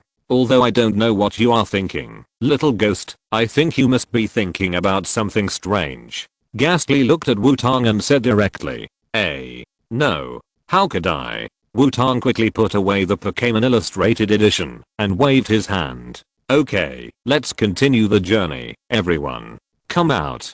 Wutong released all his Pokémon. It has been a long time since he harvested experience, and Wutong felt that Swampert and the others were all rusty again. Numa Bubba, Gal, Swampert, Platypus and Crowhead, the 3 militants, knew what to do when they appeared. All 3 Pokémon were ready to fight, ready to have a friendly exchange with these wild Pokémon on the road. After Heracles was released, he looked at the 3 aggressive predecessors and didn't know what happened, so he could only take out an energy block and eat it. When he turned around, he saw the Iron Shell Pupa lying there motionless. Heracles thought for a while and handed an energy cube to the Iron Shell Pupa. However, the Iron Shell Pupa did not respond. There was no way. After all, it could not eat in its current state. Sorry Iron Shell Pupa, I called you out as well. Wutong found that he had called out the Iron Shell Pupa, which had no fighting power for the time being, and quickly took it back. Okay, except for the sleeping Otaku Dream Demon and the Iron Shell Pupa, who has no fighting ability. Today's field combat training is for you 4.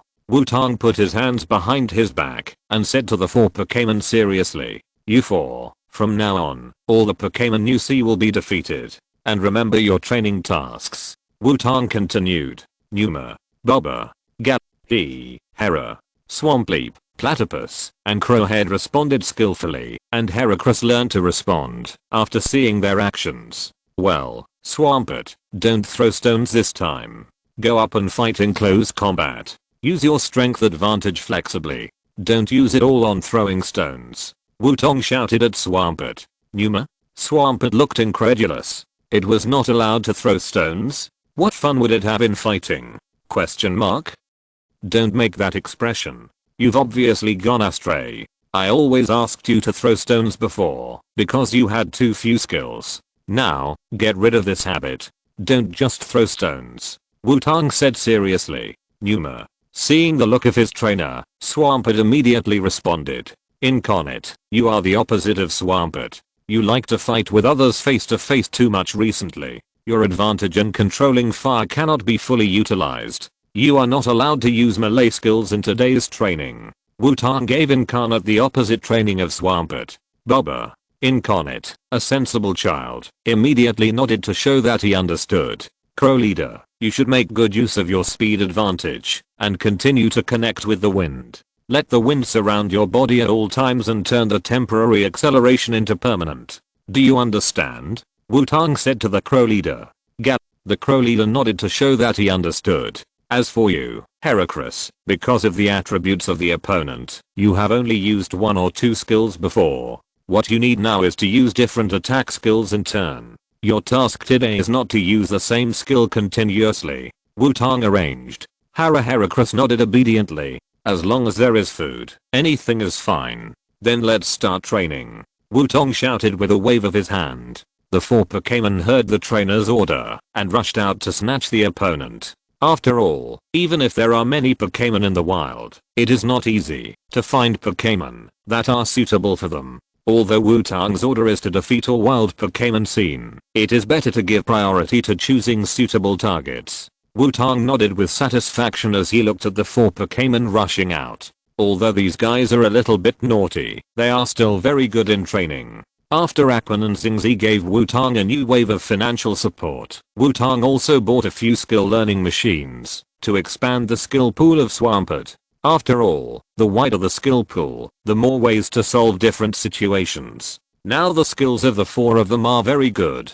Swampleap, mastered skills, collision, cry, water gun, rock crushing, rockfall, hold, bite, double payback, water wave, rock collapse, slam, snoring, sleep talk, earthquake duck build infinite, mastered skills, spark, smoke, glare, jet of flame, lightning fist, burst fist, flame wheel, ghost face, flame fist, smoke spray, snoring, sleep talk, big character explosion crowhead, mastered skills, divine bird slam, tailwind, peck, frighten, wind, black mist, wing attack, brave bird slam, chase, sneak attack, swallow return, sleep talk Heracross, mastered skills, push, seed machine gun, horn slam, glare, hold on, swallow return, double payback, random attack, missile needle, tile splitting, rock crit, snoring, sleep talk, resurrection. First of all, the standard snoring and sleep talk.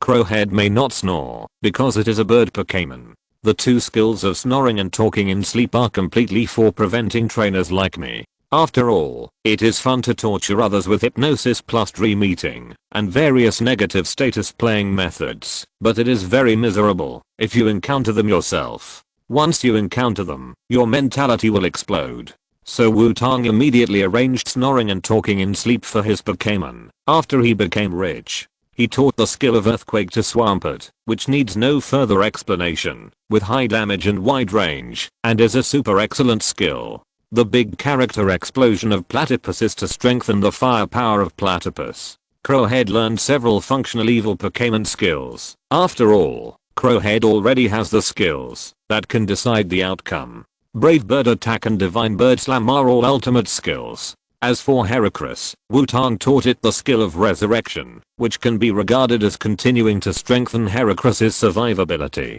The skills have been equipped, and the rest is actual combat. Wutong did not give any orders and let his Pokémon fight on their own. After all, there might be a situation where Wutong could not give orders in time, and at that time, the Pokémon would need their own ideas. Of course, when Wutong gave orders, the Pokémon still needed to listen to Wutong completely. After all, there was no need for two voices in a team. After Wutong considered the skills of his Pokémon, the next thing was the issue of evolution. Now he was on the way to the penultimate gym. But Swampert had not evolved into Swampert, and Infinite had not completely completed the conversion of flame energy, and also lacked a suitable special magnetic field. Then there was Iron Shell Chrysalis. If nothing unexpected happened, the opportunity for Iron Shell Chrysalis to evolve should be in Hanglian Town. Wutong felt that he needed to join the team faster and let his Pokémon evolve as soon as possible. After all, he was not Xiaozhi, and he did not have the habit of not letting Pokémon evolve after catching them.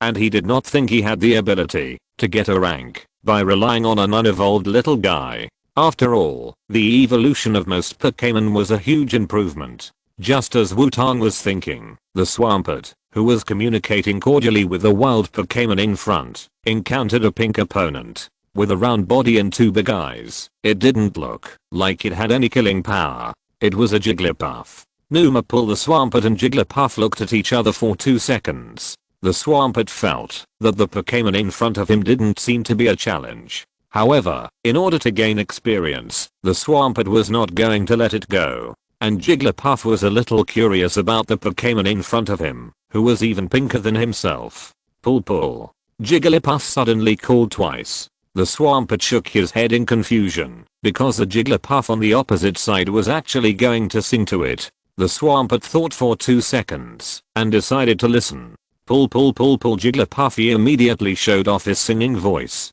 The Swamp Jumper listened to Jigglypuff's singing, and felt more and more sleepy. Finally, he lay on the ground and fell asleep. Puzzle. Seeing that the Swamp Jumper actually fell asleep, Jigglypuff was very angry and expanded twice. Angry Jigglypuff immediately decided to slap this guy twice to wake him up. Jigglypuff raised his claws and rushed over directly. Hulululululu. Jigglypuff, who had just approached the Swamp Jumper, was instantly stopped by a snoring sound. The snoring sound actually formed a sound wave of energy that hit Jigglypuff.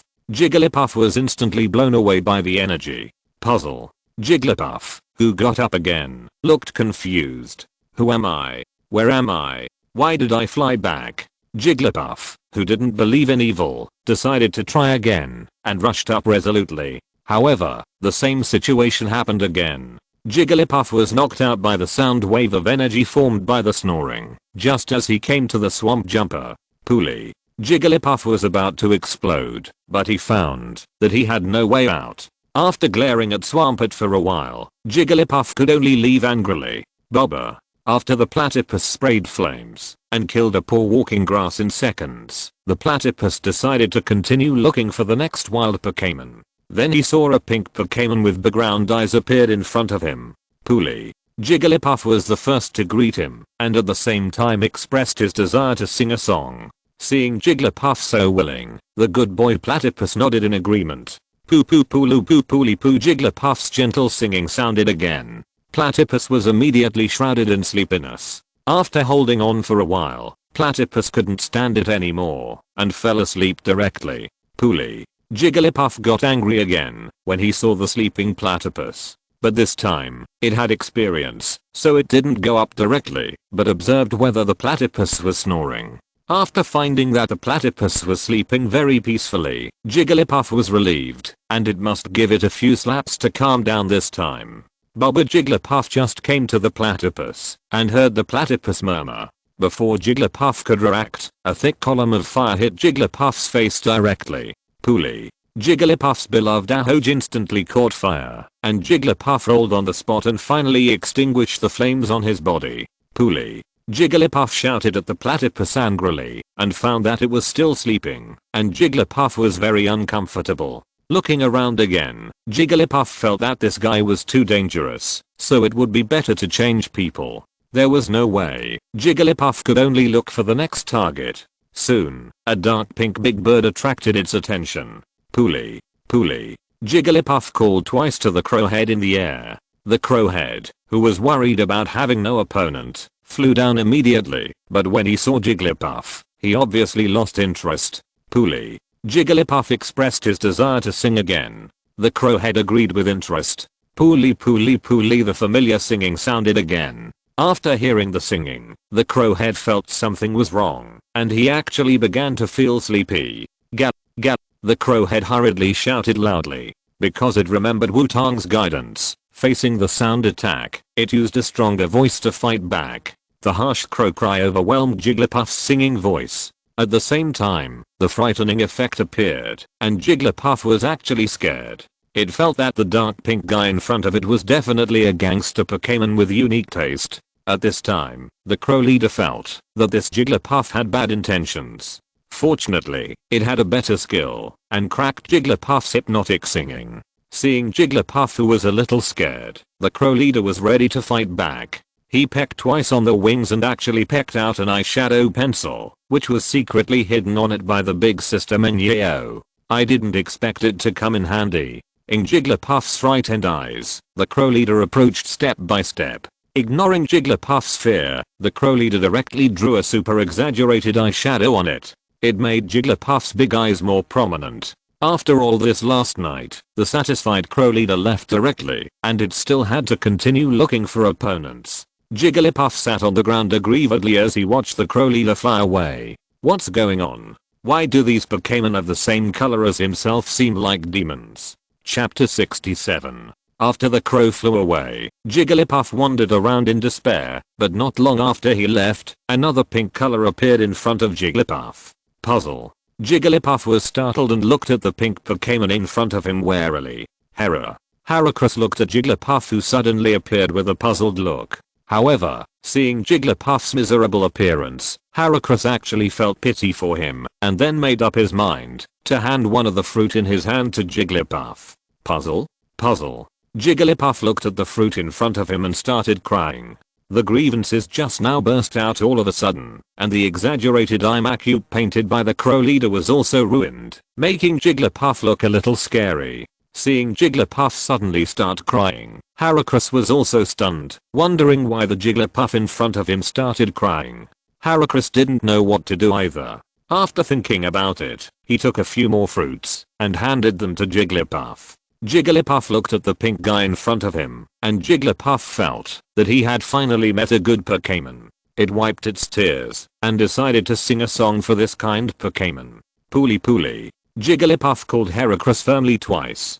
Heracross was a little confused and didn't know why this Jigglypuff suddenly wanted to sing for him, but he nodded. Poo poo pooloo poo pooley poo. Jigglypuff adjusted his state and sang again. Heracross was chewing on the fruit and listening to Jigglypuff's singing. It was pretty good, but for some reason, Heracross felt more and more sleepy the more he listened, and fell asleep directly, but his claws were still unconsciously sending the fruit to his mouth.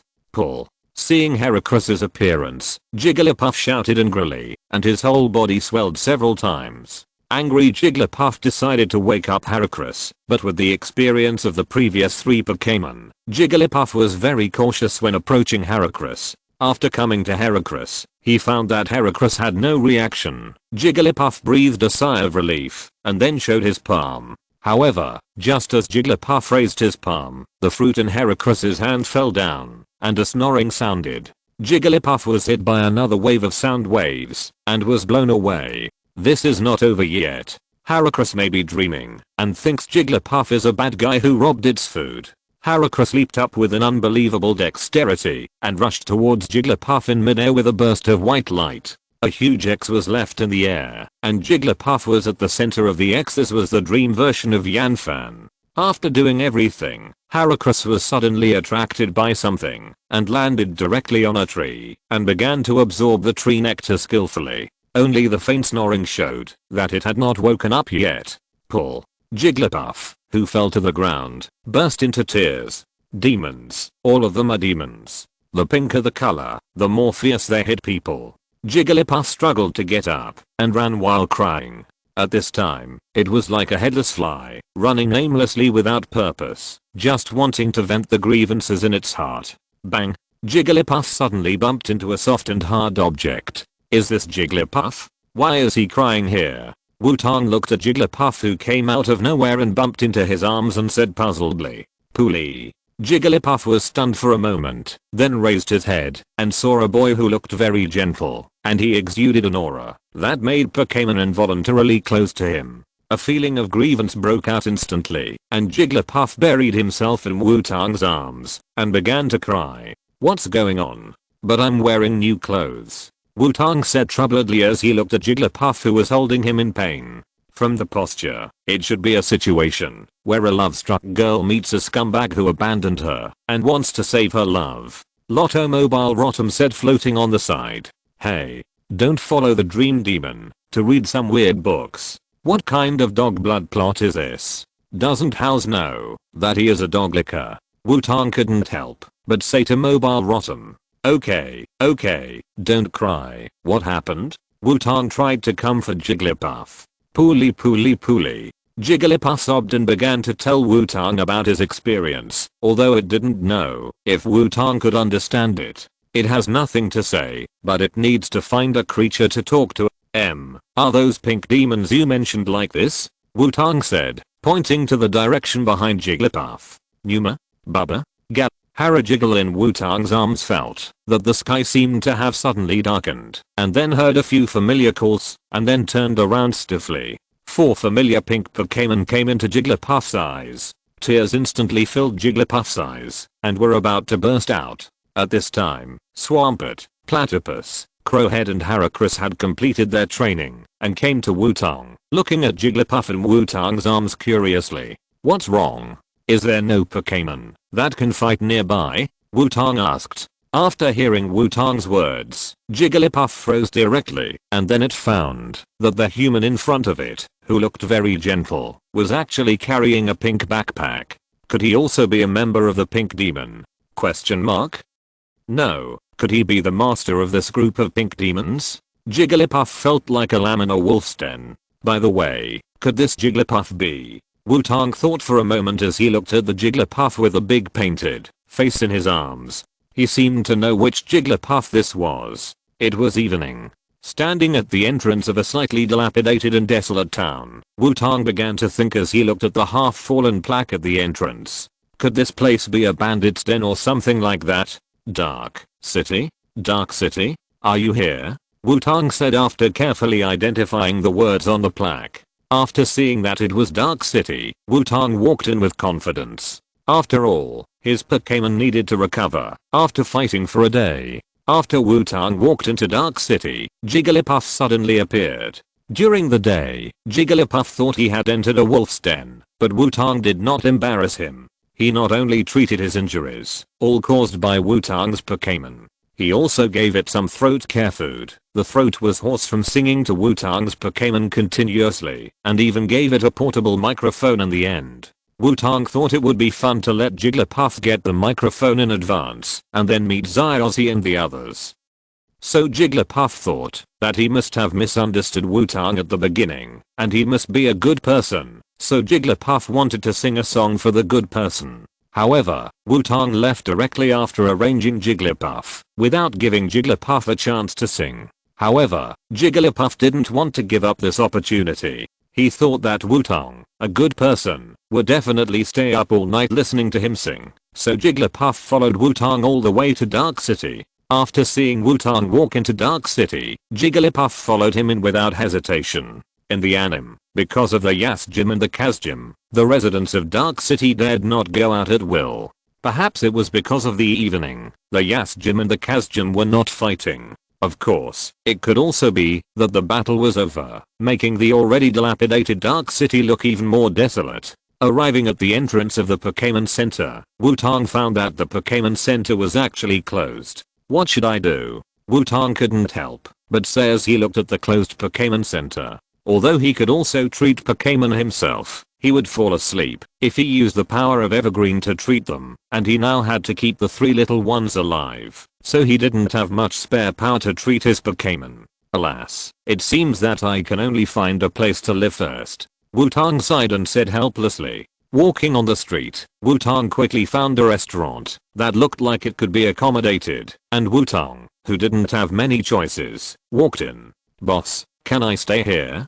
Wutong asked directly after entering the door. Are you a new traveler? You must be very upset that the Pokémon Center is closed. We can provide accommodation here. The boss came out and saw Wutong and said. As soon as the boss finished speaking, a person who was drinking coffee next to him suddenly coughed. Wutong looked over and found a strange person who wrapped himself up very tightly. It was still hot outside, but he was wearing a long windbreaker with the buttons buttoned tightly. He wore a round hat on his head, a thick mask and a pair of big sunglasses on his face. He looked very suspicious. Wutong looked at this suspicious person speechlessly. If nothing unexpected happened, this person was Xiaozhi, the Pokémon inspector who was inspecting the Yas Gym and the Kaz Gym. He should also be the head of the local Pokémon Center in Dark City. Wutong really wanted to tell this Xiaozhi that, if he had time to observe here, he might as well go to let the Pokémon Center operate normally, and this look is too suspicious. Is there really no one in charge?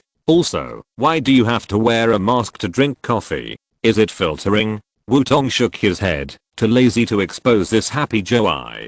After asking the boss uncle in front of him for a room, he decided to leave this place of trouble as soon as possible after a night of rest. It should be hopeless to rely on the Pokémon Center to treat your Pokémon, so you can only do it slowly. In the room, Wutong first treated his Pokémon with medicine to relieve his pressure for a while, and then began to treat the pink 4 people. After the treatment of Heracross, Wutong fell directly on the bed and fell asleep. Outside the window, Jigglypuff looked at Wutong who suddenly fell asleep and looked at the microphone in his hand in confusion.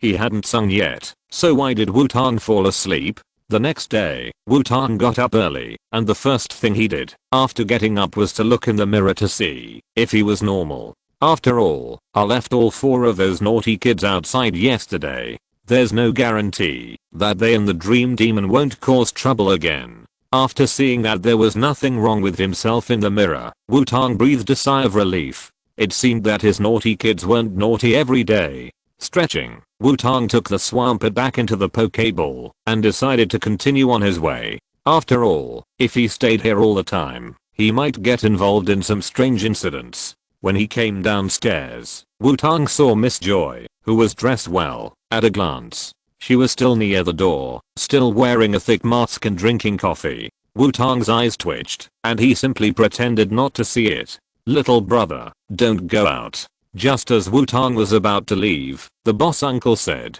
"What's wrong, boss? Did I forget to pay?" Wutong scratched his head and asked. He remembered that he seemed to have paid the bill. "It's not that. Today is a day when the Yas Gym and the Kaz Gym fight. If you go out, you will easily be involved, so don't leave yet," the boss uncle said worriedly. "Is that so? Don't worry, uncle, I'm very strong." Wutong waved his hand indifferently and walked out. Spigus. Electric Beast. As soon as Wutong walked out of the door, he saw a Spigus and an electric beast fighting together. It's really scary. Wutong couldn't help but sighed as he looked at the melee in front of him. At this time, Agali didn't know whether he was red-eyed or obsessed with Wutong's appearance, and he actually rushed over to attack Wutong. Swampfish. Wutong released Swampfish without hesitation. Numa. Swampfish appeared and directly resisted Gali. Gali found that he, who was proud of his strength, was actually suppressed in strength. Swampfish's arms bulged with muscles, and Gali was thrown out directly. "Kid, are you hired by that guy Kaz? If so, Scyther, get rid of that kid first," Yas said directly when he saw Wutong attacking his people. Scare. Scyther opened his arms and chopped directly at the Swamp Leaper. Heracross. Swallow return. Wutong was too lazy to answer and released Heracross directly. Flying insects should be dealt with by flying insects. Heracross appeared and directly brought a burst of white light and crashed into Scyther. Scyther was hit directly by Heracross's Swallow return before he could dodge. "Boy, you are very strong. Do you want to join my Kaz Gym?" Kaz saw this scene and tried to win him over. "Kaz, haven't you stopped thinking yet? Sorry, I'm off topic. Ahem. Let's do it again, but I refuse," Wutong said while looking at Kaz sideways. "What? Brat." Electabuzz. After hearing Wutong's inexplicable words, Kaz felt that he was being fooled. Swamp. Earthquake. Wutong was going to give Electabuzz a hard time. Swamp was like an angry gorilla, clenching his fists and smashing them on the ground. The ground began to shake, and Electabuzz fell to the ground directly due to the impact of the earthquake. Damn it. It seems that we have to join forces temporarily, Yasin Kaz said angrily. At this time, a round pink Pokémon holding a microphone fell from the sky and landed in the middle of the crowd. After seeing Jigglypuff, Wutong, who was still worried about how to escape, had a good idea. Hey, you two, it was all a misunderstanding just now. How about we listen to a song? Jigglypuff, please, Wutong said hurriedly. Pooly. Jigglypuff looked at Wutong in confusion, but still clenched the microphone and sang. Poo poo poo poo poo. A burst of singing came out, and the people in the Yas gym and Kaz gym who had not yet reacted all became drowsy and fell asleep. Pilly. Seeing the people sleeping, Jigglypuff was furious. Wutong saw Jigglypuff start to slap these people, and took off his earplugs calmly. I'll leave them to you, Jigglypuff. See you again. Wutong waved his hand, took back the sleeping Swampert and Heracross, and then ran away. Jigglypuff, who was still addicted to slapping, responded subconsciously, and then continued to slap. In this way, Dark City ushered in a long-lost day of peace, and at the same time, the legend of a traveler with a pink backpack and his pink devil was passed down. Chapter 68. On the way to Hanglian Town, Wutong came to a large canyon. This is Dasha Valley Lotto. It is said that there are Pokémon fossils produced. Lotto Mobile Rotom said, floating beside Wutong. Dasha Valley? Have you arrived here? It is a place worth exploring. Wutong touched his chin and said after hearing the prompt from Mobile Rotom. After all, he knew that there were indeed fossil Pokémon underground in Dasha Valley. And isn't this place that can produce fossils a perfect free gift library? Hehe, I'm determined to make friends with Dago, Wutong said with a smile. Alarm. The trainer is detected to be mentally ill, and it is recommended to go to Lotto for medical treatment as soon as possible, Mobile Rotom said. You don't learn from that old ghost, Ghastly, Wutong said helplessly to Rotom on the phone. Hey, little ghost, don't blame me for everything. Strange, why does it feel like I haven't appeared for a long time? Ghastly floated out and said to Wutong. Wutong didn't bother to pay attention to the two ghosts and started looking for the place that could enter the underground of Dasha Valley. Perhaps the news of the production of Pokémon fossils here has not spread yet, and there are unexpectedly few people in Dasha Valley. Xiaozhi-san, did you see it? On the wall on one side of the canyon, Amado, who was wearing mountaineering equipment, said to the people around him. I saw it, Amado, it's that abominable little ghost. And, I'm Xiao-san. Xiao-san, who was also wearing mountaineering equipment, replied. Humph, I didn't expect to meet him here again. This time we must not let him go, Amado said with a grudge. But Amado, we still have the mission of Dr. Eggwave, Xiao-san said tangled. At this time, Xiao-san's communicator rang. How many times have I said my name is Nanbo? Nanbo. Nanbo's Nanbo. A familiar roar came from the communicator. After the roar, the communicator was hung up. You will be fined for homophonic puns. Wait, what is a homophonic pun? Xiao-san said as he looked at the hung up communicator. HMPH, what are you afraid of? We have the equipment given by Dr. Nanbo. As long as we don't delay Dr. Nanbo's mission, it will be fine. And if we take all the Pokémon of this little brat away, Boss Sakaki will be very happy, Yamato said indifferently. That's right, this time we must make this little brat look good. Xiao-san was successfully persuaded by Yamato. At this time, Wutong didn't know that an opportunity, no, a danger was waiting for him. Wutong and Rotom on the phone were wandering in the Dasha Valley, looking for the lowest position in the Dasha Valley. Rotom, can you do it?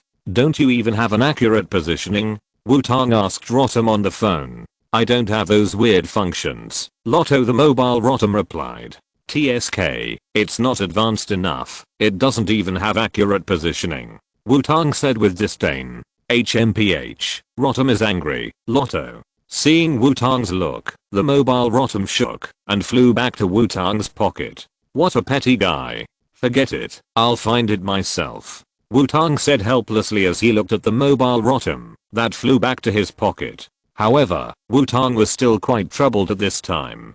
After all, although there were many items in his backpack to deal with various occasions, there was no drill, let alone explosives. How could he have such things? And his Pokémon had not yet learned to dig holes. After thinking for a long time, Wutong could only do it manually. Thinking about it, Wutong took out an iron pickaxe from his backpack.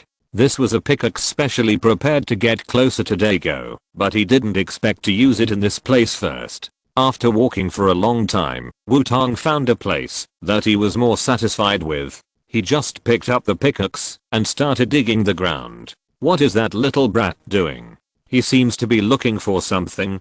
Xiaoxi looked at Wutong, who was digging the ground hard below, and said strangely, "It should be something very important. In this case, we will take away his things while he finds them," Yamato said with an evil smile. "It seems that one person can't do it. Come out. Swampert, Incarnate, Heracross." Wutong dug for a while and found that the effect was average, so he called out several of his Pokémon. Numa Bubba, Hera, Swampert, Incarnate, and after Heracross came out, they found that there was no battle for them, and it was not time to eat. The three Pokémon looked at Wutong curiously. "Come on, today's training task is to exercise the strength of arms and waist and abdomen.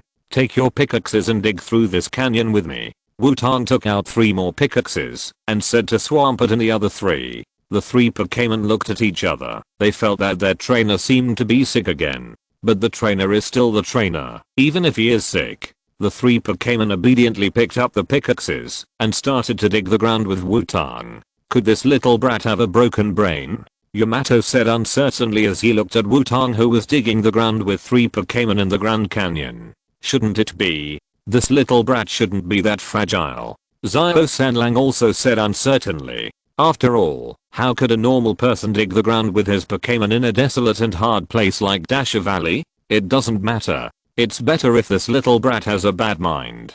We can steal his Pokémon more easily, Amado said indifferently. But should we help him? Spearow looked at Wutong and said, "Huh? What are you talking about?" Amado asked in disbelief. "I mean, aren't you curious about what this little brat wants to dig? Why don't we just throw some explosives down to help him?" Spearow said curiously. After hearing what Spearow said, Amado also fell into deep thought. It was really curious. "Okay, then let's help this little brat once," Amado said and took out some explosives. "Come out, Dalubi." Spearow also prepared the ignition device. "Ready. 1, 2, 3. After counting 3 times, Amado threw the explosives down directly. Dalubi. Spray flames.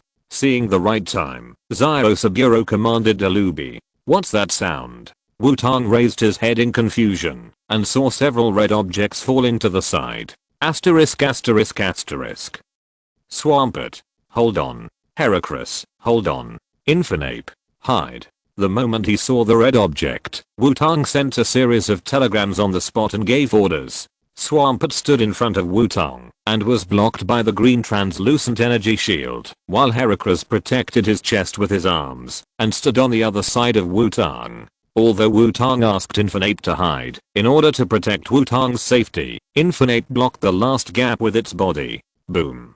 After a violent explosion, Wutong and his Pokémon successfully survived. However, the power of the explosion directly caused countless cracks to appear on the ground under Wutong's feet. Seeing the cracks on the ground, Swampert couldn't help but stomped his feet. The ground shattered, and Wutong and his Pokémon all fell down. "Swamp, you fool!" Wutong roared from afar. "That little brat fell into the ground."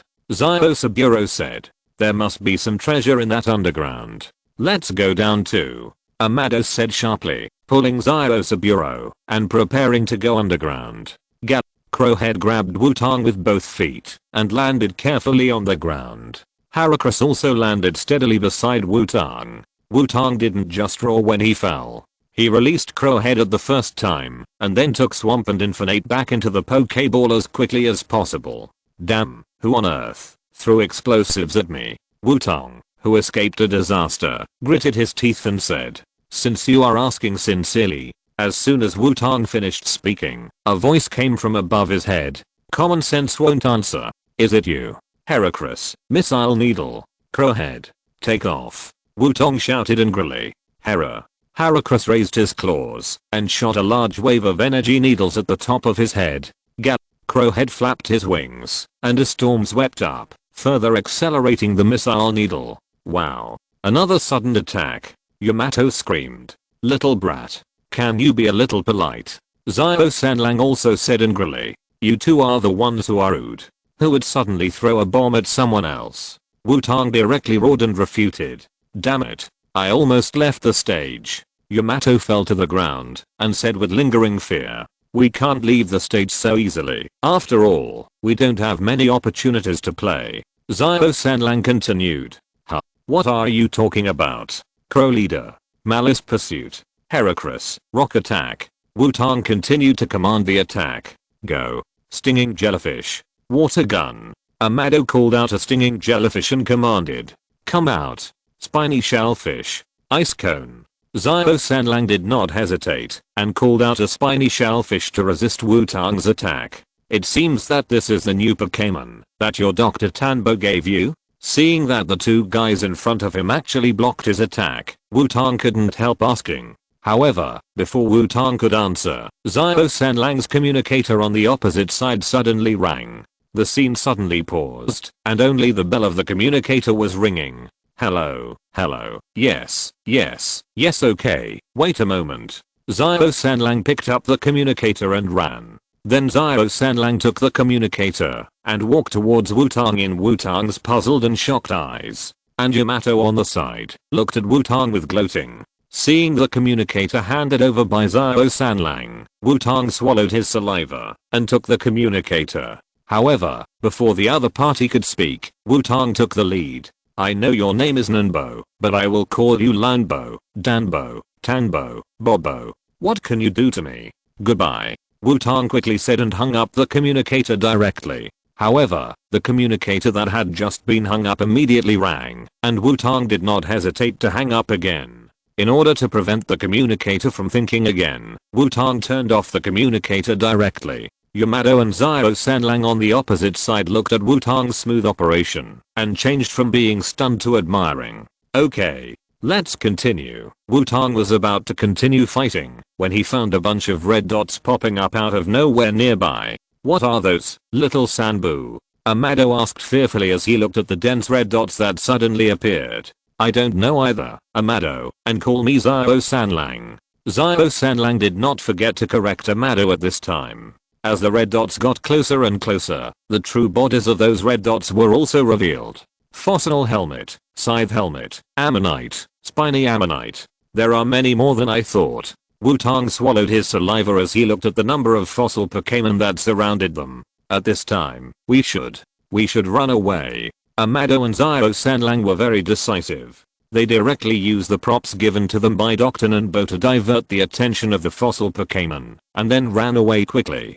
Damn it, these two guys. Wutong wanted to run away with him, but was stopped by another fossil Pokémon. Old Ghost. If I don't help today, I might really have to accompany you. Wutong could only call on his last trump card.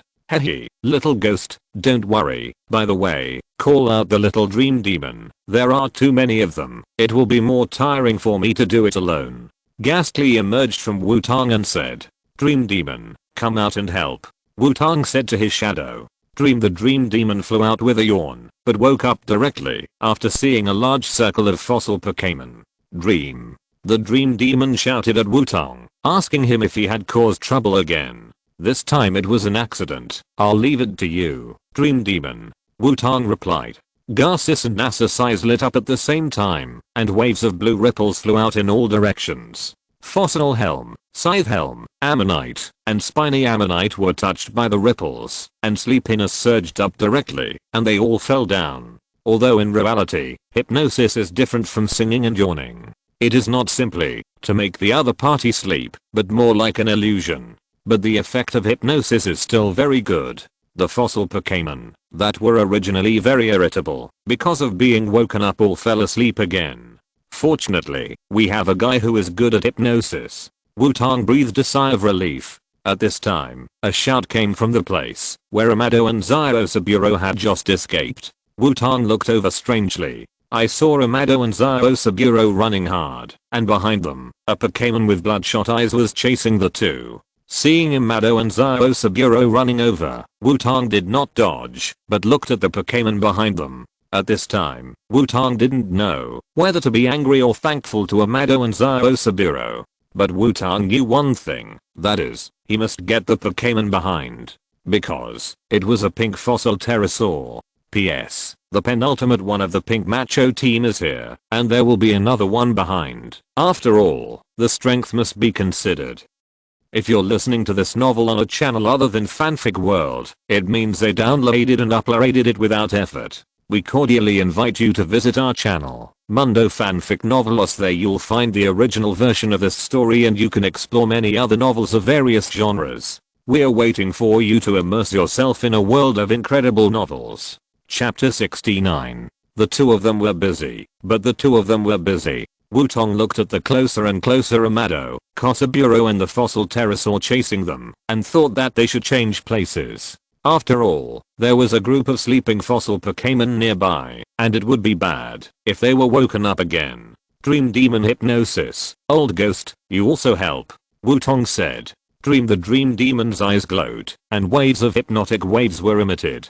Hehe, you are really a little GUI who can summon people, Ghastly complained while using hypnosis. The hypnotic waves, that were obviously stronger than the Dream Demon, appeared, and directly impacted the spirits of Amado, Spearow and the fossil pterosaur. The three guys' eyelids became heavier and heavier, and finally they fell into a deep sleep. Amado and Spearow, who were already on the ground, were fine, but the fossil pterosaur in the air fell directly to the ground, snoring. The swamp leap fish next to Wutong looked at the fallen fossil pterosaur, and his dull eyes actually showed a strange light. What should I do? Wutong looked at the three guys who fell into deep sleep and began to think. After a while, Wutong took out the dark ball and put the fossil pterosaur in it. Perhaps it was because it was fully devoted to sleeping. The fossil pterosaur only shook twice and stopped after being put into the Pokeball. Because Wutong already had 6 full complements, he needed to teleport one to Professor Oak. Wutong did not hesitate and teleported the Iron Shell Pupa back first. After putting away the Pokeball, Wutong prepared to take Amado and Spearow out of the underground cave of Dasha Valley. Heracross, I'll leave these two guys to you. Crow Chief, let's go. Wutong took back the Swampert and asked Crow Chief to take him. Heracross took Amado and Spearow out of the underground cave of Dasha Valley. After returning to the ground, Wutong called the Swampert out again and asked it and Heracross to use skills to block the cave entrance. After all, it's better not to expose the secrets of Dasha Valley casually. Looking at Amado and Spearow sleeping soundly beside him, Wutong was a little troubled. Gas, do you have a way to make them forget only the memories of this place? Wutong asked Ghastly beside him. Little ghost, even if I live for 1,000 years, I'm just a ghost type Pokémon, not as omnipotent as you think, but I can make them completely amnesiac, the kind that doesn't even remember who they are. How about trying it? Ghastly said. Forget it, that would be too troublesome. Wutong quickly refused. It's not that Wutong is too kind-hearted, but the identities of these two guys are too troublesome. Amado and Spearow are not low in the rocket team. After all, they can help Dr. Nanbo's work. If these two guys are really made to lose their memory completely, the rocket team will definitely not give up. It will be very troublesome if they find out that they are related to themselves during the investigation. Wutong doesn't think that he is capable of competing with the rocket team now. You know, the Alliance has not been able to eliminate the rocket team for so many years. Then what should I do? I don't want the rocket team to know that there are fossil Pokémon here. Otherwise, hand these two guys over to Miss Junsha? Wutong said, troubled. To be honest, Wutong doesn't have much hope for the prison security measures in this world. Amado and Spearow may easily run out. At that time, the rocket team will still know about the fossil Pokémon in Dasha Valley. Hehe, Kit, although I can't make them lose their memories during this period, I can seal their memories. Ghastly said suddenly. Huh? What's the difference? Wutong asked doubtfully. Of course there is a difference. Eliminating will make them never remember it again, but sealing it may make them remember it suddenly. How about sealing it and trying it? Ghastly said. Seal. I'll leave it to you. Wutong thought that sealing it was already his best effort, and the rest would depend on the alliance to figure it out. Ghastly did not act directly, but stared at Wutong. Okay, I get it. 2 books. No more. Wutong understood Ghastly's meaning and said directly. Hehe, watch me. Ghastly floated above Meadow and Spearow, emitting red and blue intertwined light, and he didn't know what he was mumbling. Then Wutong saw 2 streams of purple black mist-like energy seeping into Meadow and Spearow's heads. Also, it really looks like a cult scene. Wutong couldn't help but say. After successfully sealing the memories of Yamato and Spearow, Wutong threw the 2 to a place far away from the entrance of the underground cave just in case. After dealing with Yamato and Spearow, Wutong was ready to solve the problem of the fossil pterosaur. Finding a relatively open place, Wutong directly released the fossil pterosaur. The released fossil pterosaur still didn't wake up, lying there snoring. Do fossil Pokémon like to sleep? Looking at the fossil pterosaur that still didn't wake up, Wutong said puzzledly. Crowhead, wake it up. Wutong said to the crowhead beside him. Gap. The crowhead flew to the side of the fossil pterosaur and cackled at it. The fossil pterosaur, which was attacked by noise, woke up. Roar. The fossil pterosaur, who was woken up twice in a row, was very angry and roared at the crow leader. Fossil pterosaur, don't be angry. Come and fight with my Pokémon. If you lose, you will become my Pokémon. If you lose, I will send you back and then give you a full set of hypnosis services. How about that? Wutong said to the fossil pterosaur with a green light on his body. Although Wutong has successfully recaptured the fossil pterosaur, with the irritable character of the fossil pterosaur, it will definitely not accept this way of taming. Maybe it will be more troublesome than the rebellious old spray at that time. So Wutong decided to have a fair fight with the fossil pterosaur. The fossil pterosaur, which was appeased by the power of Changpon, was a little calmer, but still very irritable. It didn't think that Wutong, a small human, could defeat itself. But seeing that Wutong looked pleasing to the eye, the fossil pterosaur decided to give him a chance. Roar. The fossil pterosaur flew up and called out to Wutong. The meaning of the roar was very simple. It agreed. Then, Crow Chief, I'll leave it to you. Wutong said to Crow Chief. After all, it was an aerial battle, so it would be better to choose a flying Pokémon. Numa. Swampert suddenly jumped out of the Pokéball at this time. It called out to Wutong, and then looked at the fossil pterosaur with fiery eyes. Swampert? You said you wanted to fight? Wutong looked at Swampert in confusion. He didn't know why Swampert suddenly became so eager to fight. Looking at the fossil pterosaur in front of him, and then at the Swampert, Wutong suddenly had a bold guess. Fossil pterosaur, are you male or female? Wutong shouted to the fossil pterosaur opposite. Roar? Question mark? Roar. The fossil pterosaur was stunned at first, then roared angrily. It is the cutest fossil pterosaur in their family. This human actually asked if it was male or female. It was really infuriating. It is indeed female. Swampleap fish. You can't be. Question mark? After hearing the answer of the fossil pterosaur, Wutong looked at the Swampleap fish with a complicated expression. Numa. Swampleap fish responded without hesitation. It fell in love with the fossil pterosaur at first sight. It wanted to defeat the fossil pterosaur openly and let it be its wife. After hearing the words of Swampleap fish, Wutong's expression became more complicated. You two are not in the same egg group at all, and the species are not similar. How did you like it? Wutong fell into deep thought, and the fossil pterosaur on the opposite side began to roar and urge Wutong to hurry up, and the crowhead caught in the middle was confused. Didn't we agree that I would come? What happened? Who am I, and where am I? Okay, in that case, Swampleap fish, I leave it to you. You have to work hard for your wife. Remember, if you lose, you have no chance at all. Wutong gritted his teeth and decided to satisfy Swampleap fish's wish. Numa. Swampleap fish roared directly to the sky. The high fighting spirit made the fossil pterosaur on the opposite side stunned. The crowhead returned to Wutong with a face of grievance. It was obviously me who did it first. Why was Swampleap fish so skilled? Swampleap fish. Rockfall. Wutong directly commanded Swampleap fish to take the initiative. Love, you have to take the initiative. Numa. Swampy Fish roared loudly, and a boulder half the size of usual suddenly appeared. Swampy Fish caught it directly with his arms. Then his muscles bulged high, and with the force of his arms, the boulder flew quickly towards the fossil pterosaur. Roar. Faced with a flying boulder, the pterosaur was not to be outdone, and a boulder also appeared in front of it. The pterosaur turned 360 degrees, and swung its tail, hitting the boulder with its tail. The two boulders collided in the air, and then broke apart together, forming a shower of rocks down. Roar. The fossil pterosaur was obviously not a passive character. It aimed at the position of the swamp jumper, lowered its head slightly, and rushed over with amazing momentum. Swamp jumper, hold on. Wutong said directly. Numa. Swamp jumper raised his arms, and a green translucent energy shield appeared, blocking the fossil pterosaur's ramming. Break the rock.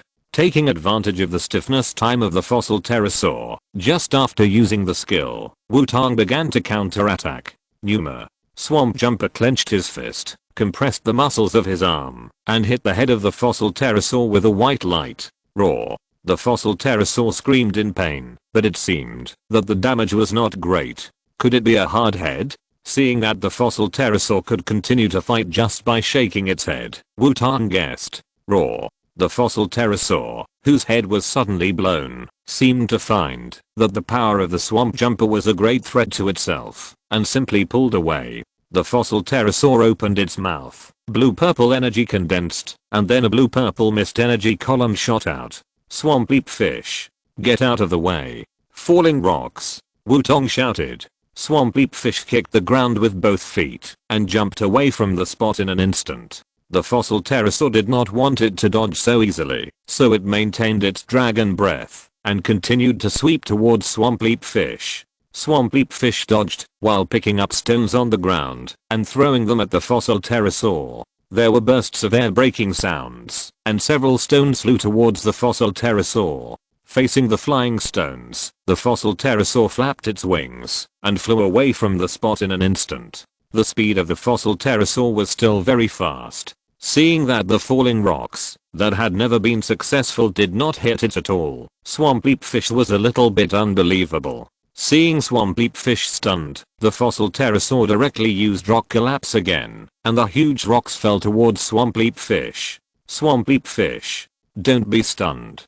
Get out of the way. Do you still want your wife? Wutong shouted hurriedly. Numa? After hearing Wutong's shout, the swamp leaper hesitated again. During this hesitation, the swamp leaper failed to avoid the boulder, and was directly pressed down. It's over. Love makes fish blind. Wutong saw the swamp leaper being pressed down by the boulder, and Wutong felt that he should say goodbye to the fossil pterosaur. Numa. However, a roar rekindled Wutong's hope. The boulder shattered, and the swamp leaper jumped out again, just like a monkey that had been pressed under the mountain for 500 years. After being pressed under the stone, the swamp leaper remembered Wutong's words. If he lost, he would have no chance, and his wife had to work hard on her own. The pressure turned into motivation, and a dazzling light appeared on the swamp leaper. Evolved. Wutong said in surprise. The white light dissipated, and a Pokémon with a basic body color of light pink, fins of dark pink, and a white abdomen appeared in front of Wutong. Roar. Swampert. No. Swampert roared, slammed its limbs on the ground, and the whole Pokémon shot out like a cannonball. Oh my god, this is too good. Wutong couldn't help saying when he saw the flying Swampert. Roar. Facing the suddenly flying Swampert, the pterosaur was also stunned. He didn't expect that this guy could fly. The pterosaur was hit by the Swampert while he was stunned.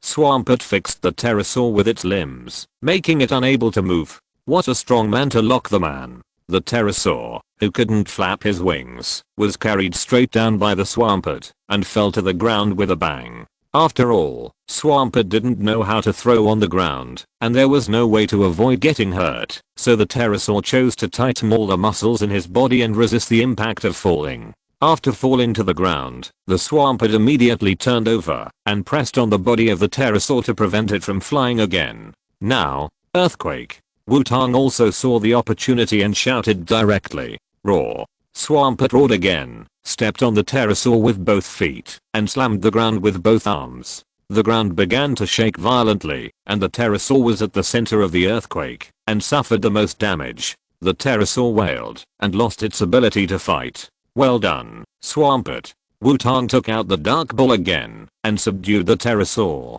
The dark ball shook on the ground twice, and then quieted down. Larger. Seeing that the pterosaur was successfully subdued, Swampert shouted happily, and then began to show his muscles. This is the power of muscles, and even more, so the power of love. However, Swampert fell to the ground, before he made a few moves, and his eyes turned into circles. Thank you for your hard work, Swampert. Wutong took Swampert back helplessly. Swampert has always relied on the intention of finding a wife. Nyan tried hard to hold on, and now he has succeeded. Swampert will be counter-attacked instantly, and it is normal for him to lose consciousness. Chapter 70. After the big swamp monster was recovered, Wutong was a little confused when he looked at the dark ball with the fossilized pterosaur in his hand. Wutong didn't expect that he would not only have a team, but also an extra shiny Pokémon. Now he had to make a choice. Just when Wutong was struggling, Rotom flew out and came to Wutong. Lotto is calling, Lotto is calling. Rotom said. What is this? Professor Oak. Wutong said to himself when he saw the incoming call reminder. Professor Oak, what do you want to talk to me about? Wutong asked after answering the phone. Xianatong, I saw you teleported the Iron Shell Pupa back, and I want to ask you what happened. You haven't captured 7 shiny Pokémon, have you? Professor Oak asked. It's a long story. Wutong thought about it, and decided to tell the story of capturing the fossil pterosaur. As for why he was digging there, Wutong gave the reason that he wanted to see if he could dig up rare stones. There are fossil Pokémon alive under the Dasher Valley. This is a big discovery. Xianatong, you did the right thing. It's not suitable to be made public now, but your fossil pterosaur can be used normally. Although the technology in the Kanto region is not yet perfect, fossils can be revived in Kanto and Sinnoh. Professor Oak reassured Wutong. Drive Oak. Can I carry 7 Pokémon? Wutong asked suddenly. Do you want to increase the Pokémon carrying limit? Professor Oak asked back. Can the carrying limit be increased? Wutong asked puzzledly. Generally speaking, the maximum number of Pokémon that a trainer can carry is fixed at 6. This is the maximum limit set for both Pokémon and trainers. However, as the trainer's strength continues to improve, the number of Pokémon that can be trained and commanded at the same time will also increase. However, generally, only trainers who start at the king level can increase the upper limit. Professor Oak explained. So that's the case, but Professor Oak, my situation is quite special. Wutong nodded after listening, and then tried to ask Professor Oak for leniency. The little girl, Mengyao, is a complete homegirl, and she has no interest in fighting. In order not to fight, she can even give up the opportunity to evolve. And I also promised Mengyao that, as long as the elves of the full team are gathered, I will not let it fight, but Mengyao will definitely not leave me. Then I can only try to increase the number of Pokémon I can carry. Is that so? Professor Oak touched his chin and thought. Okay, you first teleport the Dream Demon's Pokéball back, and I'll help you set up special permissions for the Dream Demon's Pokéball, so that it will be independent of your team, so that it won't be considered as expanding your Pokémon carrying capacity. Professor Oak thought for a while and said, great, then I'll leave it to you, Professor Oak. By the way, please teleport the Iron Shell Pupa directly to me. Wutong said. Dream Demon, did you hear me? I'll teleport over and set it up and come back immediately. Remember not to cause trouble. Wutong said to his shadow. The Dream Demon also knew that Wutong didn't want to be separated from him, so he nodded obediently and took the initiative to enter the Pokéball. Wutong took out the portable Pokémon transmission device and started to transmit Pokémon. After a while of operation, the hunting ball containing the Iron Shell Pupa was teleported back to Wutong's hands. The next step is to wait for Professor Oak to finish the settings, and Wutong can continue on the road. Waiting is always boring. Wutong, who had nothing to do, simply took out the Pokémon Encyclopedia and began to check the information of the newly evolved Swampert and the newly captured pterosaur. Wutong habitually opened the Pokémon Encyclopedia. Big brother. Pervert. As soon as the Pokémon Encyclopedia was opened, Xiaoxia emerged from the Pokémon Encyclopedia and said to Wutong, "Where did you learn these from?" Looking at Xiaoxia hugging him pretentiously, Wutong asked with a twitch in the corner of his eyes, "Big brother, don't you like it? I remember that my parents like to play this kind of game very much." Xiaoxia asked with a curious look. After listening to Xiaoxia's words, Wutong was stunned. "I didn't expect Dr. Fuji and his wife to play so much. This hobby is really unique. Okay, don't do this in the future. Help me scan the information of Swampert and Pterosaur." Wutong gently tapped with his finger. He lowered his head and said, "I got it, big brother." Xiaoxia said as she floated in front of the two Pokeballs, then stretched out her hands, emitting a burst of light. The Swampert, the Swampfish Pokémon, is the evolved form of the Swampert. It is extremely powerful and can easily pull rocks weighing more than 1 ton.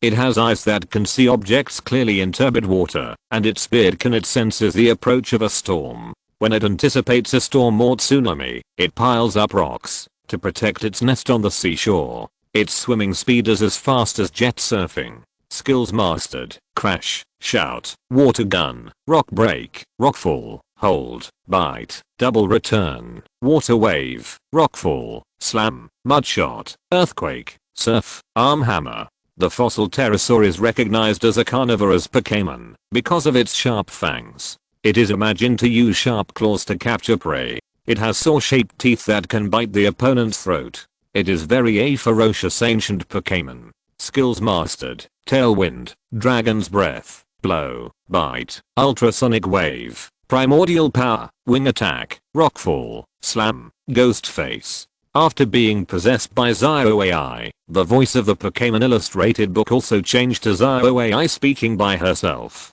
However, the Pokémon introduction and information will still be displayed on the screen. After evolving, Swampert learned to surf and arm hammer, and its attack methods became more comprehensive. As for the fossil pterosaur, Wutong can only be said to be the king of the ancient sky, with very comprehensive skills. It seems that the crow leader will not be lonely when training in the future. "I just don't know what the flash power of the fossil pterosaur is," Wutong said to himself while looking at the information of the two Pokémon. At this time, the portable Pokémon transmission device responded, and the dream monster was retransmitted back. Dream, the dream demon who was transported back, ran out of the elf ball and flew into the shadow of Wutong. Wutong smiled when he saw the series of operations performed by Dream Demon, and then continued his journey. The next morning Wutong arrived at the beach heading to Hongyan Island. After resting for a night at the nearby Pokémon Center, Wutong's Pokémon recovered. Looking at the endless sea in front of him, Wutong began to think about how to cross the sea. Although there is a cruise ship specifically to Hongyan Island, Wutong wanted to try another way. "Come out, Swamp Monster." Wutong called out Swamp Monster. As a Pokémon trainer, how can I travel without relying on Pokémon? Wutong has long been looking forward to being able to control his own Pokémon, and Swampert has also learned to surf. It would be a pity not to try it. Lag. The giant swamp monster came out and shouted, and then began to look around. Unfortunately, he did not see the figure he was looking for. "Okay, swamp monster, stop looking for it, let's cross the sea together." Wutong saw what swamp monster was thinking and said directly, "Lag." The giant swamp monster nodded, and then jumped directly into the water. The average height of the swamp monster is 1.5 meters, but Wutong's swamp monster is in far better shape than the average swamp monster when fed continuously by Wutong's ultra high quality energy cubes. Coupled with the power of swamp monster's flash, the muscles of swamp monster are much more developed than other similar ones. Therefore, Wutong's swamp monster has a huge size of nearly 2 meters. It's more than enough to carry a sycamore. But it's not good if your clothes get wet. "Wait for me," Wutong said and ran to a hidden corner. After a while, Wutong walked out wearing beach-style floral shorts plus short sleeves, flip-flops on his feet, and a pair of small sunglasses on his face. "Let's go," Wutong said and jumped onto the Swampert. Lag. The giant swamp monster yelled and started to move forward. The swimming method of the swamp monster is a bit like a dog paddle, with all four limbs paddling continuously, and the huge tail fin keeps swinging. The swamp monster swims unexpectedly fast and fairly smoothly. But, which direction is Red Lotus Island? Wutong discovered the problem. Leave it to me. Lotto Rotom ran out of the mobile phone in time and turned on the navigation mode. In the afternoon, Wutong successfully arrived at Hanglian Island. As expected of Hanglian Island, a tourist resort famous for its hot spring tourism. After landing on the island, Wutong couldn't help but said while looking at the lively scene in front of him, although the hot spring in Sunshine Town is also hot, it pales in comparison to Hanglian Island. Any hot spring hotel on Hanglian Island looks more popular than Yanquan Restaurant. Is there no place to stay at night? Wutong couldn't help but said as he looked at the hot spring hotel with people coming and going at every door. My head is frozen. What is body warmth? Just when Wutong was struggling, an uncle wearing sunglasses and flowing long hair suddenly appeared beside Wutong and asked, "Uncle, you are so scary." Wutong said calmly when he saw the Riddler suddenly appear.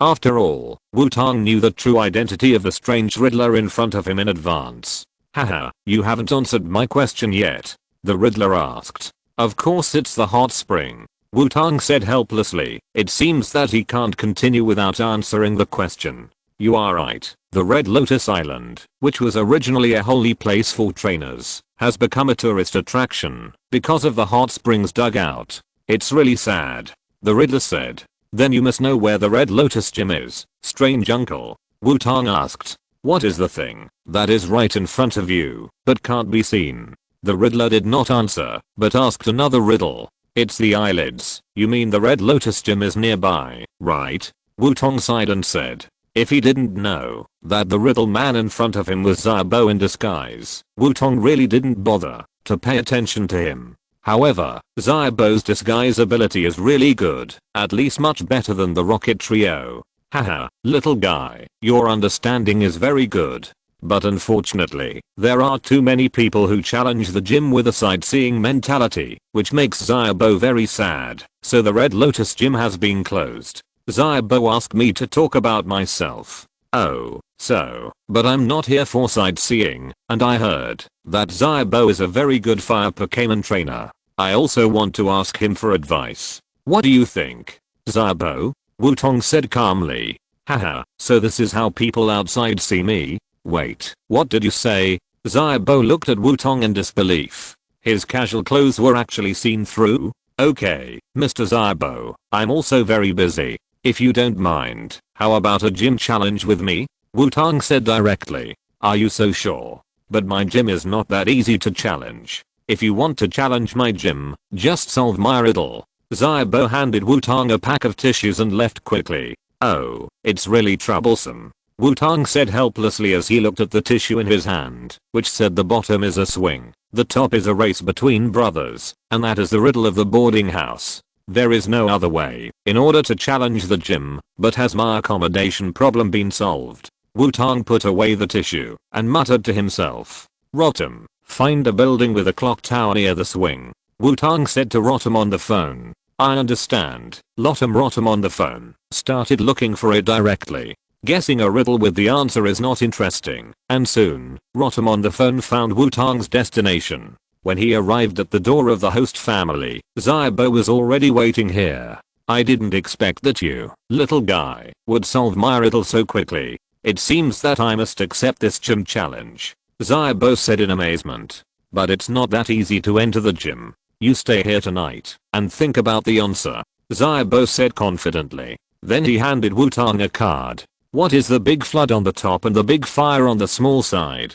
Come on, young man, hoo-hoo, I'll prepare a room for you. There are really many guests today. Xiaobo walked into the homestay with a strange smile. So I hate the riddle man the most, Wutong said irritably. Wutong felt a headache at this moment. He felt that he had no mood to challenge the gym today. It seemed that he could only hope that the hot spring could comfort his heart. After trying Xiaobo's craftsmanship, Wutong couldn't wait to come to the hot spring. It's a pity that there is no mixed bathing for humans and Pokémon here, so Wutong can only experience the hot spring by himself. When he came to the hot spring, a smell of sulfur entered Wutong's nasal cavity. That's the smell. Wutong nodded with satisfaction, and then entered the hot spring pool. After soaking in the hot spring, Wutong found that other guests had come in first.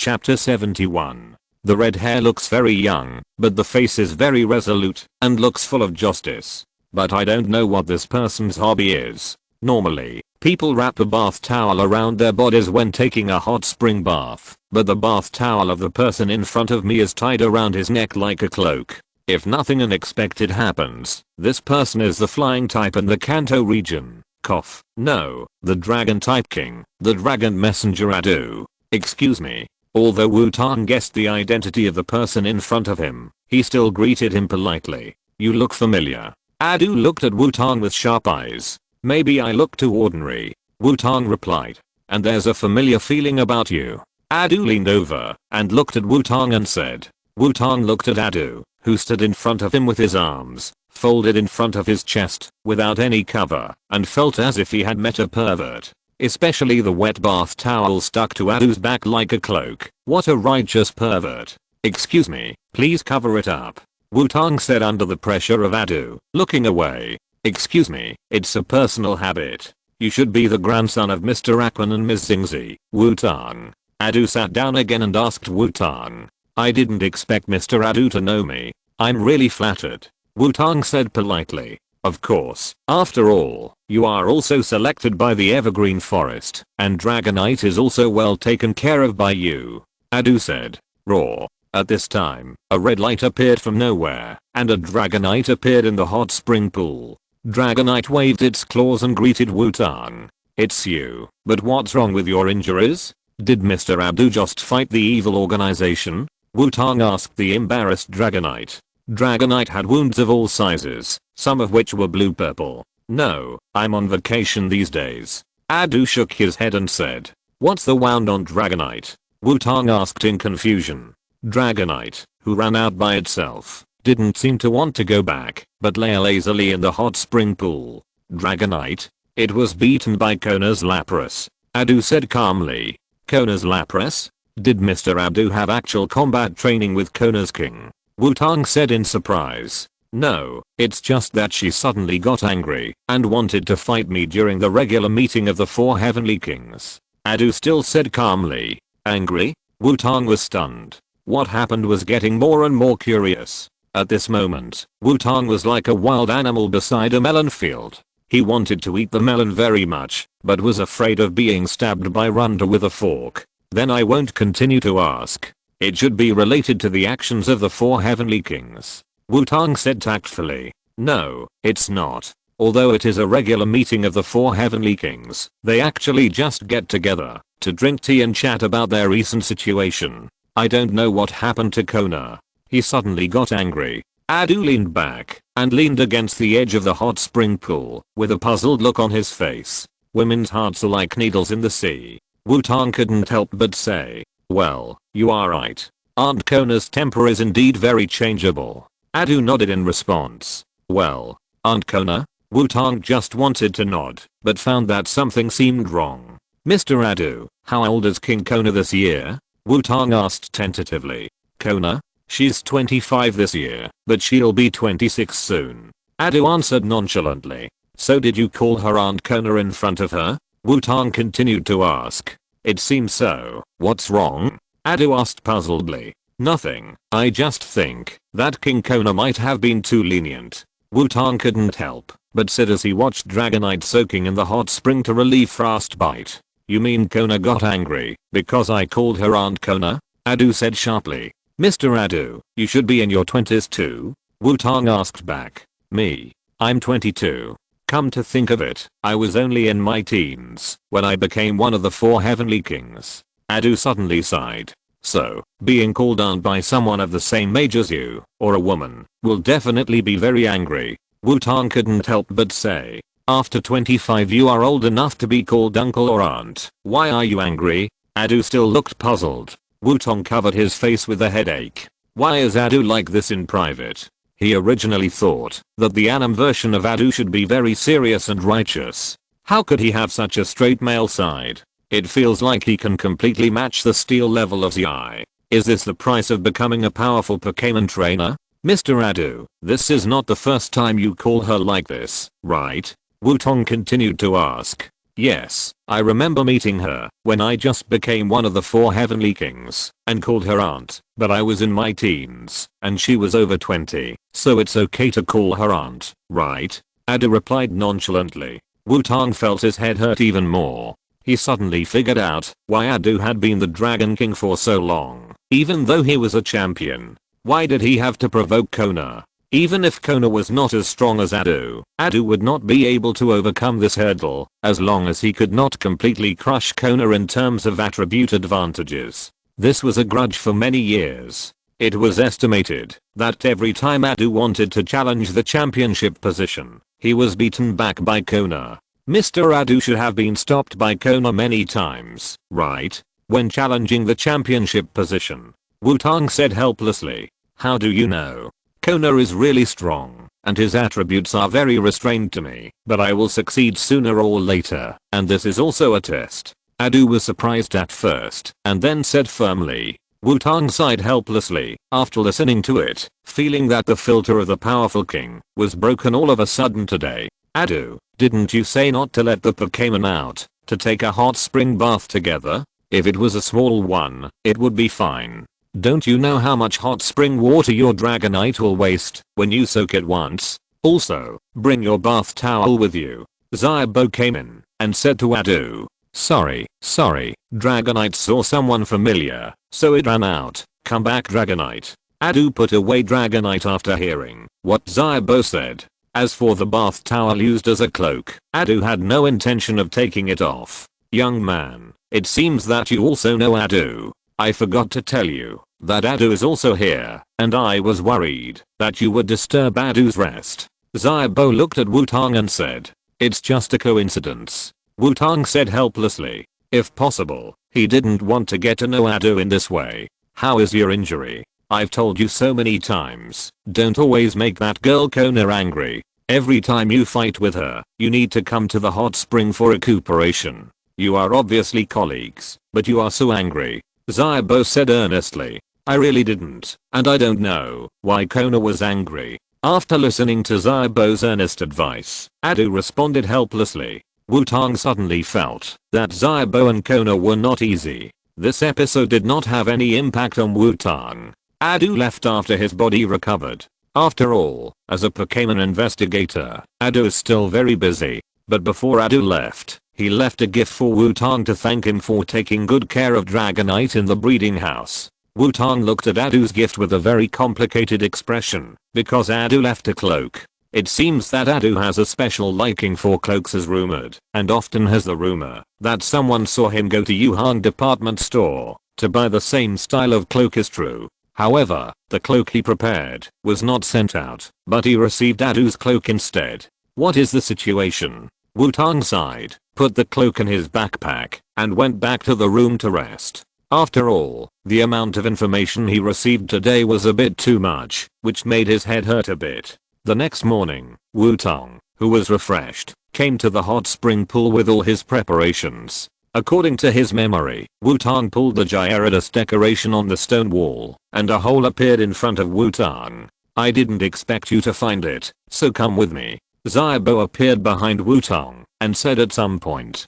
Mr. Xiaobo, you are so elusive and scary. Wutong replied, haha, this is also very interesting, isn't it? Xiaobo said as he led Wutong into the cave entrance. Wutong followed Xiaobo down all the way and came to a battlefield that looked like a steamer. Welcome to the Red Lotus Gym, Challenger Wutong. Are you ready? Xiaobo walked to the opposite side and turned around to ask. Of course, I can't wait. Wutong replied. Before that, what is the thing that can be easily said before knowing it, but can't be said after knowing it? Xiaobo still did not give up the mystery, said the identity of a speaker. Mr. Xiaobo, the bald man, can we start? Wutong asked. It's not a bald head. It's a bald head. Bald head. Xiaobo said as he pulled off the disguise on his head. The uncle with long flowing hair turned into an old man with white Mediterranean hair. Hey, Mr. Xiaobo, your wig is unbonded. Wutong said calmly. What? After hearing Wutong's words, Xiaobo quickly touched the hair on the back of his head. Then he found that Wutong was lying to him. Damn it, cunning boy. Xiaobo knew that, even if it was not unbonded, he would have been exposed at this time, so he simply pulled off the second wig and then put on round sunglasses. Although there is no white coat, it still looks good this way. Wutong nodded with satisfaction. After all, in Wutong's opinion, Xiaobo's bald head, sunglasses and white coat are more classic. Okay. The rule of the Red Lotus Gym is 3 on 3. Let's start the battle. My number 1 player is this. Go, Ninetales. Xiaobo, as the gym owner, was the first to call out his Pokémon. Ninetales? In that case, go, incarnate. Wutong thought for a moment, and did not choose Swampert or Pterosaur, which had advantages in attributes. Instead, he chose Incarnate. After all, Wutong felt that the opportunity for Incarnate to evolve was on the Red Lotus Island, and this Zanzan built in the volcano is the place for Incarnate to evolve. Bobber. The scorching air nearby made Incarnate very excited, and it roared directly, spitting out a burst of flames from its mouth. It's actually the Shining Incarnate, but you choose Incarnate to challenge me. It seems you are very confident. Go, Ninetales. Use the Flame Vortex. Xiaobo waved his hand and commanded. Incarnate, spray smoke. Wutong commanded not to be outdone. Woo. Ninetale Beast spit out a swirling flame from its mouth and rolled towards the duck-billed fire beast. Bobber. The duck-billed fire beast also opened its mouth, and billowing white smoke and a burst of sparks sprayed towards the nine-tailed beast. The two moves intertwined in the air, and in the end, the nine-tailed flame vortex was better, strangling the duck-billed fire beast's smoke, and continuing to shoot at the duck-billed fire beast. Duck-billed fire beast. Flame wheel. Wutong continued to command, as if he had expected it. Bobber. The duck-billed fire beast rolled forward, and its body was instantly covered with flames. Like a flaming wheel, it crashed straight into the nine-tailed beast. Nine-tailed beast, a flash of lightning. Seeing the duck-billed fire beast rushing over, Xiaobo smiled and commanded. Woo. Nine-tailed beast directly turned into a white light, and rushed towards the duck-billed fire beast. The nine-tailed beast and the duck-billed fire beast collided with each other, but the flames on the duck-billed fire beast were all absorbed by the nine-tailed beast, after burning the nine-tailed beast. Is it really a fire-inducing property? But it doesn't matter. Duck-billed fire beast, thunder fist. Wutong commanded calmly. Bobber. The lightning flashed in the duck-billed fire beast's hand and hit the nine-tailed. The nine-tailed didn't seem to have good luck, and a trace of electricity appeared on the body of the beaten back nine-tailed. It seems that the nine-tailed was paralyzed. Nine-tailed, immobilization method, seal. Seeing that his nine-tailed was paralyzed, Xiaobo resolutely decided to play a dirty trick. A blue light flashed in the nine-tailed's eyes, and the duck-billed fire beast felt as if he had lost something. TSK, it's really disgusting. Duck-billed fire beast, flame wheel. Wutong tried to say. Bobber. The duck-billed fire beast shouted, rolled forward, and then nothing happened. Even the flame wheel is gone. Duck-billed fire beast. Go over. Wutong shouted directly. Bobber. The duck-billed fire beast charged directly at the nine-tailed. The duck-billed fire beast came to the nine-tailed fox and started fighting directly, punching the nine-tailed fox one after another. Nine-tailed fox. Flame whirlpool. Xiaobo knew that the nine-tailed fox's movements were restricted and could only shout. Woo. The nine-tailed fox cried out and wanted to use the flame whirlpool, but an electric current appeared on its body, preventing it from moving. Now, explosive fist. Wutong shouted after seeing the situation. Bobber. The duck-billed fire beast roared, and a layer of white light covered its fist, and it hit the nine-tailed fox with amazing momentum. The nine-tailed fox was directly beaten back to Xiaobo, and lost its ability to fight. Wutong's duck-billed fire beast took the lead. Chapter 72. The battle was a battle, and the battle was a battle. After Ninetales lost its ability to fight, Infinite felt that its sealed skills had been restored.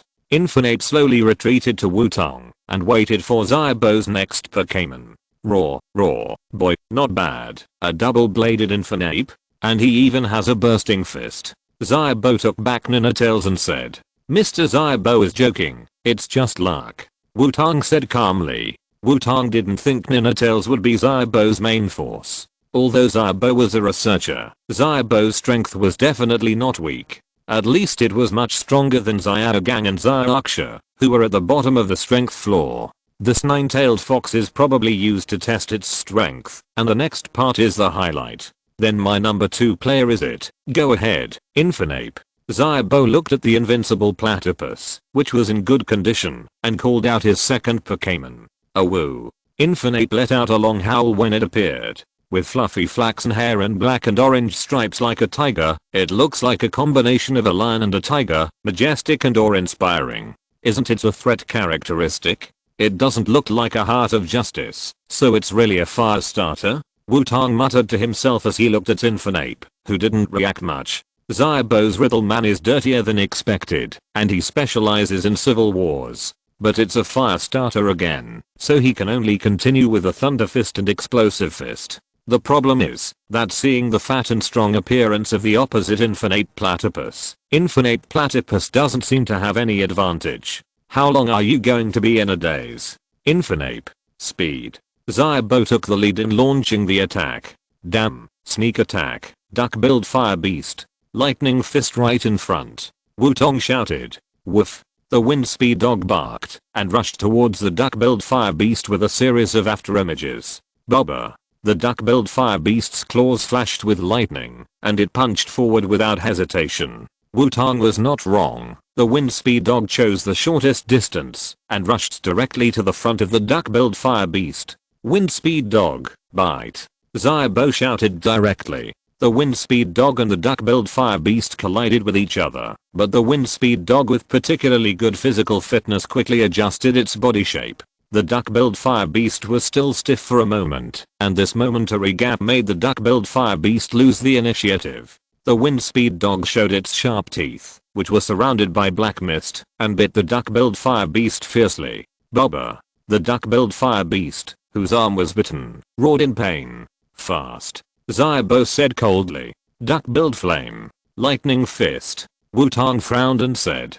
The explosive fist cannot be disturbed, and the current state can only rely on the lightning fist. The duck-billed flame endured the pain, and the other free claw flashed with lightning, hitting the head of the wind speed dog frantically. However, the wind speed dog could not resist the beating, and directly bit the duck-billed flame, leaving a trail of afterimages, and crashing into the wall. Ouch. After the wind speed dog knocked the duck-billed flame into the wall, it nimbly touched the wall with its limbs, and jumped back to the battle platform. Seeing the duck-billed flame fall into the magma pool below, Wutong was not worried. After all, the duck-billed flame can survive in the magma. But the duck-billed flame probably has no fighting ability. It seems that there is no way to evolve. Wutong originally thought that the duck-billed flame had a magma drive device and had already purified the flame. Volcanic areas like Hanglian Island must have special magnetic fields, and as long as the battle reaches a certain level, it should be able to evolve. I just didn't expect that Xiaobo's Pokémon were all fire attributed. There was no room for the platypus to play, let alone Jinhua. It was already very good to be able to stand on the field until now. Mr. Xiaobo, please help me bring the platypus back, Wutong said. However, before Xiaobo could reply, the magma pool rolled, and then a figure broke through the magma and jumped up. Bobber, a steady call sounded. Wutong looked at the jumping figure with surprise. An ordinary platypus held a shining pink platypus in a princess hug. This was a platypus that Xiaobo raised in the magma. At this time, Xiaobo's platypus looked at Wutong's platypus with a deep look on his face. Bobber, are you okay? Xiaobo's platypus called with a bubbling sound. Wutong was stunned, and Wutong's platypus was confused. Xiaobo had a look of great satisfaction on his face, as if his child had grown up. The scene suddenly fell into silence. Soon, Wutong's varmint reacted first. It began to struggle violently. Seeing this, Xiaobo's varmint put Wutong's varmint down very gentlemanly. Wutong's varmint immediately moved back in front of Wutong, looking at Xiaobo's varmint with a vigilant face. Bobber. Xiaobo's varmint moved its body and called out seriously. Wutong, who possessed the power of Changpan, understood what Xiaobo's varmint meant. I will fight for my wife myself. Wutong felt that Xiaobo's varmint must have a lot in common with his giant swampert. However, there is a serious problem now. His varmint is male. And if Wutong is not mistaken, Xiaobo's varmint is also male. Bobber. Xiaobo's varmint stared at Wutong's varmint affectionately and called out. Wutong's duck-billed fire beast trembled after hearing this, with a disgusted expression on his face. Wutong also had a constipated expression on his face, because Xiaobo's duck-billed fire beast actually started to speak cheesy love words. It's like I had an fourth today. What kind of fourth was it? I miss your night. Bubba. Wutong's duck-billed fire beast was angry. It felt that the guy on the opposite side was deliberately playing a trick on it. Roar. It seems that your duck-billed fire beast still has the strength to fight, but I have to exchange players here. Xiaobo said with a smile. Wine Speed Dog knew that his brother was serious. He shouted at the duck-billed fire beast to cheer it up, and then left a chic back, and returned to Xiaobo. Bubba. Wutong's duck-billed fire beast was even more angry. It must knock the heads of the two guys on the opposite side. The violent emotional fluctuations of the duck-billed fire beast triggered a riot of nearby fire attribute energy.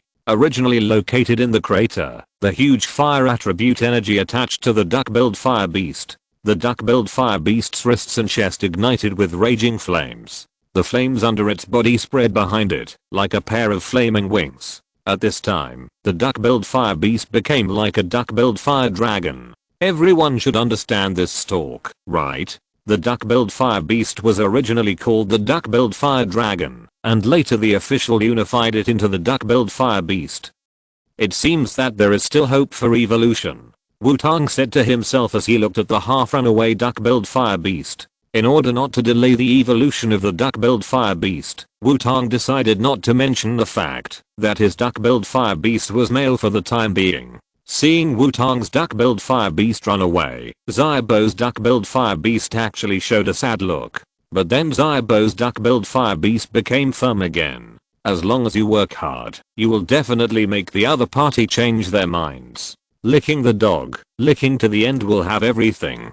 Bubba. Thinking of this, Xiaobo's incarnate roared and ignited flames. What's going on? One or two of them will explode. How can the Pokémon with the fierce fire attribute survive? Wutong couldn't help but complain when he saw the incarnate on the opposite side also ignited a raging fire. Incarnate, use the flame wheel to rush over. Wutong decided to attack first. After all, his incarnate was now supported by a burst of anger. It is not certain when it will lose its combat ability, so it must be a quick battle. We also use the flame wheel, Xiaobo said happily. As a Pokémon researcher, how could he not see that Wutong's incarnate was a male? But this old man with a bad taste wanted to see this show continue.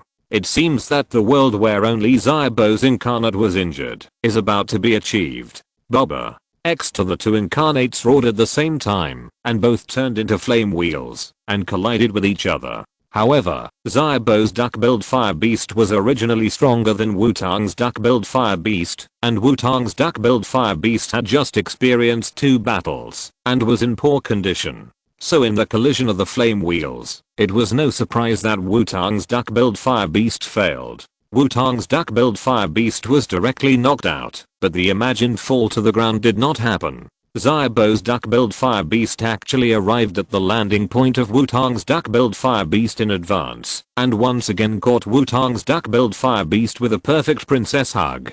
Bubba. Wutong's duck-billed fire beast directly sprayed flames and washed his face at a very close distance. Xiaobo's duck-billed fire beast stared at Wutong's duck-billed fire beast's spray of flames to wash his face and slowly put it down. This is really shameful, Wutong couldn't help but say. In the eyes of Xiaobo's duck-billed fire beast, this was showing his gentlemanly demeanor. This was a complete humiliation for the platypus of Wutong. It literally ripped its face off and threw it to the ground. Step twice more. At this time, Wutong's duck-billed fire beast felt that its body was getting hotter and hotter, and anger filled its body. No matter how obedient the child was, under this intense anger, Wutong's duck-billed fire beast simply didn't care whether Wutong gave orders or not. With lightning flashing from his fists, he rushed directly towards Xiaobo's duck-billed fire beast. Should I be happy that I still remember to choose the lightning fist at this time?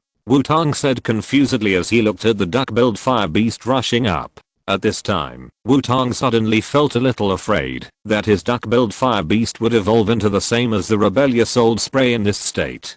Duck-billed fire beast, Flame Fist. Xiaobo calmly commanded. It's not that his duck-billed fire beast doesn't know the lightning fist, but the proficiency of the flame fist is higher. In addition to the bonus of the same attribute, even if Wutong's duck-billed fire beast is resistant to fire skills, it can cause higher damage than the lightning fist. Bobber.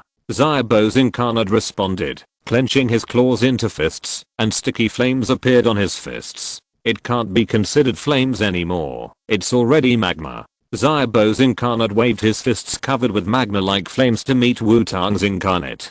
Is this learned from Red Dog? Wutong couldn't help but say when he saw Xiaobo's incarnate's flame fist. Bobber. Wutong's incarnate was not to be outdone, and the lightning on his fists surged, and he started a fight with Xiaobo's incarnate. However, it seems that Wutong's incarnate didn't get any advantage. Incarnate, try to use the flame fist and the lightning fist at the same time. Wutong shouted. Bobber. Hearing the call of his trainer, Wutong's incarnate regained some reason, and began to try to use the lightning fist and the flame fist at the same time. Bobber. Xiaobo's duck-billed fire beast felt that only by defeating Wutong's duck-billed fire beast could he gain recognition and love, become the CEO, and reach the peak of his beast life. So Xiaobo's duck-billed fire beast did not stop, and punched Wutong's duck-billed fire beast again and again. Wutong's duck-billed fire beast punched with lightning, and the punch ignited a little flame, and then went out immediately.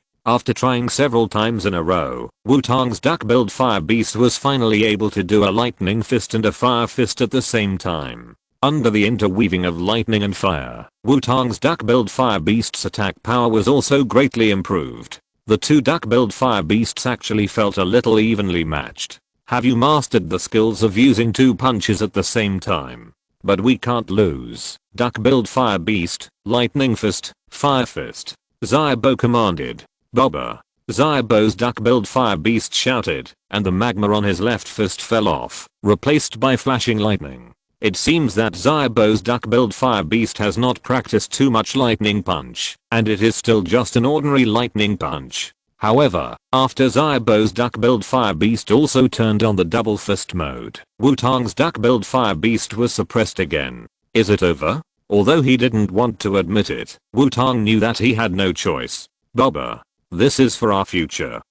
With the roar of Xiaobo's duck-billed fire beast, a punch hit Wutong's duck-billed fire beast heavily. Wutong's duck-billed fire beast was directly knocked out, and fell into the magma again. The duck-billed fire beast that fell into the magma looked at the red color in its eyes, and a feeling of dissatisfaction spread throughout its body. It didn't want to lose. It didn't want to lose like this. The magma began to surge, and the power of fire attribute began to respond to the mood of the duck-billed fire beast. The energy of fire attribute began to revolve around the duck-billed fire beast. The lava amplifier on Wutong's incarnate began to work at high speed. As the fire energy continued to rotate, a vortex formed in the magma. White light came out of the incarnate at the center of the vortex. Wutong, who was on the battlefield, felt something and smiled. Finally evolved. Wutong said happily. Xiaobo's incarnate also sensed something, and stared at the magma. A magma vortex appeared, and a dazzling white light burst out from the magma vortex.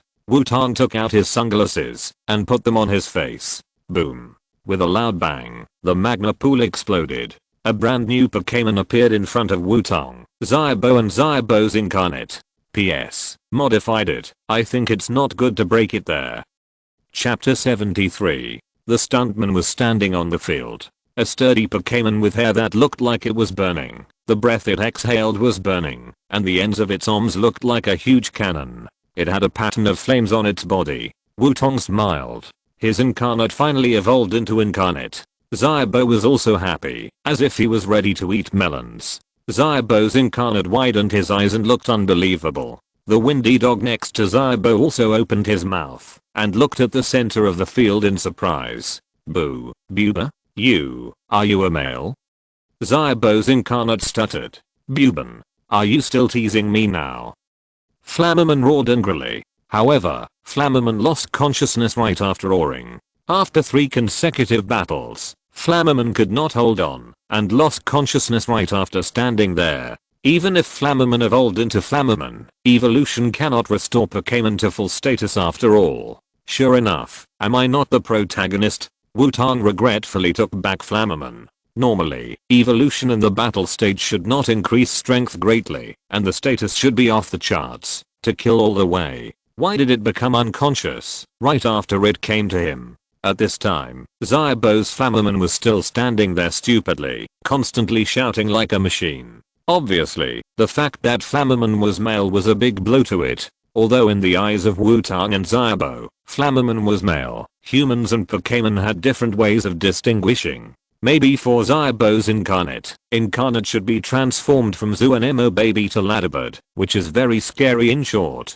Although it's not our problem, what's the matter with this sense of guilt? Wutong couldn't help but say as he looked at the stunned incarnate. Raw, incarnate, don't be so sad, as long as there is love, what's the problem with gender? I'm very open-minded. Xiaobo said, as if he had eaten a good melon. Bubba? Xiaobo's incarnate looked at Xiaobo with a question mark on his face. A woo? Windy Dog also looked at Xiaobo with a confused face. Obviously you watch the video of female humans wearing very little clothes every night. Well, let's continue fighting. Go, Swampert. Wutong felt that the topic was getting weird and quickly called out the next Pokémon. Larger.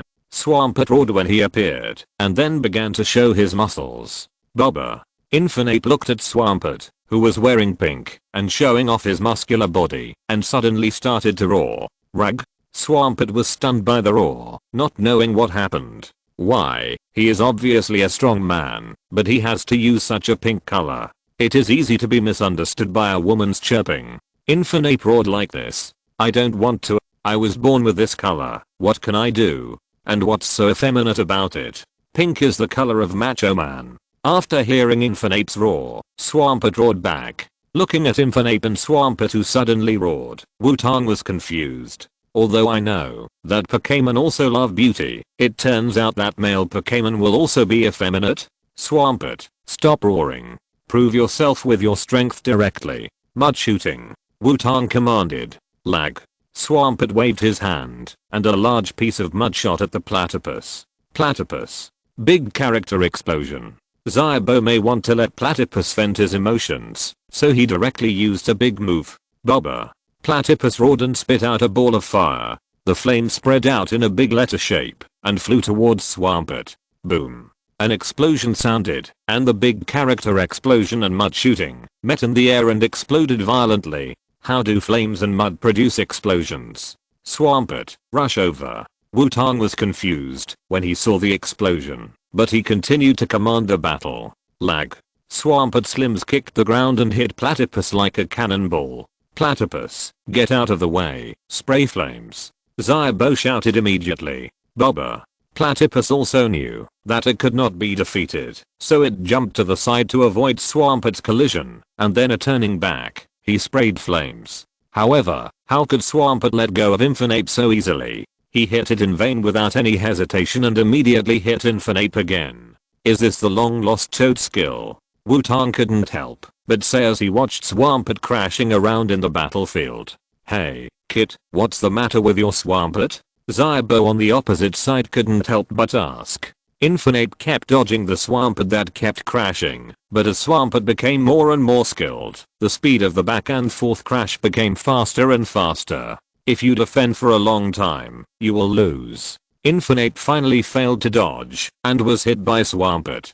Swampert, arm hammer. Wutong said after seeing Swampert successfully hit Infinite. Larger. Swampert's arm muscles tightened, white light flashed on his arm, and he swung it heavily at Infinite.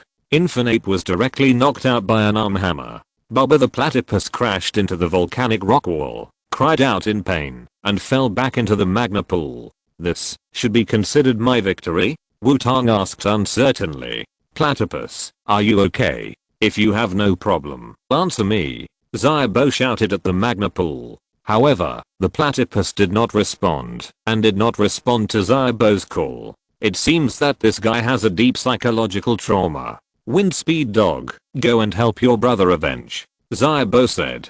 A woo Wind Speed Dog barked and returned to the battlefield. I want to avenge my brother who was deceived in my feelings. Wait for death, pink monster. Wind Speed Dog roared at Swampert. It's emotionally deceived. What does it have to do with me? No, who deceived its feelings? It was obviously wrong. Swampert responded unyieldingly. Swampert, mud shooting. Wutong immediately stopped the quarrel between Windy and Swampert. Windy super speed. Zybo was not to be outdone. Awoo, die. Pink monster.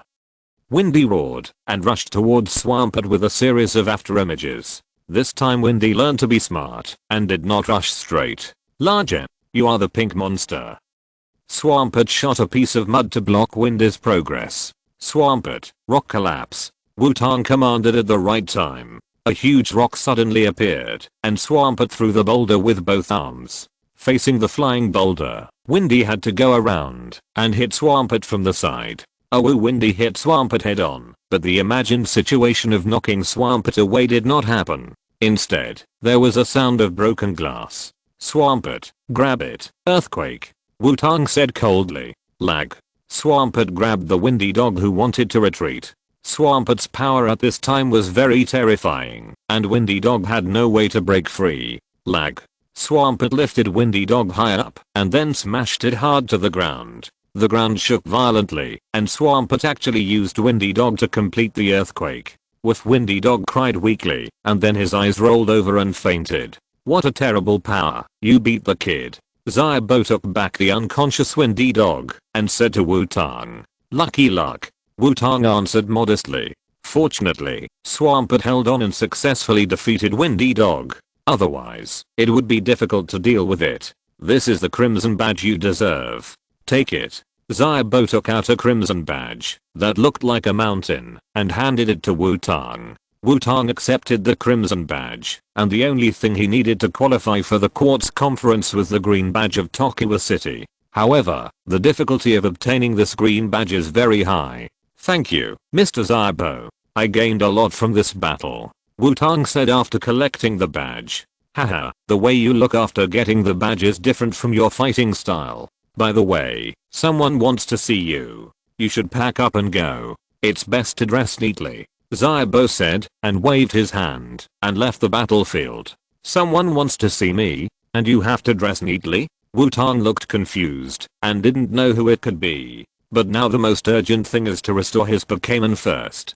Wutong came to the Pokémon Center, and handed over both Platypus and Swampert to Miss Joy for restoration. He took out the Pokémon illustrated book as usual, and prepared to check the information of Platypus. Wutong took out the Pokémon encyclopedia, and was about to open it, when he thought of something and stopped immediately. Xiaoxia. Wutong called cautiously. I'm here. Big brother Xiaoxia floated out of the Pokémon encyclopedia by herself, but she looked a little regretful. Seeing Xiaoxia's expression, Wutong knew that this precocious little guy must want to play a prank again. Fortunately, he took precautions in advance, otherwise he would really be dead. Help me check the information of Platypus. It should have been scanned. Wutong said. No problem, Xiaoxia said, and projected a rectangular screen. Wutong was surprised. Xiaoxia's function seemed to have evolved again. Placenta, a smoke Pokémon, is the evolved form of Charmeleon.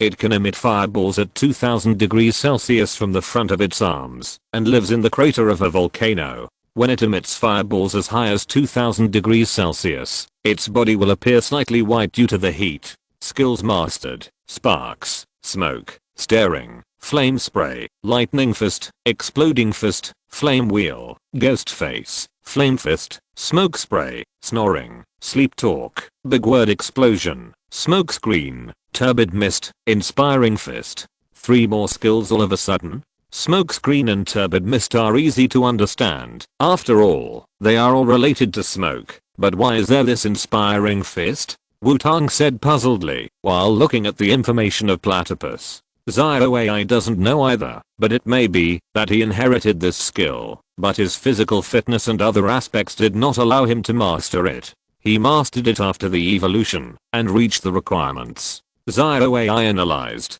That's indeed possible. Wutong nodded in agreement. At this time, Wutong found a group of black shadows crawling in front of him. It was really a black shadow, which looked very strange. After arriving in front of Wutong, the shape of the black shadow changed, and turned into a black arrow pointing in a direction. What's going on? Do you want me to go over? Wutong muttered to himself in confusion. After hearing Wutong's muttering, the black shadow turned into a check mark, and then turned back into an arrow pointing in a direction. Seeing the change of the black shadow, Wutong was curious and helpless. Who would be called over in this way?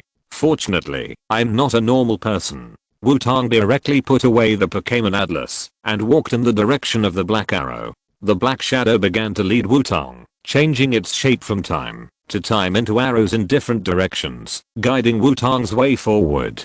After following the black shadow for a while, Wutong came to a secluded coast. A person stood there, as if waiting for Wutong's arrival. After seeing the person clearly, Wutong was surprised at first, and then became serious. King Kikuko, hello. Wutong came to the old man who was old, but still had a sharp look in his eyes, holding a cane in his hand, but was full of momentum, and said respectfully, "Thank you for your hard work, Jenga. I don't like to wait when I get older." Kikuko said to the black shadow, that went back into her shadow. "You are Xing's grandson, Wutong, right? No need to be so polite. Your grandmother and I have been best friends for many years, and I have a good relationship with the old guy Aquin, so it's okay for you to call me grandma." Kikuko turned around and looked at Wutong kindly. Perhaps it was because of their good relationship that Kikuko, who was always serious and sharp, showed a rare kindness in front of Wutong. "Grandma Kikuko," Wutong replied obediently. After all, who would dislike having many backers, especially a king with the attribute of ghost system who becomes more and more evil as he gets older? Very good, very energetic young man. If those things hadn't happened at the beginning, I might have a grandson as old as you. Kikuko looked at Wutong and sighed. "Grandma Kikuko, is it you? That Xiaobo told me he wanted to see me?" Wutong asked. Wutong respected Kikuko very much, on the one hand, because of her status as the Ghost King, and on the other hand, because she and her grandmother had been close friends for many years. Yes, after all, she is Xing's grandson. If I travel in the Kanto region, I will definitely take a look, and I just happen to have something to ask you. Kikuko said. "Grandma Kikuko, you don't have to be so polite. You have been friends with my grandmother for so many years, and I'm half your grandson, right? Who would ask their grandson for help? Just tell me directly if you have anything," Wutong said. After hearing Wutong's words, Kikuko smiled. It seems that her friend's grandson is more sensible than she thought. Chapter 74. The sea was full of water, but the water was still flowing. Wutong followed Xiaozhi and walked slowly along the coast. He was still thinking about what Xiaozhi wanted him to do. "Are you finally here?" Xiaozhi suddenly stopped and looked at the sea. "Who's coming?" Wutong also looked at the sea following Xiaozhi's line of sight. On the sea, a man stirred up waves and swam towards Xiaozhi and Wutong at a very fast speed. Soon, the figure swam to the shore where Xiaozhi and Wutong were. Wow. The sound of breaking water sounded, and a strong man brought waves of water and fell in front of Xiaozhi and Wutong. Following the muscular man, a muscular swimmer seemed to be protecting the muscular man from being attacked by wild Pokémon while swimming. "It's rare that you would contact me, Kikuko," the muscular man said to Kikuko with his arms folded across his chest. "Well, I have something to ask of you this time, but you are still the same, never missing any opportunity to exercise. I didn't expect you to swim over, Hiba," Kikuko said to Hiba. "It appears, a wild big Xiao gang," Wutong said as he looked at the half-naked muscular man in front of him with squinting eyes. "Who is this little guy?" Hiba looked at Wutong and asked. "His name is Wutong, my descendant, and he is half my grandson," Kikuko introduced. "Wutong? Could he be the grandson of Mr. Aquin and Ms. Xingzi?" Hiba said after thinking for a moment. "Hello, King Hiba, I'm Wutong, and Aquin and Xingzi are my grandparents," Wutong said. Wutong felt that he was probably already famous among the champions, but he was just the grandson of Aquin and Xingzi. Just like Xiaomei, as the grandson of Professor Oak, he became famous as soon as he debuted. "Okay, it's time to tell you what I want to ask you," Kikuko said calmly. "At the beginning, I, Xingzi, Aquin, Gangti, Liubo and that guy Oak Zucheng were very close, but first Liubo's incident happened, and Oak gave up the path of a trainer and betrayed us." After Kikuko mentioned Professor Oak, her tone became cold. Wutong listened on the side without interrupting. He really couldn't say anything about the emotional issues of the older generation. Now that guy's grandson has started traveling. The biggest regret in my life is that I couldn't officially defeat him. Now his grandson has started traveling, but I can't do anything to his grandson. Kikuko continued. Wutong also roughly guessed Kikuko's purpose at this time. But shouldn't your real regret be that you didn't become a couple with Professor Oak? I have been alone for many years, and I have no grandchildren to fulfill this wish for me. I thought there was no hope, but then Xing's grandson, you, appeared. Kikuko looked at Wutong and said, "Wait a minute, what does this have to do with me? Do you want me to bully a kid who just debuted?" Ziba suddenly asked. "No, Grandma Kikuko, you should want me to defeat Xiaomei for you, right?" Wutong asked. "That's right, if you can't qualify for the Quartz Conference, I won't let you help me with this. After all, Xingzi also asked me to take care of you. But I saw your fight with Xiaobo. You are very talented and it also gave me hope." Kikuko looked at Wutong kindly and said, "What? That Kikuko can actually show such an expression?" Ziba looked at the kind Kikuko with a look of shock, and his squinting eyes almost opened. Wutong looked at Ziba, didn't expect that the Fighting King would be such a person in private. "Do you want to have a full-scale battle with me?" Kikuko said coldly to Hiba. Hiba immediately became honest after hearing Kikuko's words. Although Hiba was a fighting maniac, fighting with Kikuko was too torturous. "I contacted you this time because I hope you can help me train Xiaotong," Kikuko said to Hiba.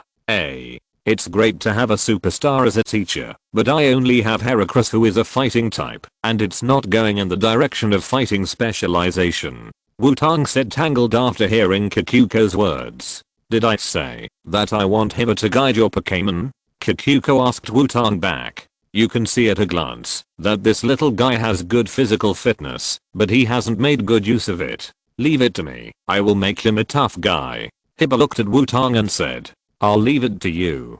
I don't know what's going on with Xingzi and Aquan. Even if you want a granddaughter, you can't let a boy carry a pink backpack and catch a bunch of pink Pokémon. I hope you can reawaken his masculinity," Kikuko said to Hiba.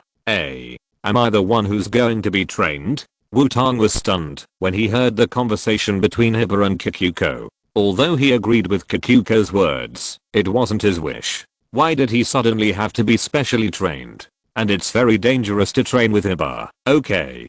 Don't worry, Hiba won't let you get hurt. Boys should behave like boys, and you also need to have a better physical fitness. The higher the level of the battle, the greater the burden on the trainer. This is also for your future," Kikuko said to Wutong, without any intention of regretting. "Then leave this little guy to me. Hanglian Island is a good place for special training. There are mountains and water, and hot springs can relieve physical fatigue. You really chose a good place," Hiba said, grabbing Wutong's collar and lifting him up. "Wait a minute." Wutong was suddenly lifted up and said a little panicked, "Don't worry, I will let Jenga help you send your Pokémon over after it recovers. Come on, Xiaotong, you must be a tough guy." Kikuko waved her hand and walked towards the Pokémon Center. It seems that she is going to help Wutong pick up the Pokémon that was sent to recover. "Grandma Kikuko, no, I don't want to be with this perverted naked squinty-eyed man," Wutong shouted hurriedly as Kikuko walked further and further away. "Oh, perverted naked squinty-eyed man? Little guy, you are very brave. I hope you can still be so lively after today's training." After hearing Wutong's words, Ziba said calmly, "It's over. I accidentally said what was in my heart," Wutong said fearfully as he looked at Ziba, who was very calm, but exuded a sinister aura. "Then, let's go to Xiaobo's battlefield first. Let me see how your foundation is." Ziba grabbed Wutong's neck and carried Wutong all the way to Xiaobo's battlefield.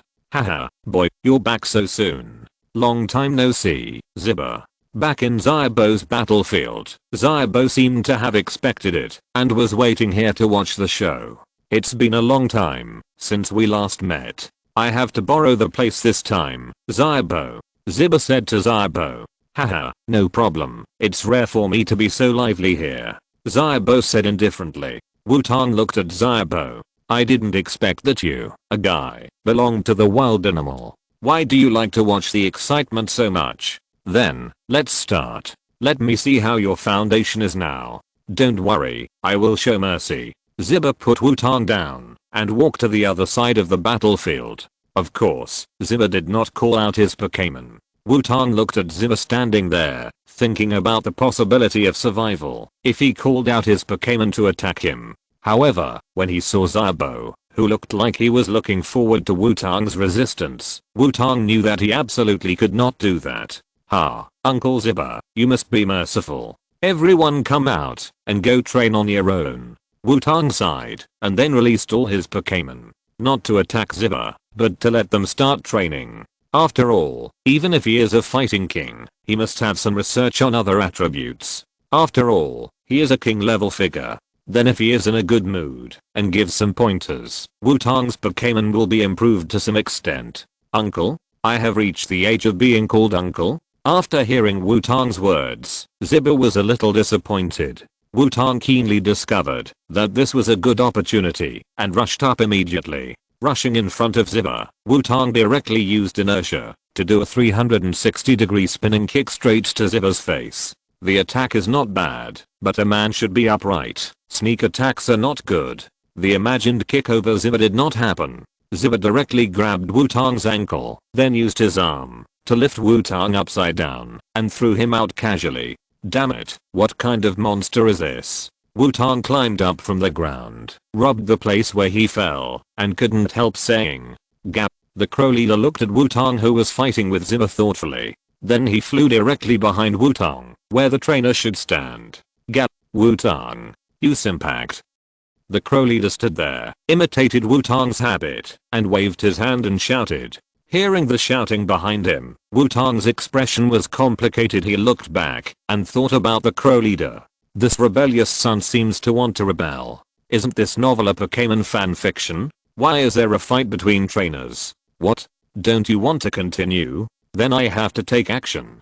Zibba ignored the crow leader and said to Wutong, "Damn it, I will remember this grudge." "Wait, Playboy Xiaoxia," Wutong said viciously. Then he suddenly slammed into Zibba, and Wutong used the impact. As for why he only remembered Xiaoxia, it was because Kikuko and her grandmother were good friends and couldn't remember it. The opposite Zibba couldn't beat him at all now, so it was useless to remember it. But how could he not remember such a big grudge? Then there was only the source of everything, Playboy Xiaoxia. Wait, I must make him look good at the quartz conference. The momentum is good, but it's too easy to see through.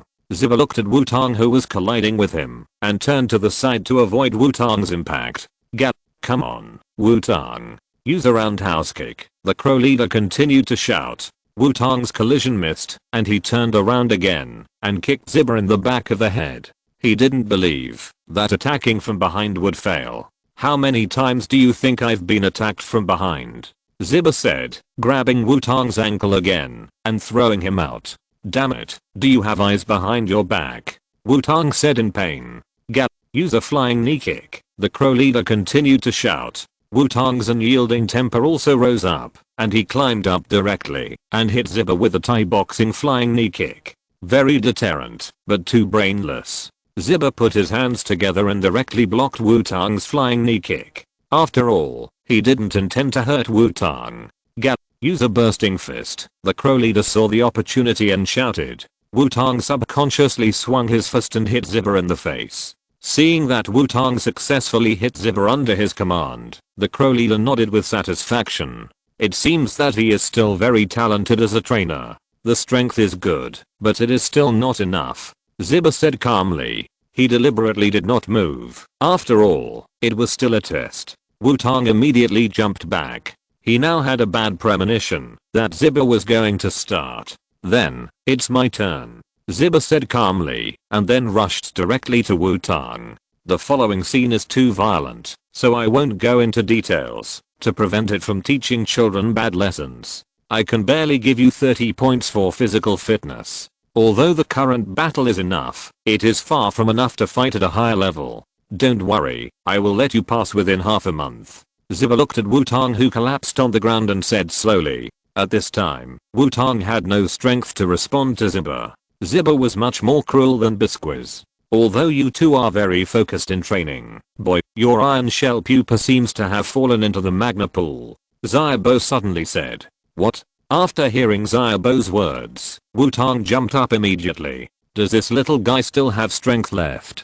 Ziba couldn't help, but said when he saw Wutong suddenly jump up. Wutong immediately ran to the edge of a battlefield and looked down anxiously. I saw an iron shell pupa with black stripes on a silver background floating in the magma pool. Herror, Crowhead and Heracles were not too worried. After all, they had seen the iron shell pupa and the platy-billed fire beast soaking in the magma before. The fossil pterosaur was puzzled. Are the Pokémon of his trainer so wild? A bug-type Pokémon soaking in the magma pool? Question mark? Xiaobo, please help me pick it up.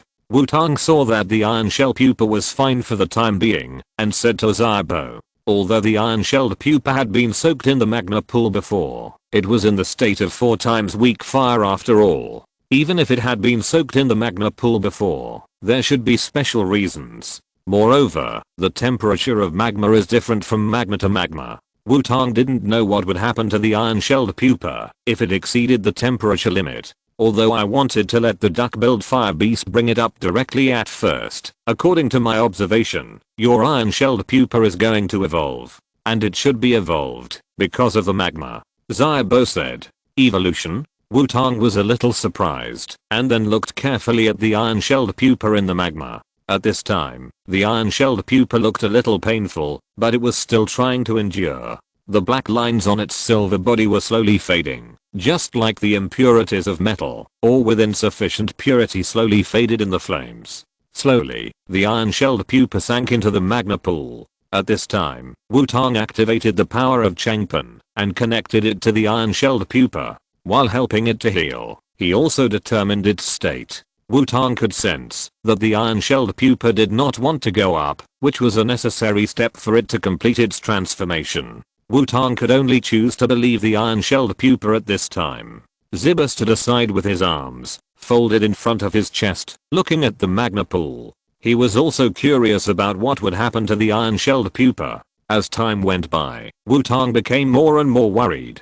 Just when he was about to forcibly bring the iron-shelled pupa up, a white light emanated from the magma pool. Roar. I didn't expect that there would be 2 evolutions in the magma today. Xiaobo said with a smile. A figure rushed out of the magma with white light and came to Wutong. A Pokémon with a metallic silver body, dark red lines like magma, and needle-like arms flashing with a terrifying cold light appeared in front of Wutong. The iron-shelled pupa successfully evolved into a giant bee. Chapter 75. The two of them were very busy, Half a month passed in a flash. After the perverted half-naked and inhumane training, Wutong's body was built to perfection. Finally, on the last day, Wutong defeated Ziba and began to sprint towards the strongest human on the surface. Ziba stood behind Wutong, looking at Wutong holding a small notebook and writing while talking. Even with his squinting eyes, people could see the confusion in his eyes. I don't care what you want to do when you rest, but it's only been 2 days, and you seem to be scolding me, right? Ziba said. Hey. It's very rude to peek at other people's writing. Wutong heard the voice and immediately blocked the small notebook, saying dissatisfiedly. You've already said it yourself. It seems that your training volume is still not enough. Come on, let's send the rest early. Ziba said grimly. During the 2 days of training, Ziba found that Wutong's physical fitness was indeed good, and it seemed that he had been exercising recently, but he always liked to do some strange things. Also, this little guy's cooking skills are really good. Thinking of this, Ziba felt a little hungry and was a little lighter. After all, for people like Ziba who are constantly polishing their bodies, sufficient nutrition is a must, so people like Wutong who are close to the maximum level of cooking skills make Ziba very satisfied. Good opportunity. Wutong saw Ziba was stunned again and punched him directly. Boy, I told you, don't always sneak attack. Ziba casually caught Wutong's attack, and a new round of special training began. On the other side, Wutong's Pokémon were not idle either. No, Mengyao, the little guy who was promoted to mascot, was still sleeping in Wutong's shadow.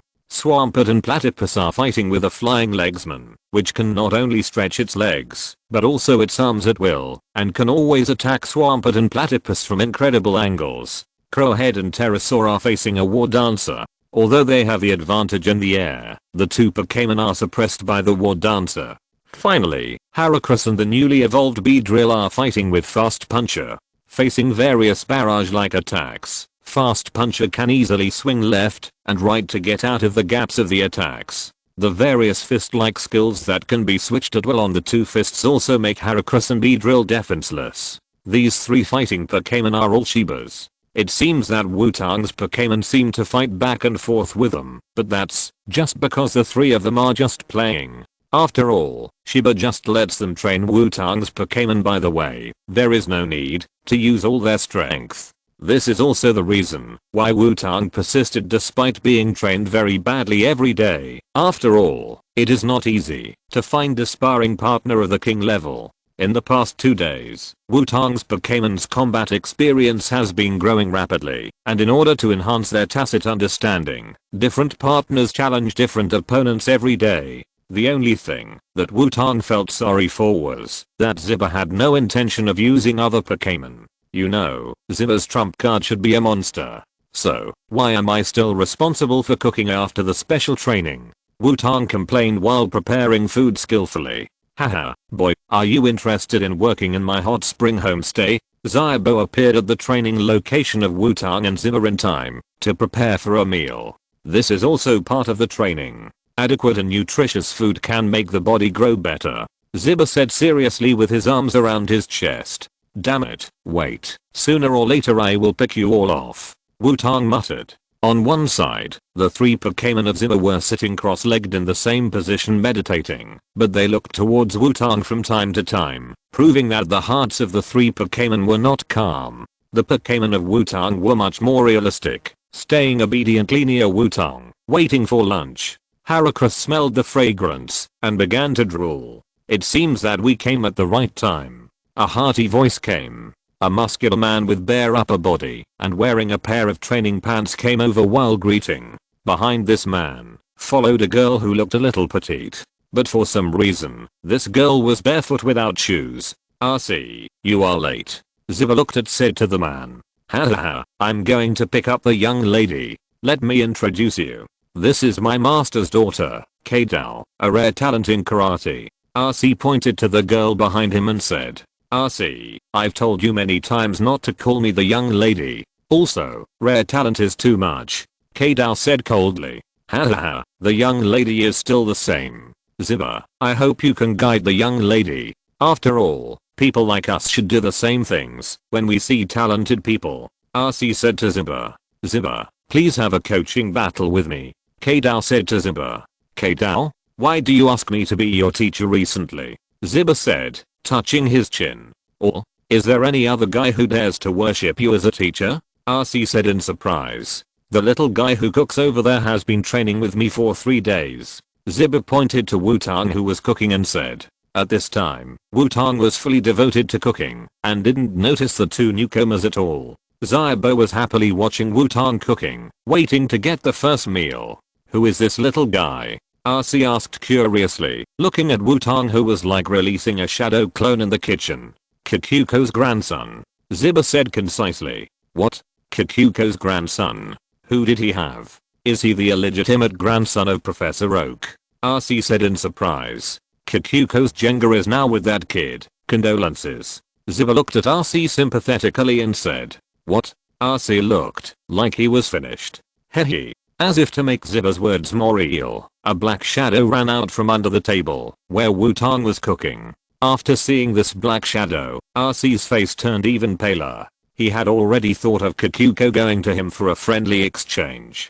K-Dao looked at Wutong silently, wondering why this person who didn't look very strong could become the disciple of King Ziba. After a while, Wutong finished making lunch. Because there were many Pokémon and there were always people who wanted to eat for free, Wutong would make a lot every time. Anyway, even if there were leftovers, Xiaobo would take them away for Windy Dog, Ninetales and Charmeleon to eat. Windy Dog, Ninetales, Charmeleon. So this time Wutong also made a big table full of dishes. When Wutong, who had finished the meal, saw a girl with healthy wheat-colored skin, short silver hair, and a petite, but very fit look, Wutong blurted out, "Humanoid mother power." After hearing what Wutong said, did Ziba, RC, and K-Dao use the trick together?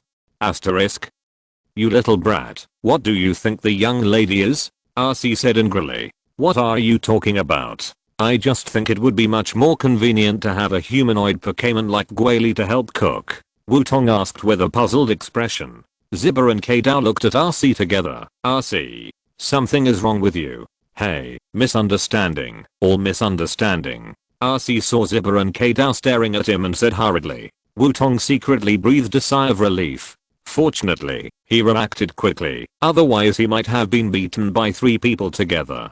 "So, Uncle Ziba, who are these 2 people? Why is one not wearing a shirt and the other not wearing shoes?" Wutong asked curiously, pretending not to know him. "He is a C, the owner of the Azure Gym in Chengdu. Sometimes we practice and spar together. As for that girl, she may become your junior sister during this period," Ziba said. "Boy, let the body and self. The purpose of contact is to train endurance. By the way, where are the training clothes you are wearing? Why don't I remember there is this dojo in Kanto and Chengdu?" RC looked at Wutong and asked. At this time, Wutong was wearing the same clothes as Kakarot, but the word Sheng was replaced by Wu. "I asked someone to customize this for me, just a personal hobby," Wutong replied indifferently. Wutong found that many of the strange things he made had been used. Wutong now began to consider whether to send them home. "I always feel that it is because of these things that I encounter strange things. Is this the influence of the halo of the protagonists?" Wutong looked like he had realized something. "Hey, Xianatong, it's time to eat, right?" Xiaobo, who was indulging in eating, couldn't help but urged. "Oh, yes, Uncle Shiba, let's eat. Mr. RC and the future junior sister, if you don't have anything to eat, let's eat together," Wutong invited. "Well, we will continue training after lunch, RC, K-Dao, one by one let's get up." Ziba nodded and said to RC and K-Dao, "It's really exciting. I won't be polite, miss, let's go," RC said expectantly after hearing Wutong's invitation. "Sorry to bother you, King Ziba," K-Dao said politely. Isn't it me who cooks?" Wutong said to himself in confusion after hearing K-Dao's words. With the help of Wutong's Pokémon, 2 long tables were set up, and rich food was placed on them. Xiaobo was not polite at all, and found a place with more food that he liked and sat down. Wutong's Pokémon couldn't wait to get to the table. "I don't know when Ziba's 3 Pokémon got in. It's really lively," RC couldn't help but say when he saw this scene. "It's really not a very common sight." K-Dao nodded in agreement. The 2 of them also found a seat and sat down. Although this kid is sometimes not very smart, his cooking skills are definitely top notch. Ziba sat down and said, "Hey, Uncle Ziba, isn't it a champion level?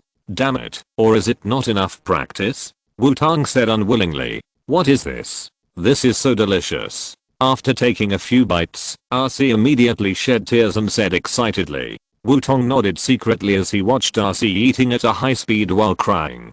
He was indeed an emotional guy. And K-Dao picked up a piece of food that looked like a pancake, scooped a spoonful, and put it into her mouth. There were stars in K-Dao's eyes. Then K-Dao waved the spoon and left an after image. She ate quickly, with her cheeks bulging like a hamster.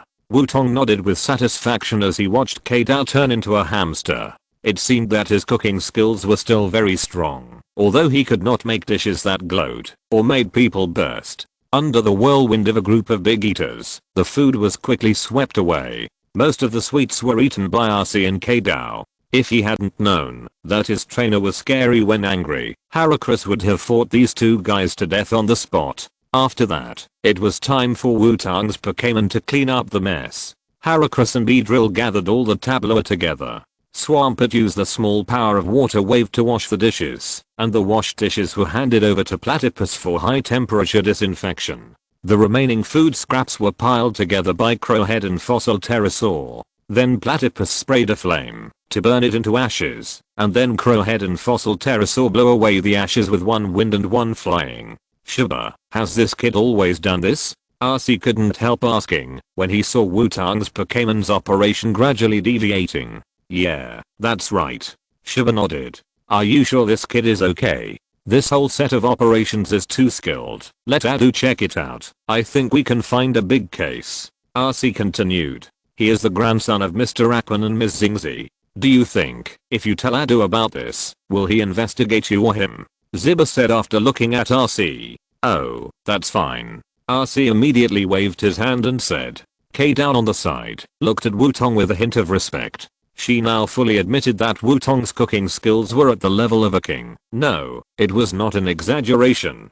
to say that he was a quasi champion. Okay, it's time to digest after eating. You want to have a coaching battle with me, right? Come on. Ziba stretched his body and said to Kadao, I will try my best. Kadao stood up and said seriously, oh, come on. Future junior sister Wutong said while watching the excitement.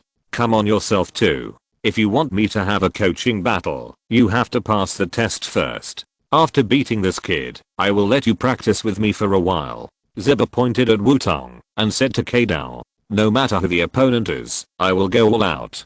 Kadao said firmly. Wutong had a question mark on his face. Boy, if you lose too badly, you will lose your junior sister, but you will have another senior sister. Fortunately, Ziba still had some conscience and said to Wutong. Wutong sighed. He didn't expect that he would be beaten by the humanoid mother's strange power. Wait, it seems that having another black-skinned senior sister is not bad. End of this chapter. Thank you very much for reaching the end. Don't forget to like. Looking for more exclusive content and immediate access? Subscribe to our Patreon. Remember, every like, subscription, or donation encourages us to continue. Thanks to everyone. See you in the next video.